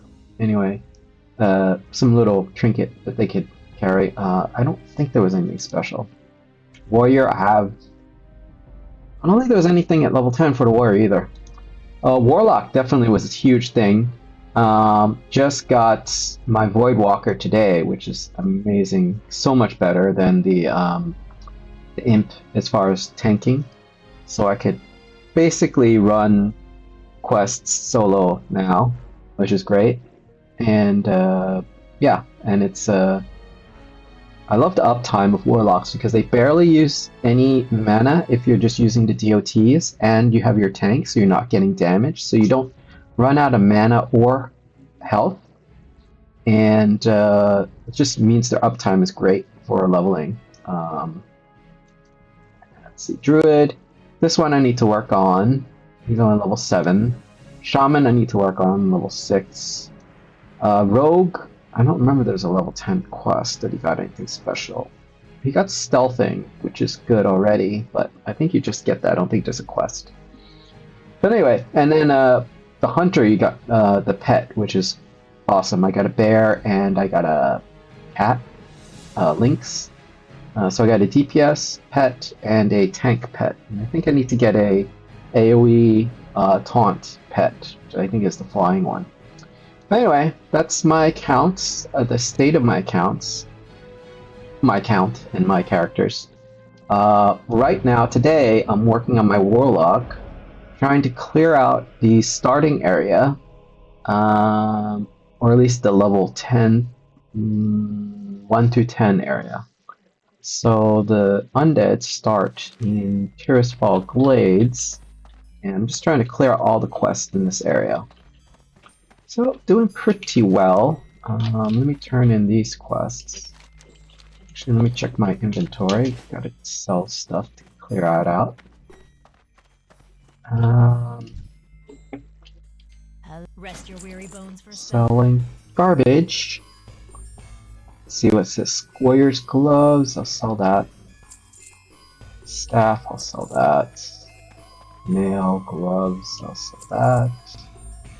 Gun, I'll sell that. Scrolls. Sell the scrolls. I'll sell this rifle. And I don't think I need that. Robe tailoring, I'll keep that. Leather belt, I'll sell that. Another tailoring robe. Should give this to somebody. So Twizzlefizz has one. I need to give one to my priest. And then I'll keep one for myself so I can make a robe. I'll learn how to make a robe myself. I don't need any healing. Let's see what else. I'll just do some cooking with that. Spring water, I don't really need. That's a quest item. This is alchemy.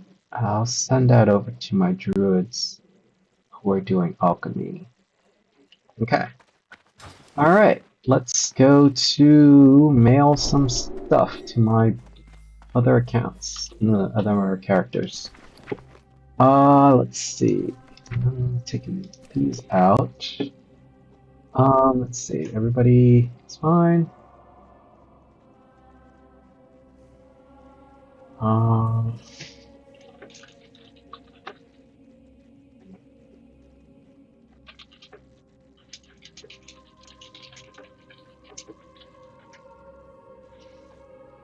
Okay. Let's see. I need to go back to my. Let's see. I guess mail some things. So what am I mailing? I am sending. Let's see. Alchemy. So I Mr. Dustbox has one. I'm gonna give this to my Tauren. Skyhorn. Oops. So send that to him, and he'll have one too. I don't need this. This is Twizzlefizz has a red robe. I have wait. Oh wait. Okay, so I will have one, and then I give one to my priest. Fire. Elliot Dawnfire. What's the name? Elliot Dawn. Yep, that's my character's name. Alright, so I'll keep this for myself. I don't think there's a bank here. And then I want to give this bag to one of my other characters. Should I give it to Tessa, Kiri, or Elia? I think if I give it to Kikiri. Wow. What the heck? She has no bags? What's going on? Let's log in this Kikiri Hex. Check out her bag situation. She should have more. What is going on? What is going on with her? She should have 3 bags. Do do do do.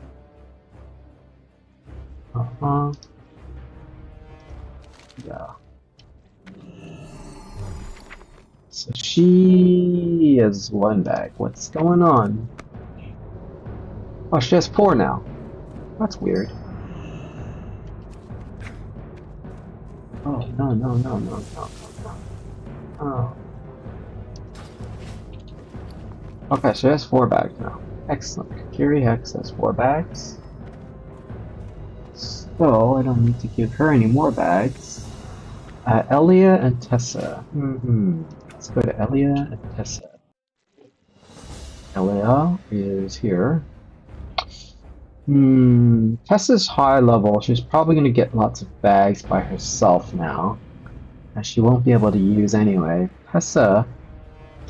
Elia is low level. So I think she's going to need the bag more than Tessa. So I'll send the bag over to Tessa. Let's see. Bags. Ooh.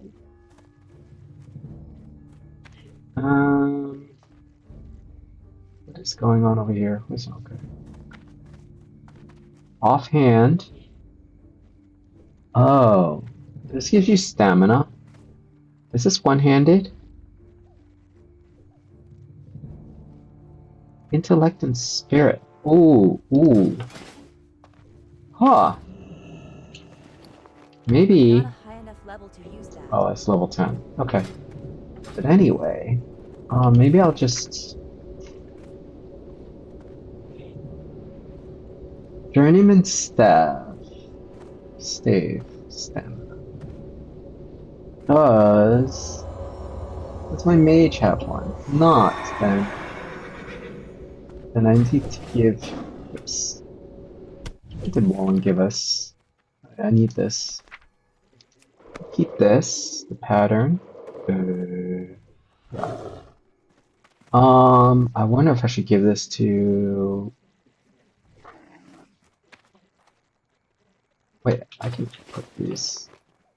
Should I equip one of these? I should. Wait, what am I wearing? Yeah. Yes. Okay, so I have 2 Journeyman's pants that I don't need. I'm going to send this to my enchanter, and she'll disenchant it. Now this Journeyman's stave, I think I want to give that to my mage, since I'm going to be using this for my priest. Although, yeah, priest. Although, offhand,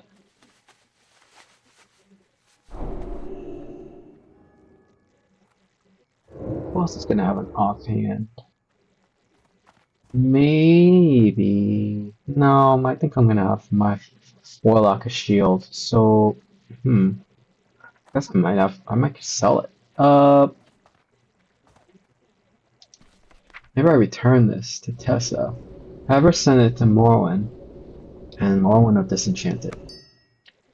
Oh, so confusing sometimes. Let's send these to Morwen. Why does not character's name not appear there? I don't have enough money. Oh my god! I have 10 copper. Okay, that's pretty sad. Oh, this too. Well... who's got a lot of money now? A tangled web.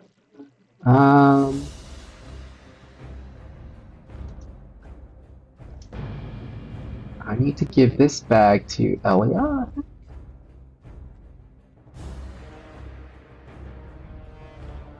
Wait. Getting all twisted. Alright, let's check the bag situation. Resolve the tag situation, and then we'll worry about the other things that I'm gonna disenchant and stuff. Let's do the bags first.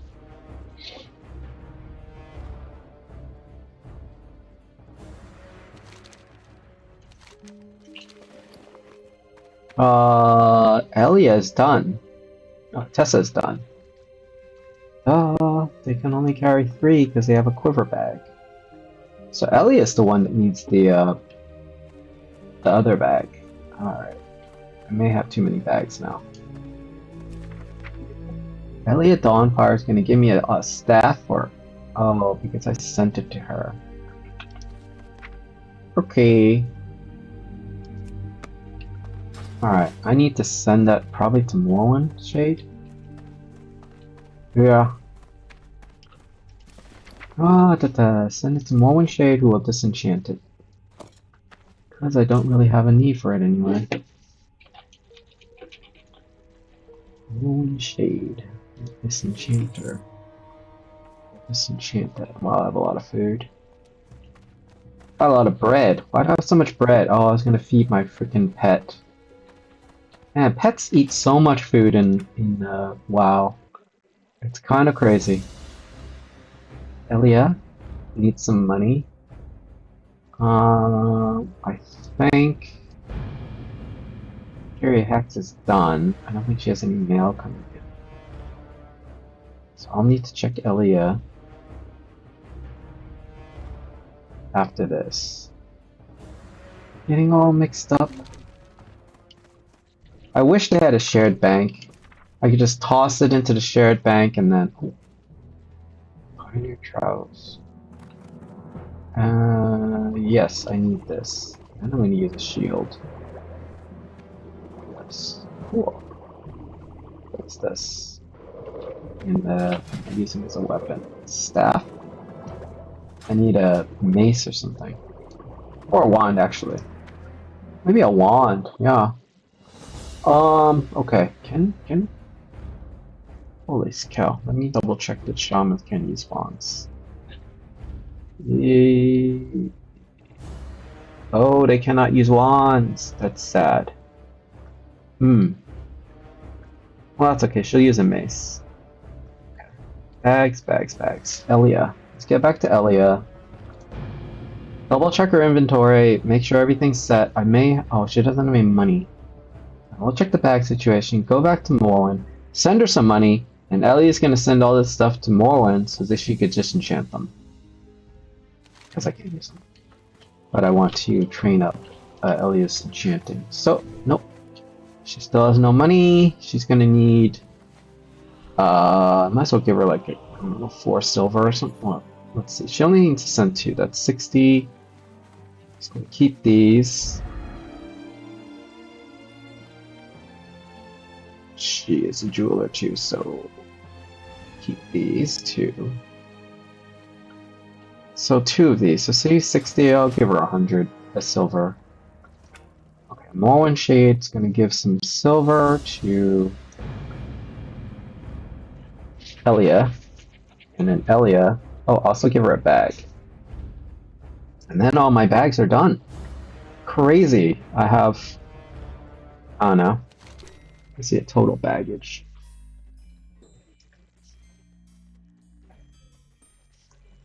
$36 bags. Crazy. Alright. Gotta give you some money, Elia. So, Hessa. I'll take that. I'm gonna disenchant it.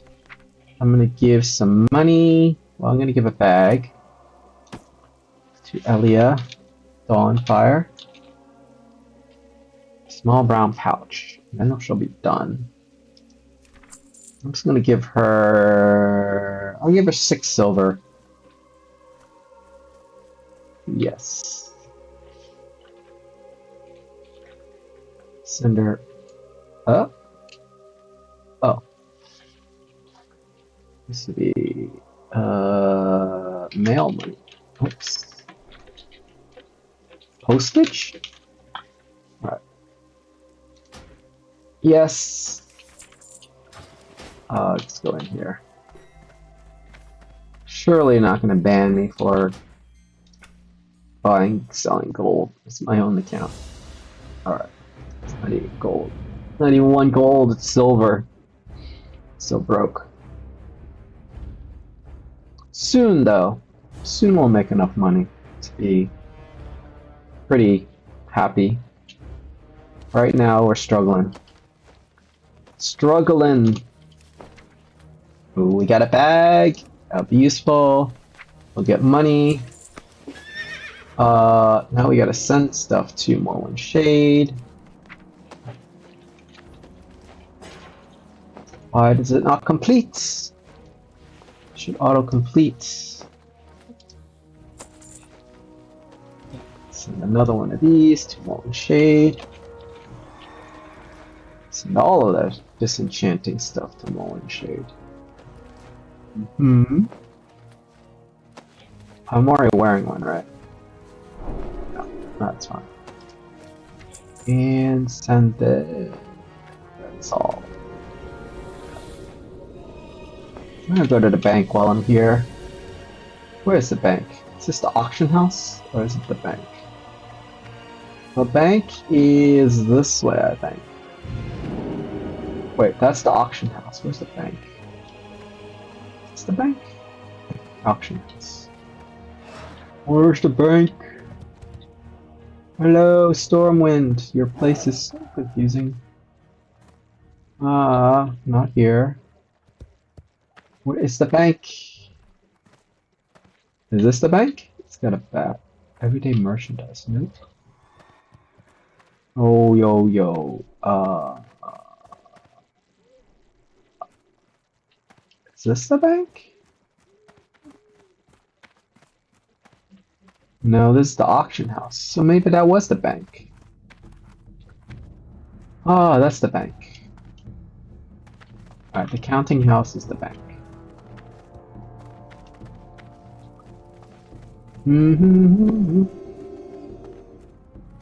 Yep, that's the bank. Cutting the line. Get on my way. Important people coming through. No one's ever stolen anything out Let's of put some things in the bank. Let's put this tailoring stuff in the bank. Jewel crafting. Jewel crafting. Keep this.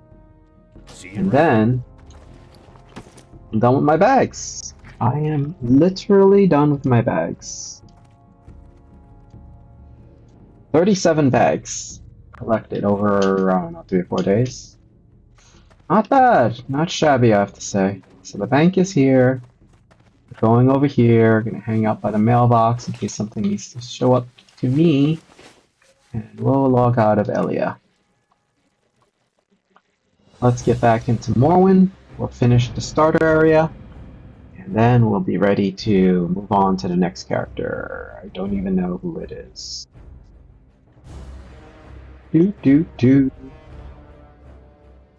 What is this noise? Some Discord noises.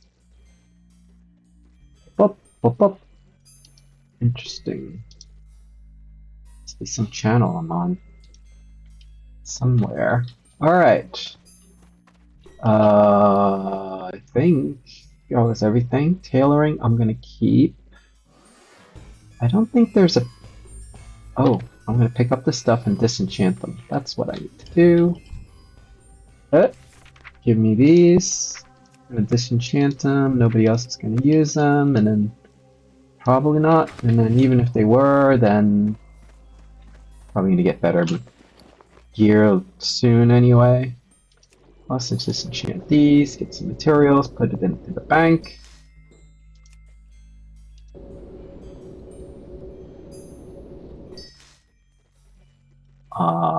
Yep, even this.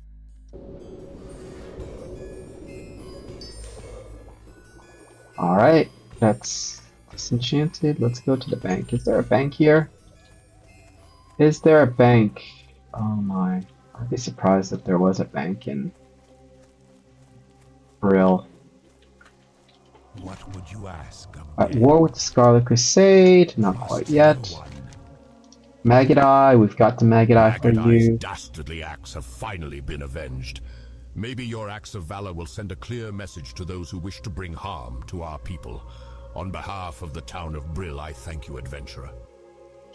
I can't use either of them, so we'll just pick the one that is worth more money because we're going to sell it. Okay, let's go to here. Go inside. Is it the mayor? Is that the mayor? Magistrate. Okay, hello magistrate. You had a quest I was doing? What is it? Family crypt, maybe?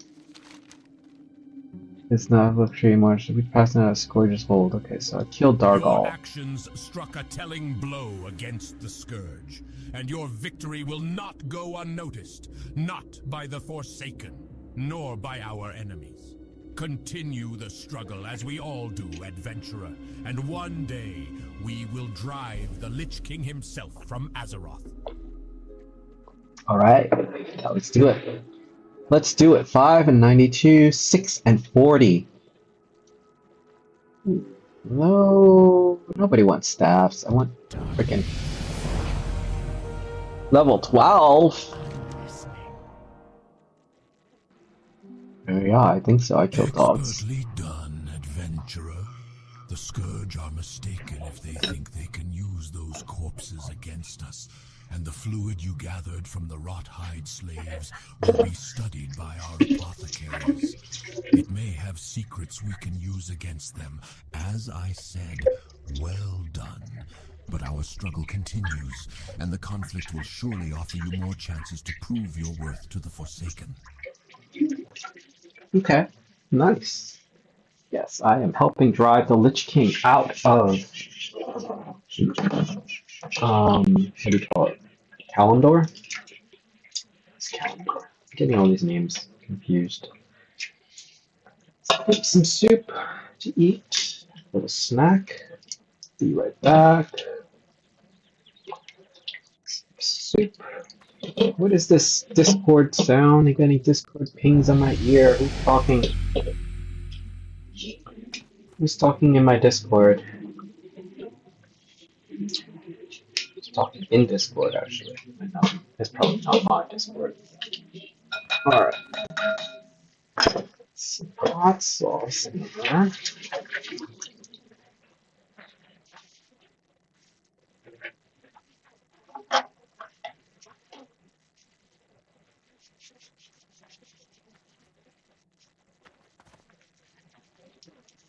Okay. A little bit of hot sauce in my soup. You guys like eating hot sauce? So, what brand of hot sauce do you like? I've recently been eating Frank's red hot sauce. So, if you know it, you know it. It's pretty good. It's kind of vinegary. Alright. A bunch of visitors. Some chatty visitors.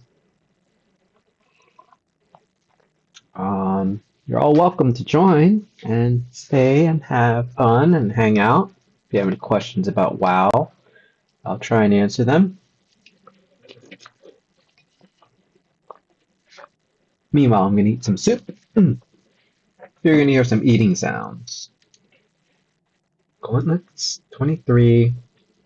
That's not much at all. We'll get those. Another quest.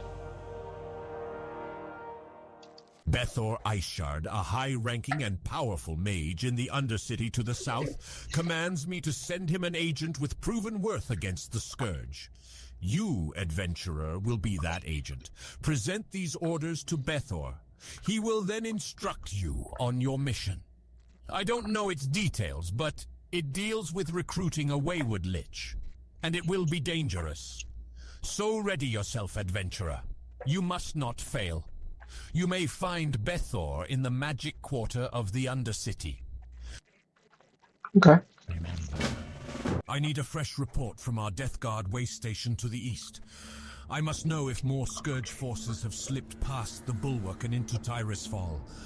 Our vigilance on the border to the Plague Lands must be maintained. We can't let the Scourge get a stronger foothold here. Travel south along the road, then east at the fork to the way station. Speak with Death Guard Linnea. She has the information I need. Trust no one. I could have sworn I talked to Linnea before. Running in circles. Who's yapping? In my Discord. Is it my Discord? Yeah, some of my Discord sounds. Why? Should I mute these servers? I think there's just too much chapping. Let me see. Notification settings. Only mentions. Yes. Only mentions. How about this one? Alright, so if you chat with me on my Discord, you gotta mention me. Because otherwise, I'm gonna get too many mentions. This.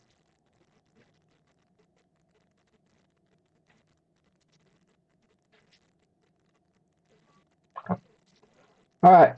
Yep, I'm not gonna be responding to any messages unless you mention me. So, uh-oh, what's going on here? Oh, linen bandage. Hmm?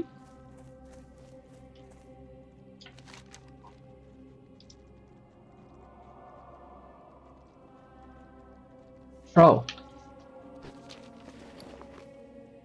Okay, I need linen bandages. I can make them, right?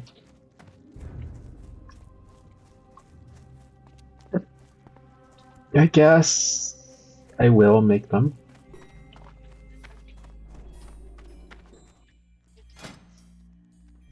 Linen bandage. Let's create 10.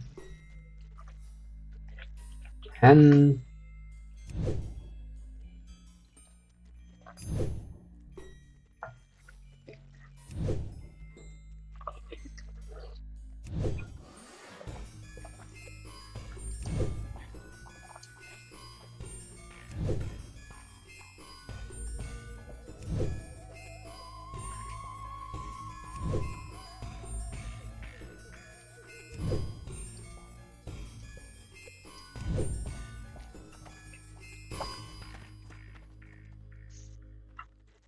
Alright. Let's go drop that off. Where? Here? Hello, warrior trainer. I need to get closer. What now? Oh, here's your linen stuff.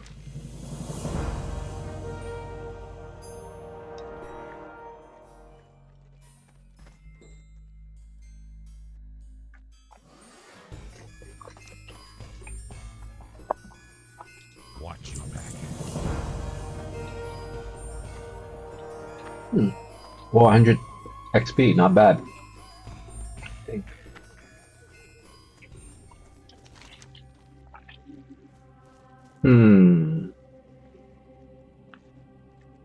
Should I go to this one? This is a level 10. This is a level 6. This is a level 5. Holy. Why did I have such low level quests in my quest log? Okay, let's go to Bethor. We'll do that first. It's a level 5. It's crazy. Freaking plague bear. Let's put that.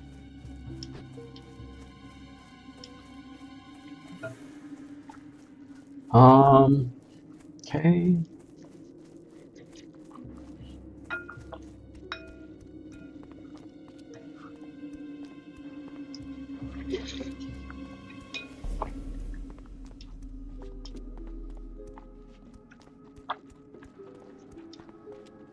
Oh no. A tent? Here we go.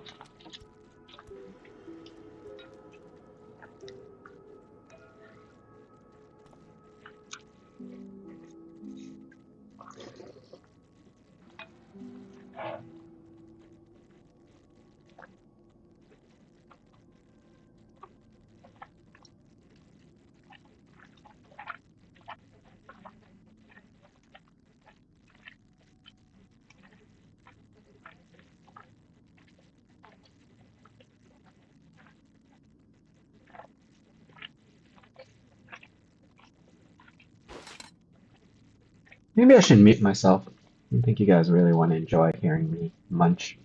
Alright, I'm gonna mute myself for a little bit.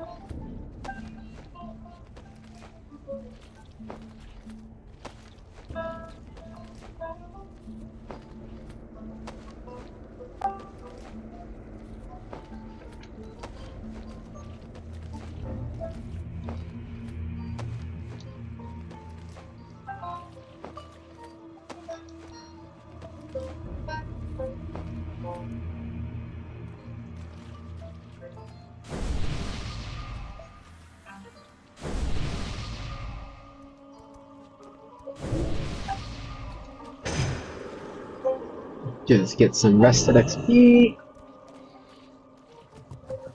2 minutes for Nixia. Oh yeah, in Stormwind. Hmm.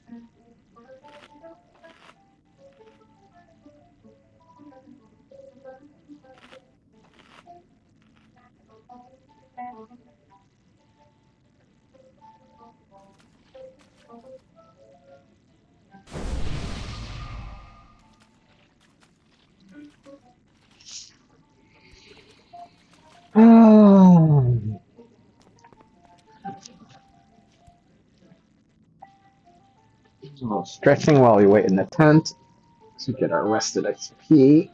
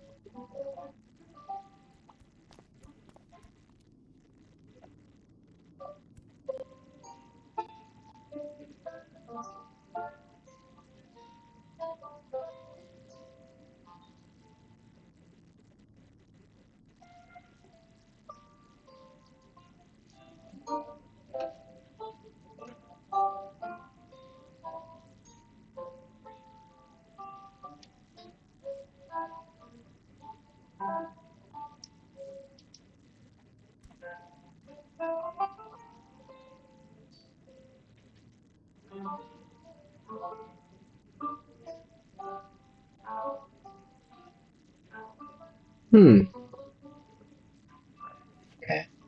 Oh, it's working. Just want to check that my PNG tuber is working. The visual of speaking. So when I speak, the character actually bounces around and the mouth opens.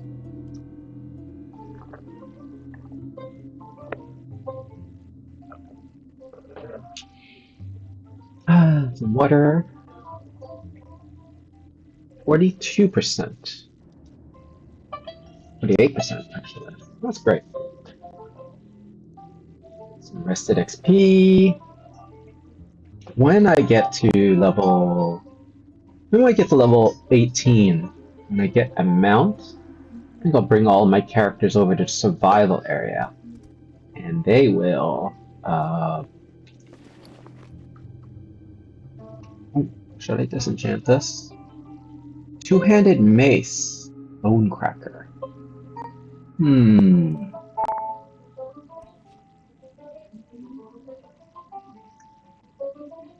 wish I could log into 2 accounts at once, then I could check my Orc Warrior, because this looks like something my Orc Warrior might want to use. Or I suppose I could give it to my Hunter.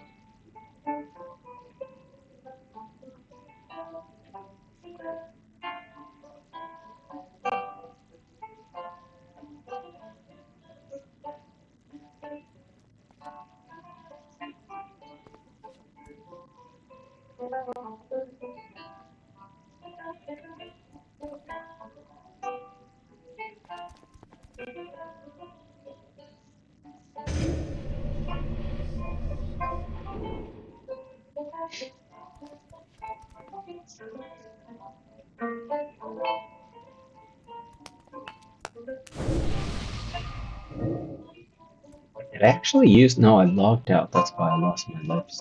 My soulstone. Soulstone. Oh, no. Soulstone.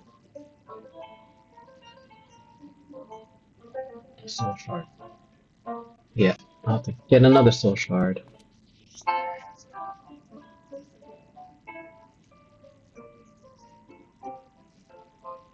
Let's make some lute music.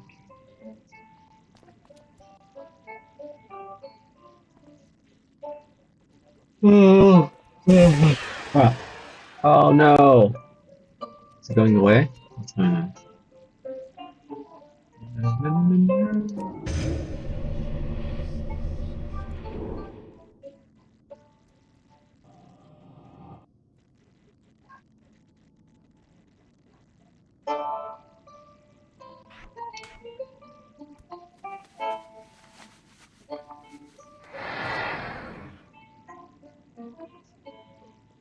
Ooh, hand hurts.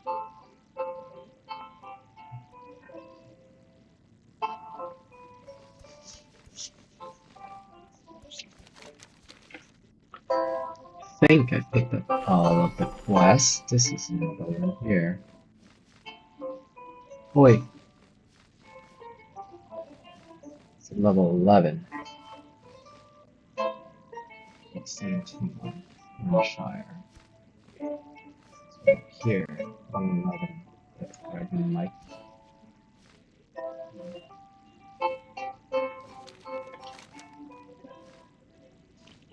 Some unexplored areas around here in Tirsfall Glades, Silver Pine Forest. I'm very pleased that I have all my bags. I am pleased that got my Voidwalker today. It's a lot to be thankful for today.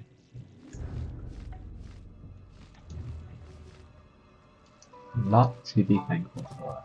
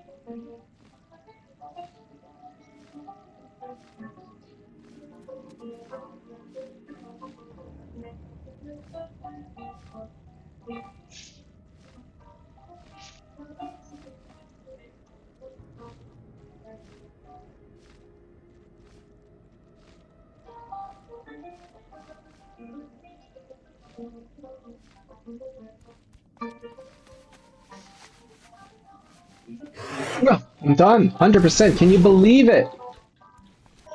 Ooh.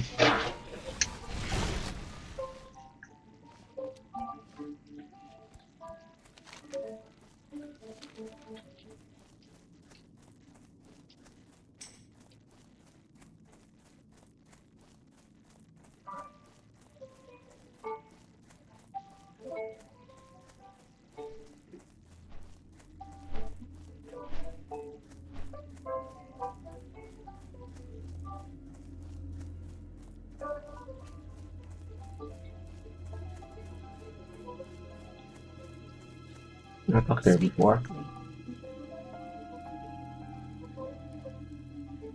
Saving Magistrate duties. Severin wants a report. Very well. The defenders at the Bulwark are holding the majority of the Scourge at bay, but some do slip through on occasion. We have seen sporadic Scourge activity east of this station, with a concentration around the Balnir farmstead. Okay. Now return to Magistrate Severin with the information I gave you. He'll want it as soon as possible, so be swift. And if you see any Scourge on your way back, take them down. We can't let them wander our lands unchallenged. Should I go back to Brill? Yeah, I probably should go back to Brill. Might give me something else. I need to do an Undercity, and then I'd be very upset. I'd be upset. Brill. Oh, this trash. Cannot wear that. Cannot use this. Let's come to the. Let us go to. Oh, I should probably talk to my Warlock trainer too in the inn. I think upstairs in the inn. Let's talk to my Warlock trainer, see if we get new spells. What spells would I get at 12? I don't know. Let's see though. I have no time to waste Health on the funnel. likes of you, adventurer. What you do? Shadow Bolt rank 3. Crazy. Shadow Bolt rank 3.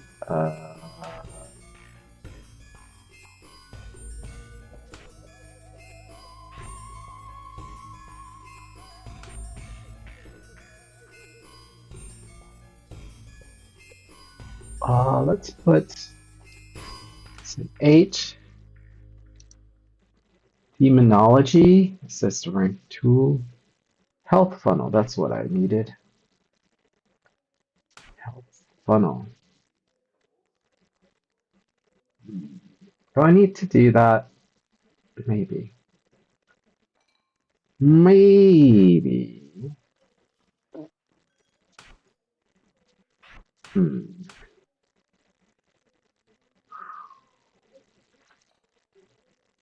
Like that. Okay.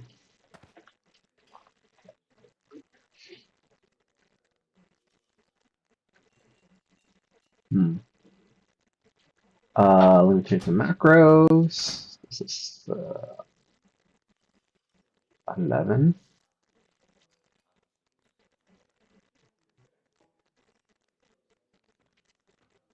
Oh.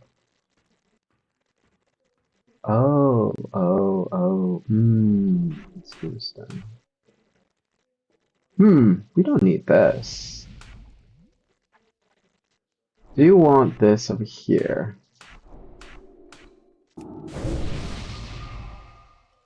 Huh. That's a good spot.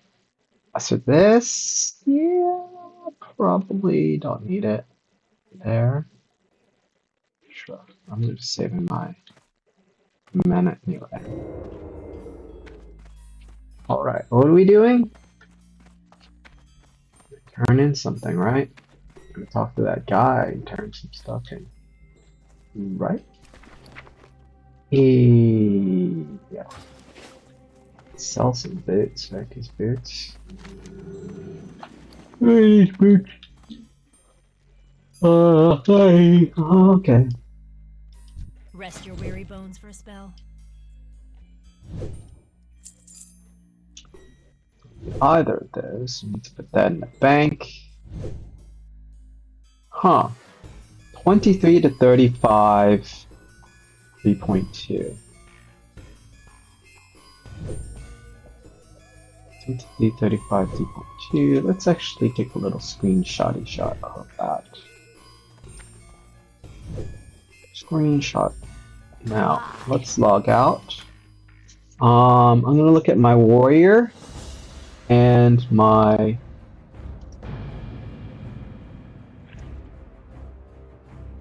hunter, both of which can use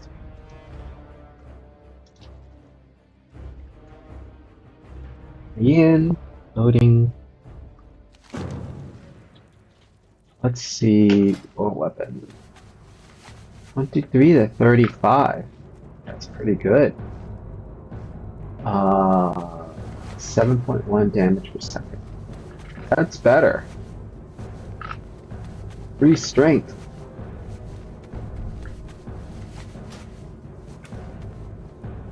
Okay, let's check out my hunter.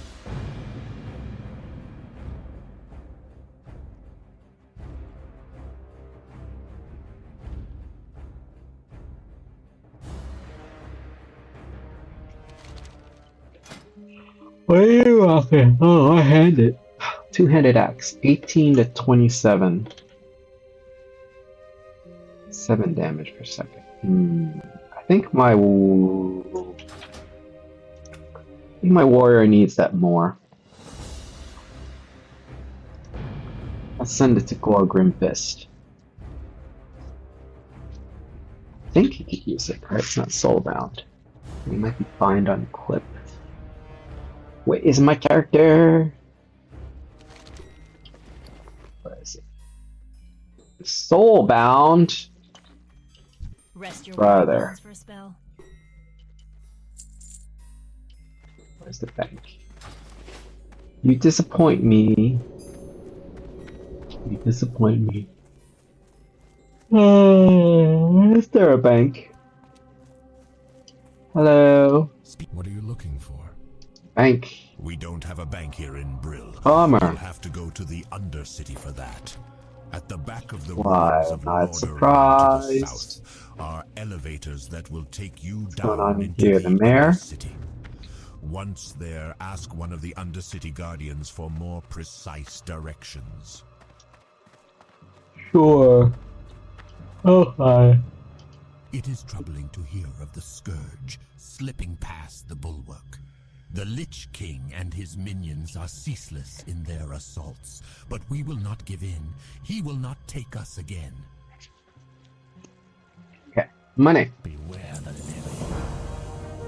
Okay, done with all these quests for him. At least for now. Now we go to the Undercity. Undercity.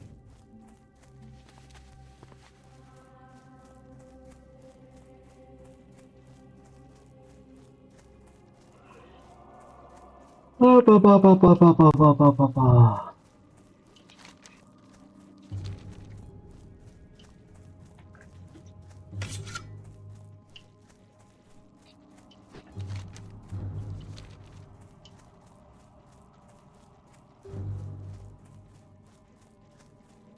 Oy, ay, ay, ay. You know, eating so much, kind of want to take a nap. It is getting a little bit late.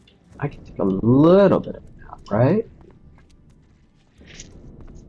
Oh, I've been streaming for 4 hours? Almost 5. Alright, I'll turn this in. Alright. I'll turn it in. I'll turn it in. Mage's Quarter, eh? Is there a shortcut?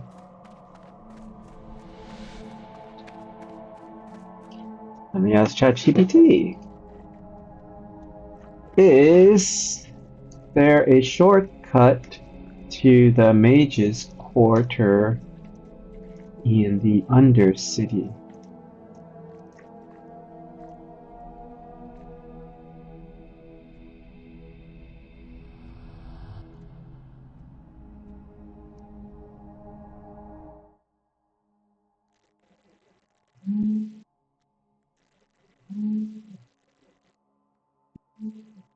Alright. I need to mute myself.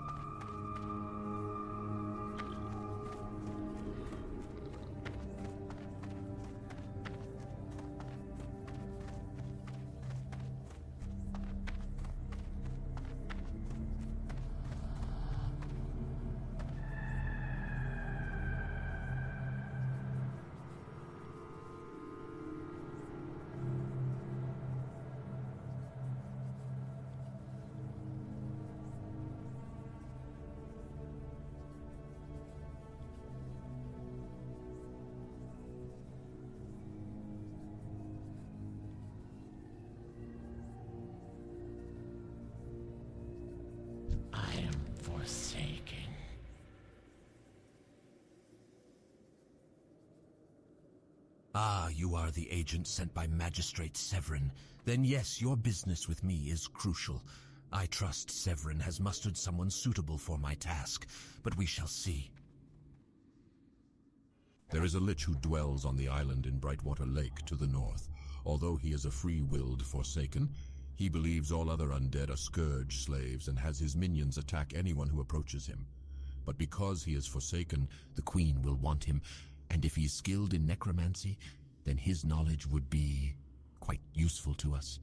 To discover his identity and his talents, I must see his spellbook, steal into his camp and acquire it, then return to me. Goodbye.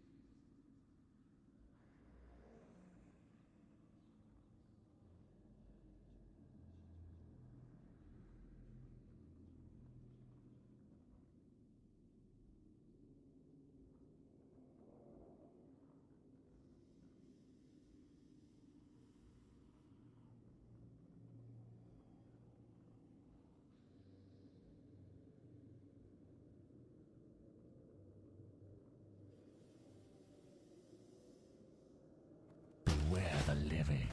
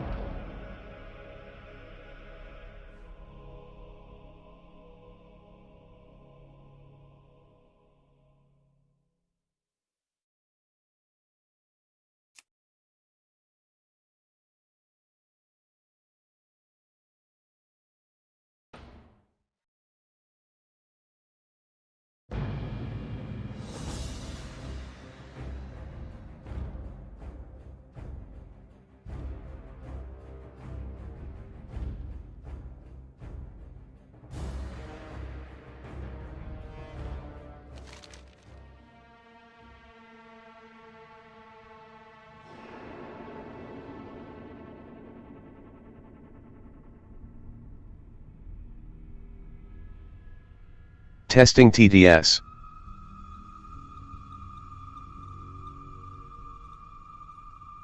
Okay, it's back.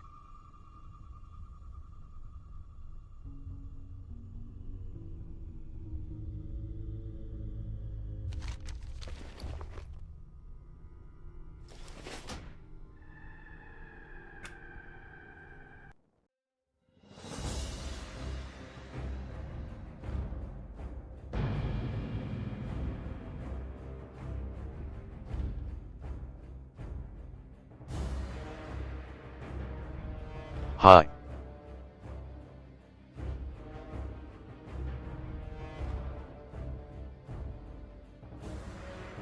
Hello.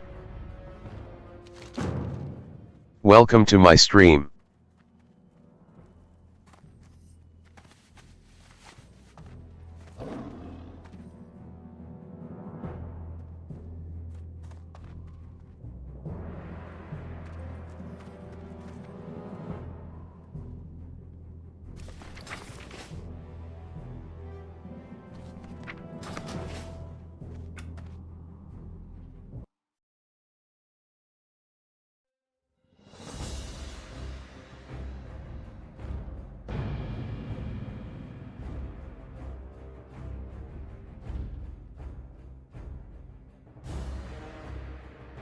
I must have given the axe to my hunter.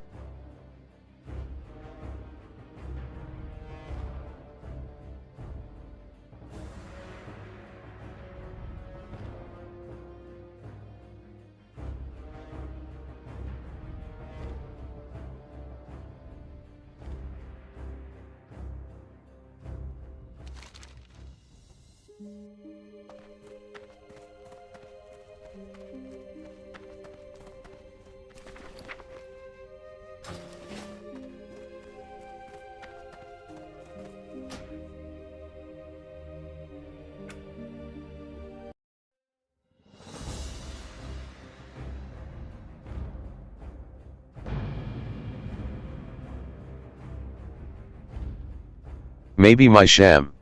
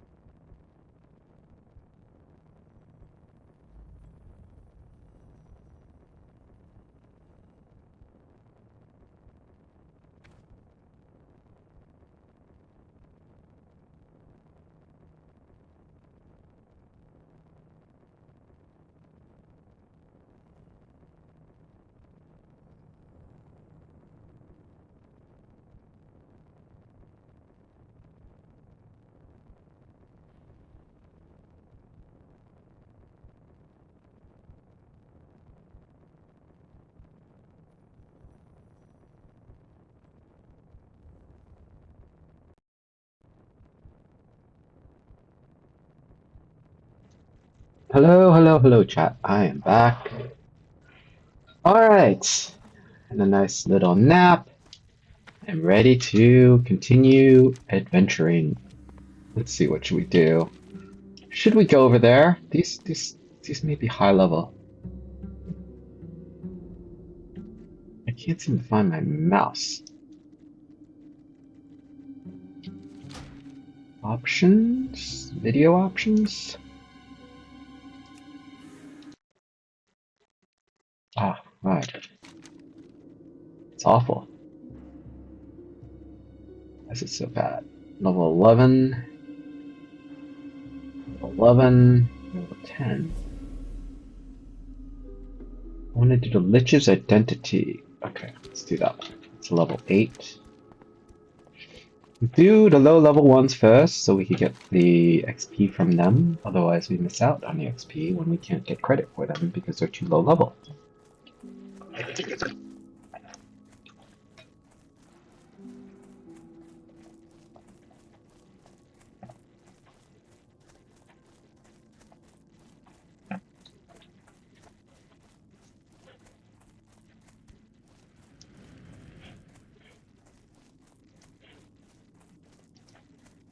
Stream. Let's check out my streams on YouTube. Make sure they are running properly.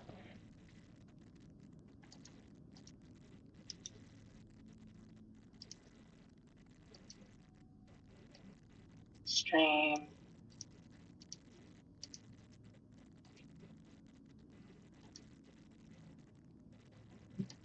They are.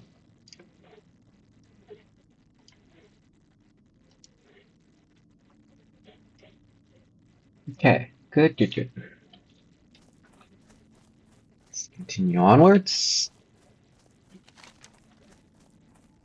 Going for this island over here.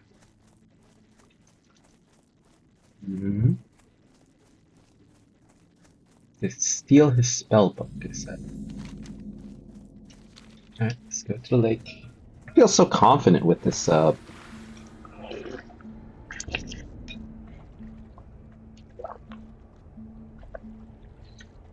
Voidwalker. You know? Murlocs, huh? Oh, no, not Murlocs. Okay. Level are these? Level 7, not scary.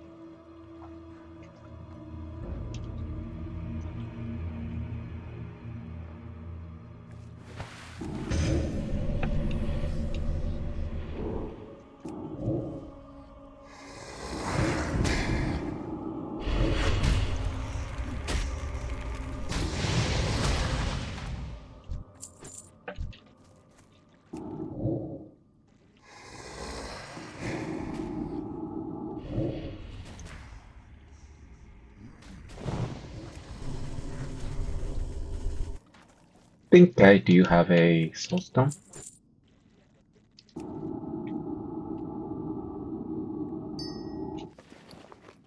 Put my health stone over here for a little bit of emergency healing. Where's this?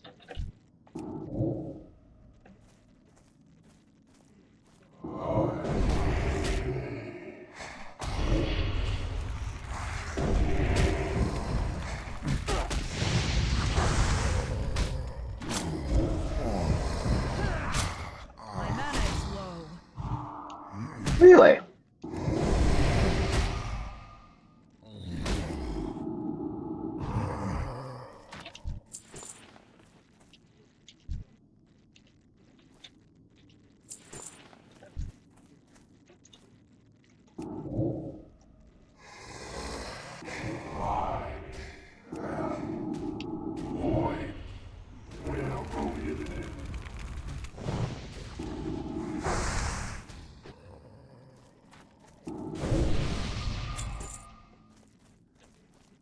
Gunther Arcanus. Where's his spellbook?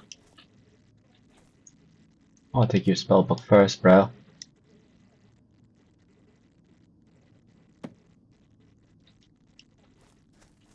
intriguing. I just stole your book, brother. You don't care? I guess you don't care. Let's go for the chest. Is there a chest here?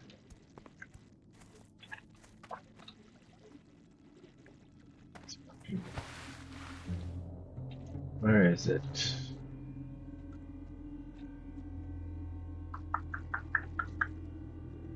Don't see any chest.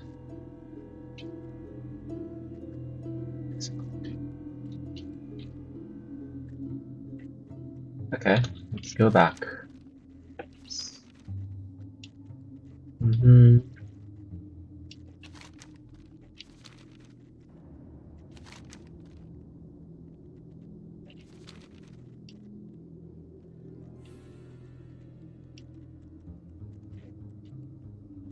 Shrieking. Malachite! Too much malachite. Too much malachite.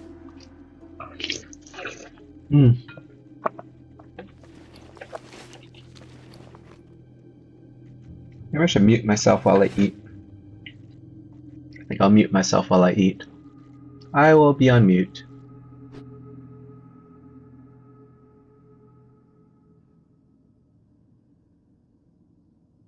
I'm muted while I'm eating.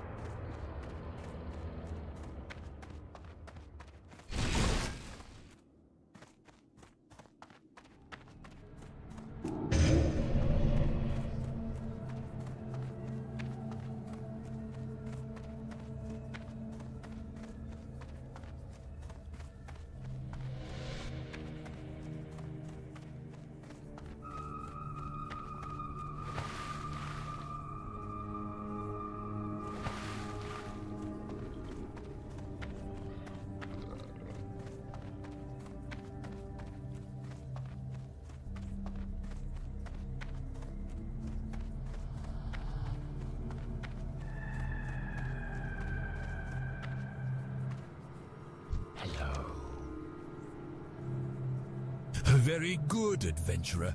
I will study this book and determine the identity of that lich. You have served your queen well. Astonishing! The book you retrieved belongs to no one other than Gunther Arcanus. Gunther was a skilled necromancer in life. He and I were friends and comrades in arms before the plague. And judging from his book, he has grown even more powerful in death. His skills would be a great boon to us. Long ago, Gunther and I, along with the now Scourge necromancer Thule Ravenclaw, were friends and students within the Kirin Tor, a society of mages in Dalaran.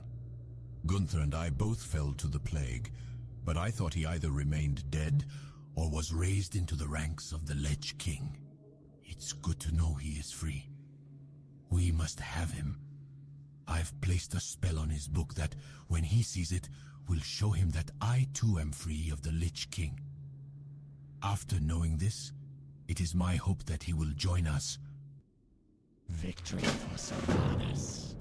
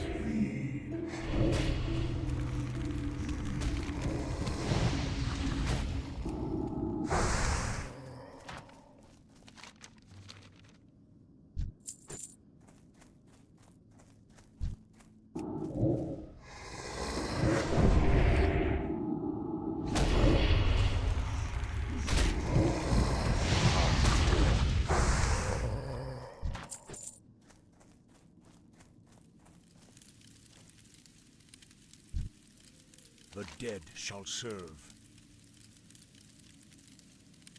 My book?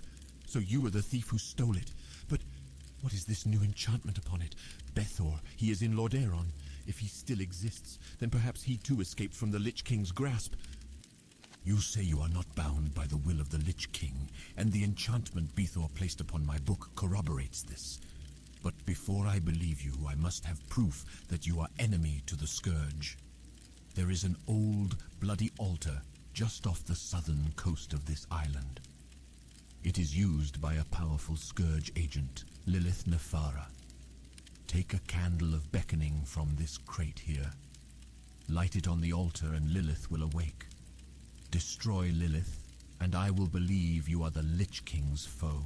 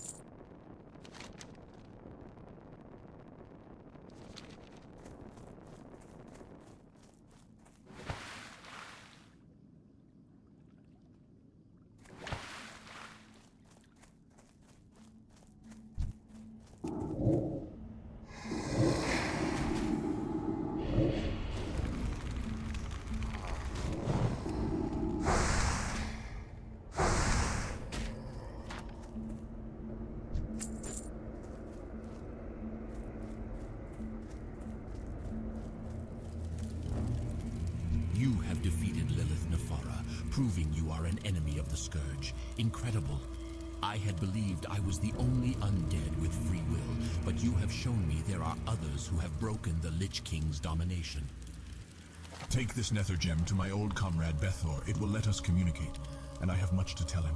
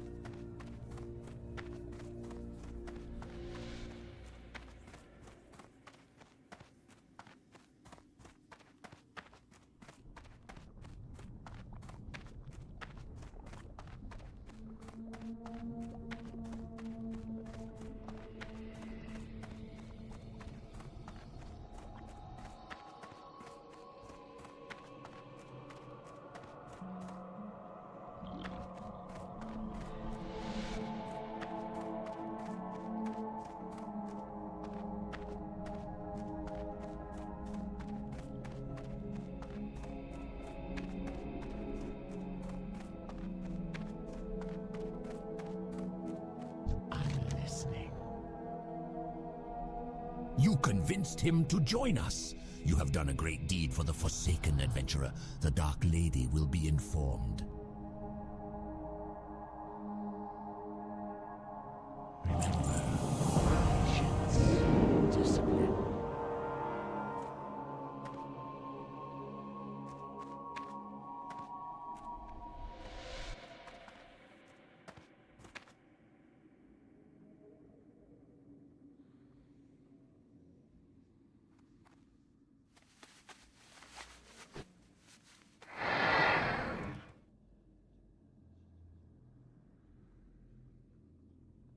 Speak quickly.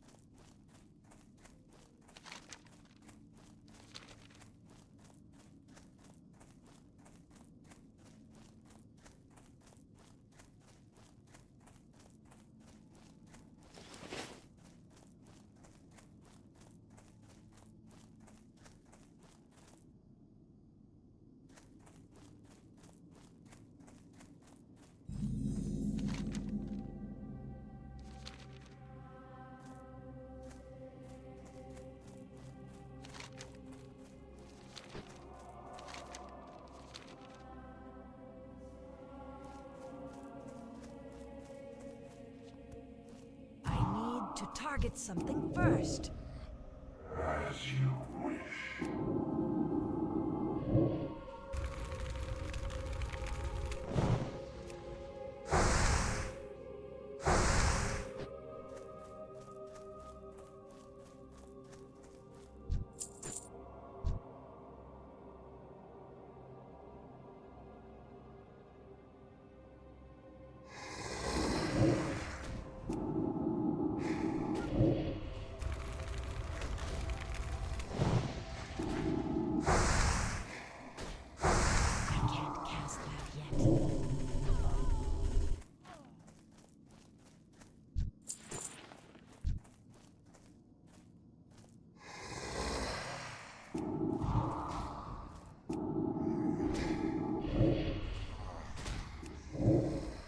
Still recharging.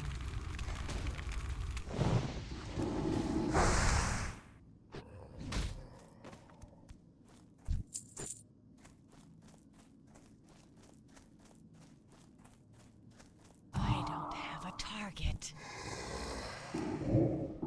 That spell isn't ready yet.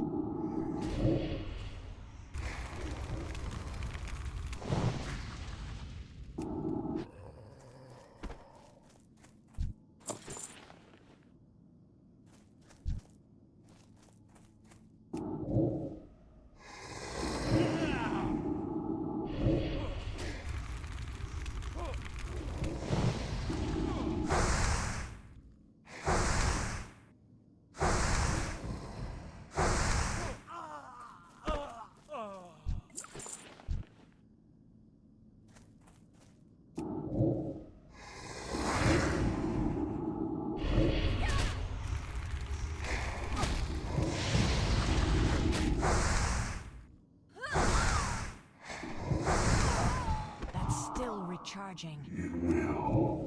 I can't cast that yet.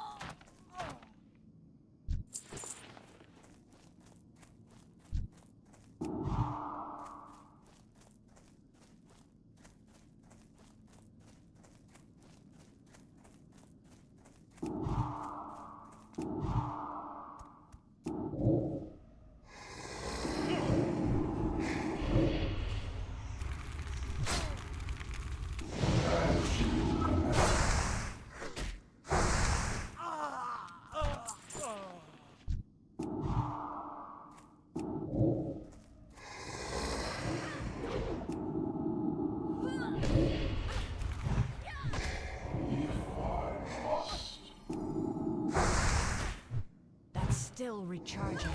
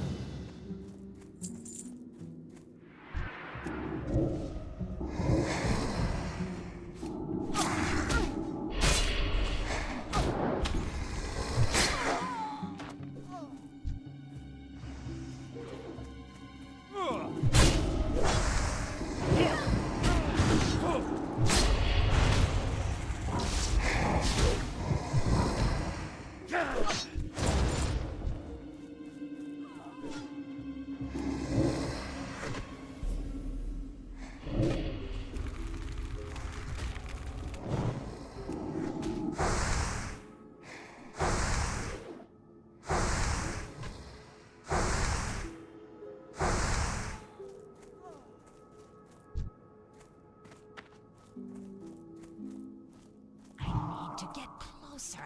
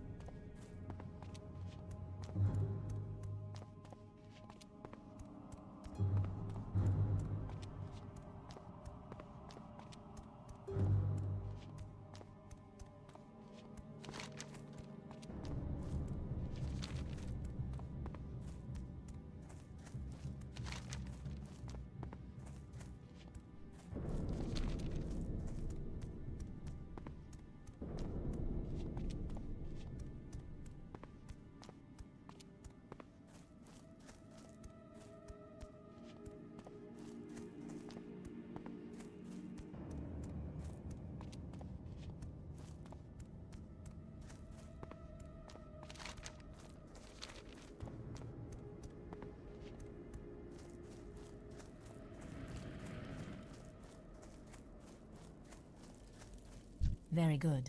Your efforts do much to keep the Scourge at bay. A commendation will be sent to my superior, Executor Zygand.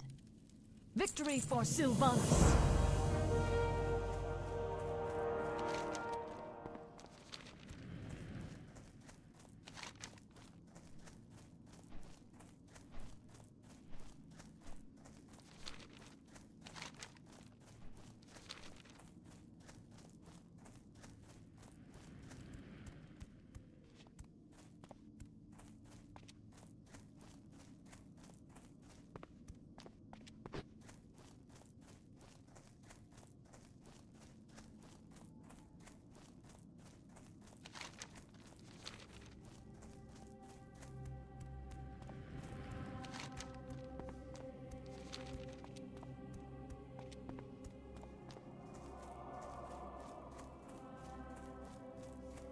This had better be good. Captain Vashon's death will slow down the Scarlet Crusade's advancement in Tirisfal quite a bit, but other threats loom. Scarlet Crusaders have been raiding from the ruined tower in northern Tirisfal, past Fael's Rest. According to the information we have, a ruthless commander named Captain Melrak is in charge of this evil crew. I am entrusting you now with a special and dangerous mission. Slay Melrak and his 2 bodyguards in the name of the Dark Lady. Remember, patience, discipline.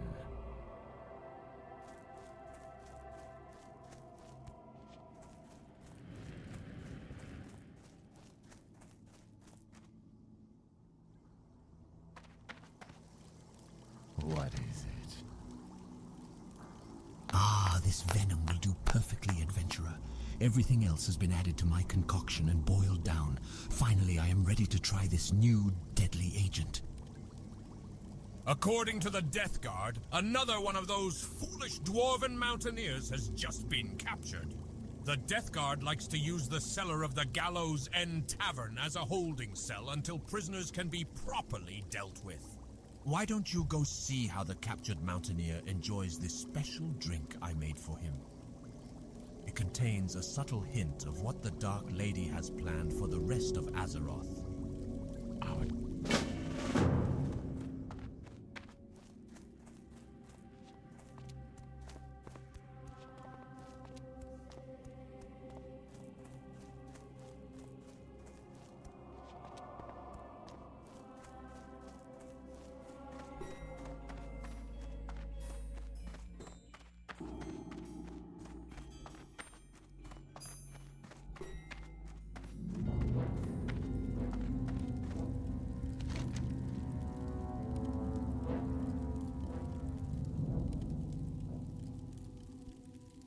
Ah, a drink at last! I'm sure it's no Rhapsody malt, but I'll take anything to wet the old whistle at this point.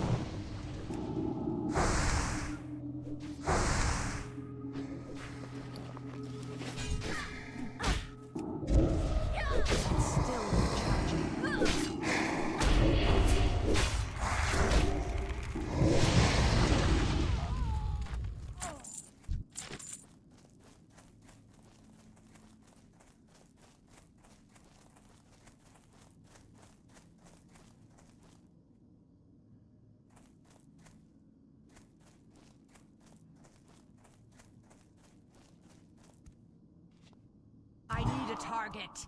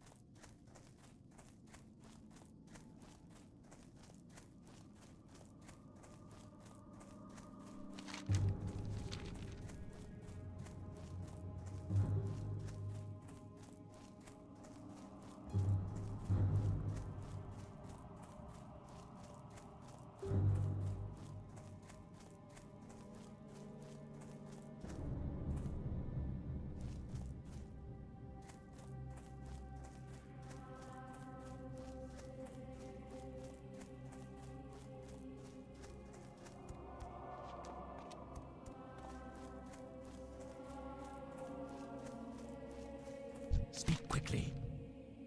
You have done extremely well, adventurer. With ruthless fighters like you conquering in the name of the Forsaken, our race is one step closer to defeating Arthas once and for all. I have a good feeling about you, comrade.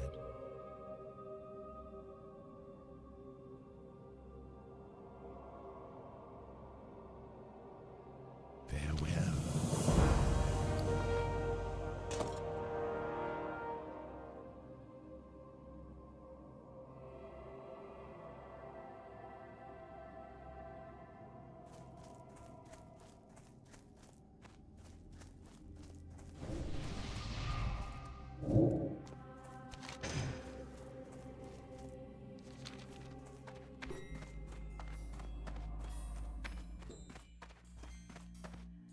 Rest your weary bones for a spell.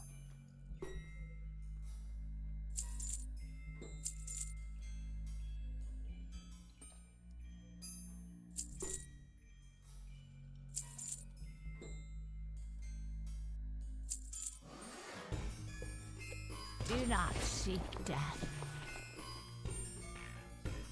I'm out of range. Rest your weary bones for a spell.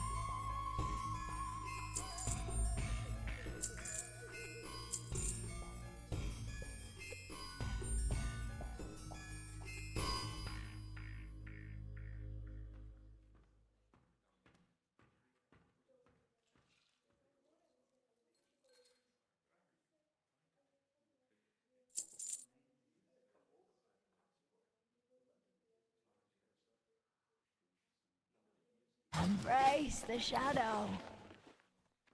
Rest your weary bones for a spell.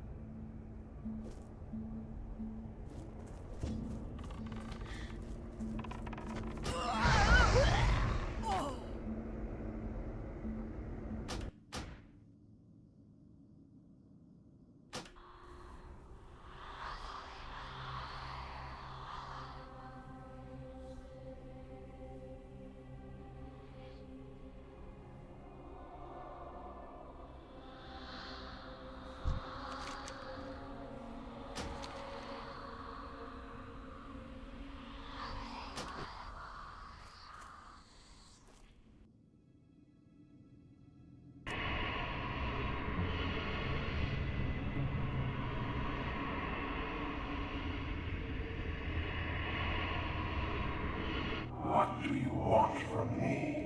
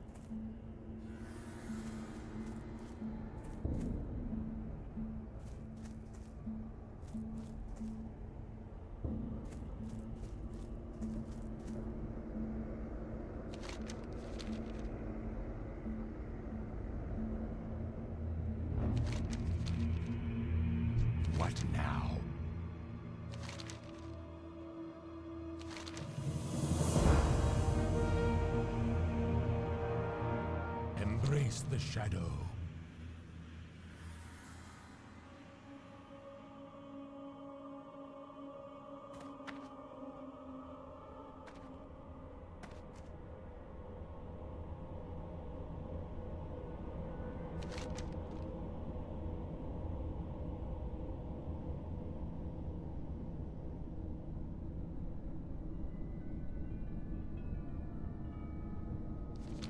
What now?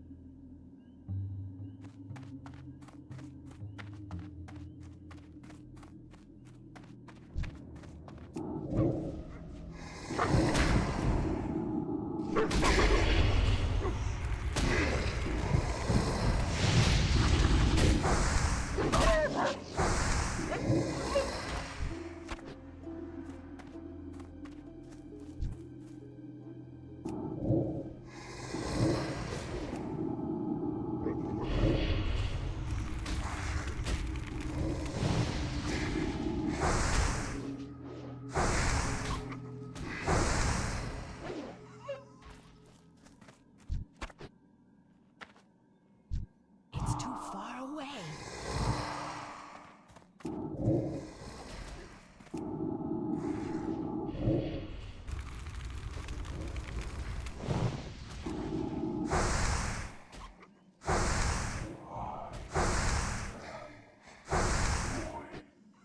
They are prohibited.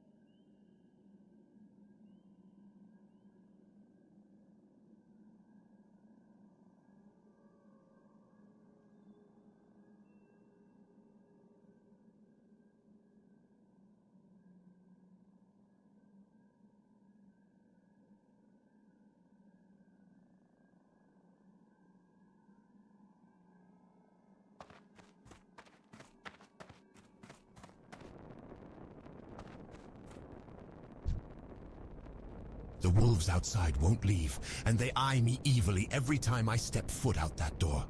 They must be incredibly hungry to think I'm worth eating. I have to report to my teammate, the Deathstalker, Rene Yorick. And to get to Rene, I'll need help against those wolves. Please escort me. And there are a lot of wolves out there, so we'll have a better chance if you have friends who can help. Beware. The enemy is abound.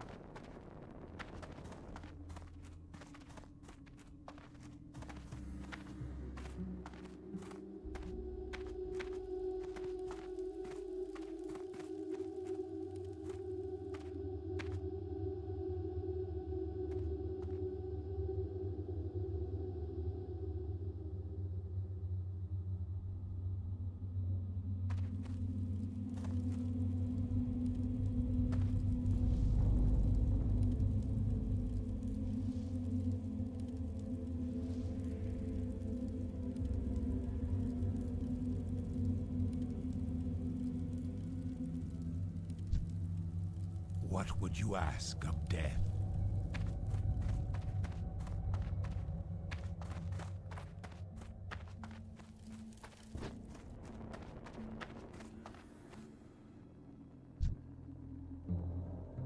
Thank you for the aid, adventurer.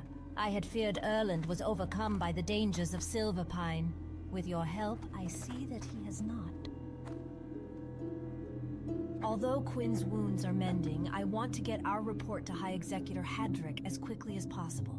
It has information that is vital to the Forsaken's occupation of Silverpine. Beware, our enemies abound.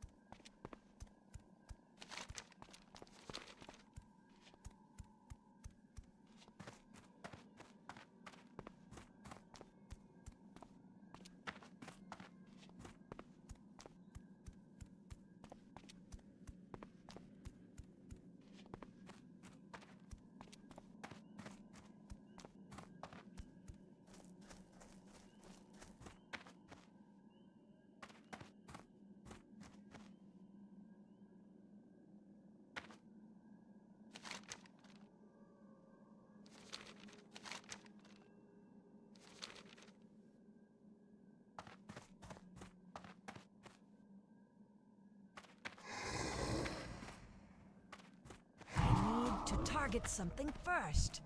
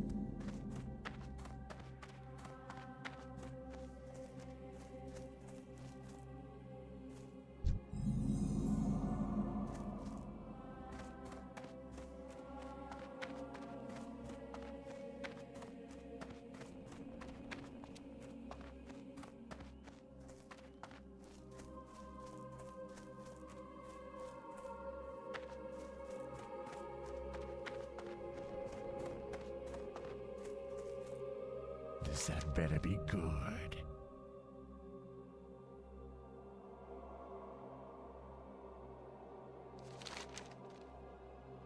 How good of Apothecary Johann to send his research. With so many new developments here in Silverpine, I nearly forgot about the findings coming out of Lordaeron and Tirisfal Glades. Which reminds me, I need to get those samples off to the necropolis soon. But you must excuse my rambling. Extend your stay in Silverpine, adventurer. We could use an able-bodied adventurer like you around here.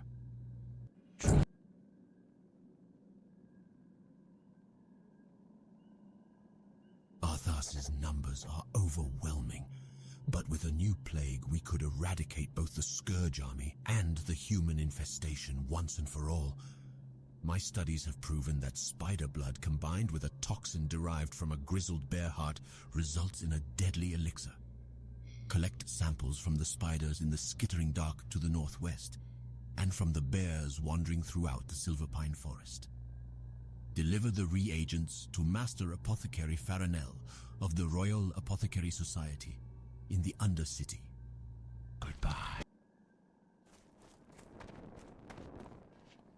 Speak quickly. Watch your back. I'm listening.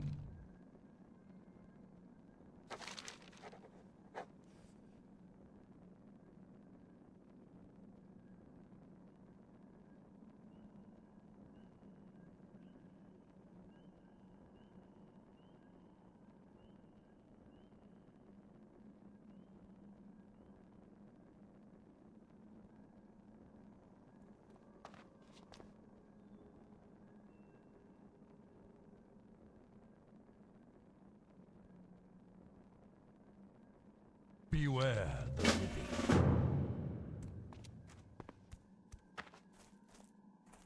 I am forsaken.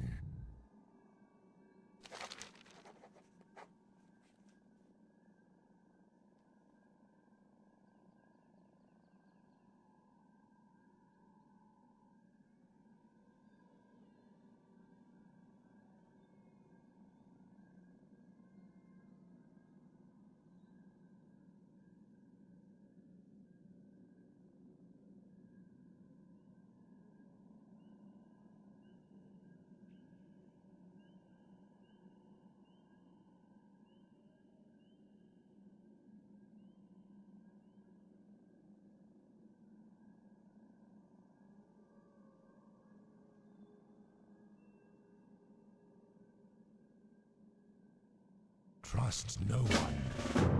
What now? Executor Hadrick asked me to take stock of our equipment at the Sepulchre. With the Scourge, and worse, lurking in the woods, he doesn't want the Death Guards to lack gear they might need. I found that we are in general well stocked, but we do need more weapons to replace those lost in the field. Here is a requisition order of what is needed for the weapon dealer Gordon Wyndham in the Undercity. Take the order to our Batmaster, Karos Razok, and speak with him about transport to the Undercity. Our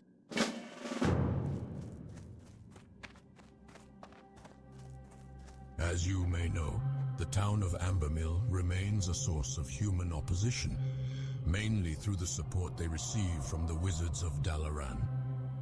I don't know what their plan is, but for them to show interest in a backwater village like Ambermill indicates that it must have some greater importance. They've been shipping crates by the wagon from Hillsbrad. Many of those supplies end up at a small camp north of Pyrewood Village. Retrieve the contents of a crate and return them to me. Watch your back.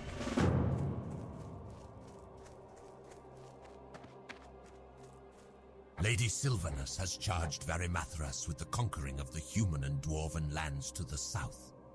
But that fool, Arugal, charlatan of Dalaran and now cursed beast of Shadowfang Keep, let his reckless magic wreak havoc with the strategic stronghold of Silverpine Forest.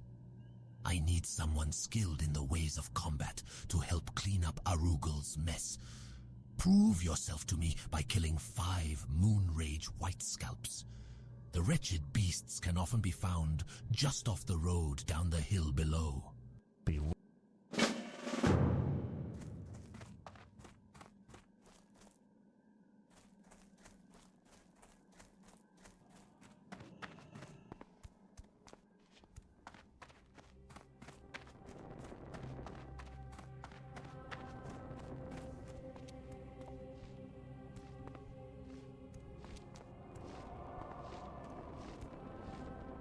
This had better be good. I hadn't accounted for the level of Scourge presence we've seen in Silverpine Forest, nor for the troubles our Deathstalkers have had in their scouting efforts. Your aid to our Deathstalkers was invaluable, adventurer, and you will be commended. While you were out helping our Deathstalkers, Apothecary Renfurl sent you a summons. He did not give me details, but he wanted to speak with you about the wolf hearts you had given him. Beware the living. What is it? A couple weeks ago, 2 of our Deathstalkers, Rain and Quinn Yorick, were sent on a reconnaissance mission through northern Silverpine. We have not heard from them. They may have become victim to the Scourge, though if that is true, then I want it confirmed. Find these Deathstalkers. Their first objective was to scout the farms in northern Silverpine. You should begin your search there. Farewell. Speak quickly. Our initial scouting reports of Silverpine show the Rothides have a base at an old farm to the north, the Dead Fields. We have sent small assaults against them, but each time they are reinforced by the Banshee Nightlash, who uses her magic to rout our forces. We want Nightlash destroyed. Go to the Dead Fields and assault the Rothides. If you don't see Nightlash, then kill the Rothides until she appears. Then defeat her. Her essence will turn to dust. Bring me that dust as a proof. Our time.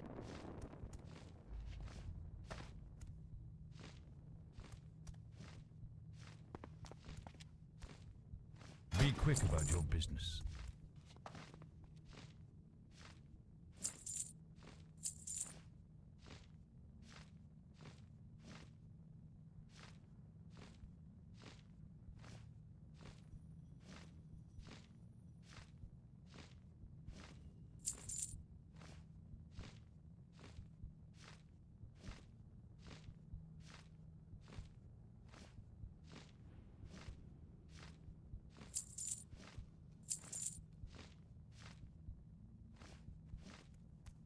Farewell.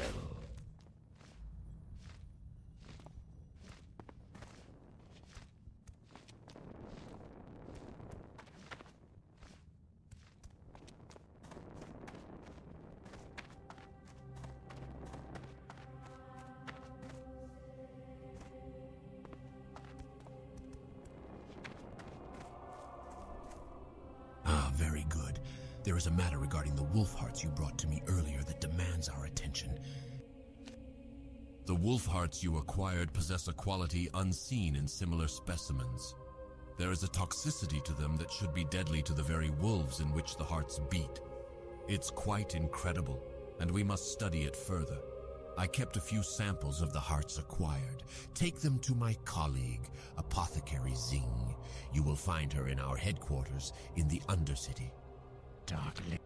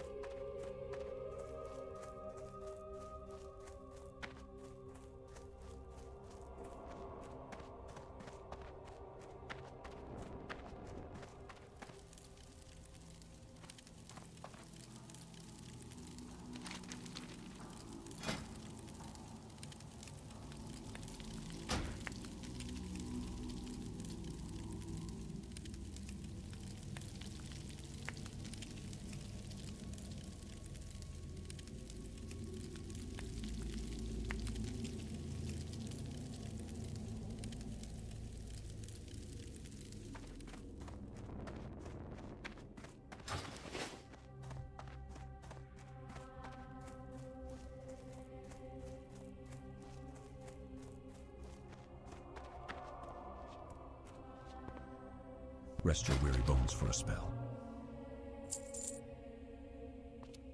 Victory for Sylvanus.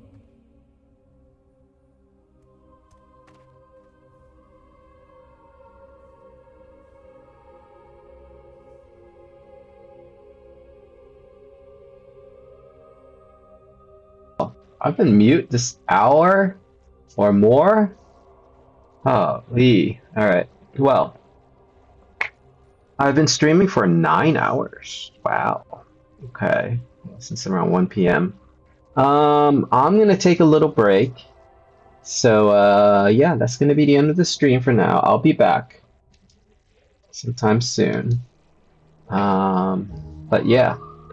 Thanks for joining my stream. I will be coming back in a little bit. I think I'll start working on my next character. I don't know who exactly is in the list, but I will work on them. They will be in their starter area. I want to clear out the starter area, get them to the next area. And that's the goal. So it was fun playing Warlock, definitely. It just feels so powerful. You send the Voidwalker in. Nobody touches me, and I'm just nuking them down. If it's solo, I'm fine. If it's multi, then, well, I just have to defeat one of them quick enough. But basically, I could take on more powerful beings than my mage could. Unless, of course, my mage is like polymorphing one and freezing the other, but, you know, really, the mage needs a tank in front. Yeah, I guess it has polymorph, but yeah, once I get to Blizzard at level 20, I think, then I'll be able to AoE farm on my mage. But my Warlock, I'm enjoying pretty well. I'm enjoying greatly, I should say. Yeah, that's my stream for today, at least for the time being. I'm gonna take a little break. and then I'll come back when I'm rested, and we'll do some more leveling of my other characters. So, thanks again for joining. Thanks for all the people who stopped by. Drop a like, drop a follow, and you'll be able to watch me when I get back on. All right? Thanks a lot, and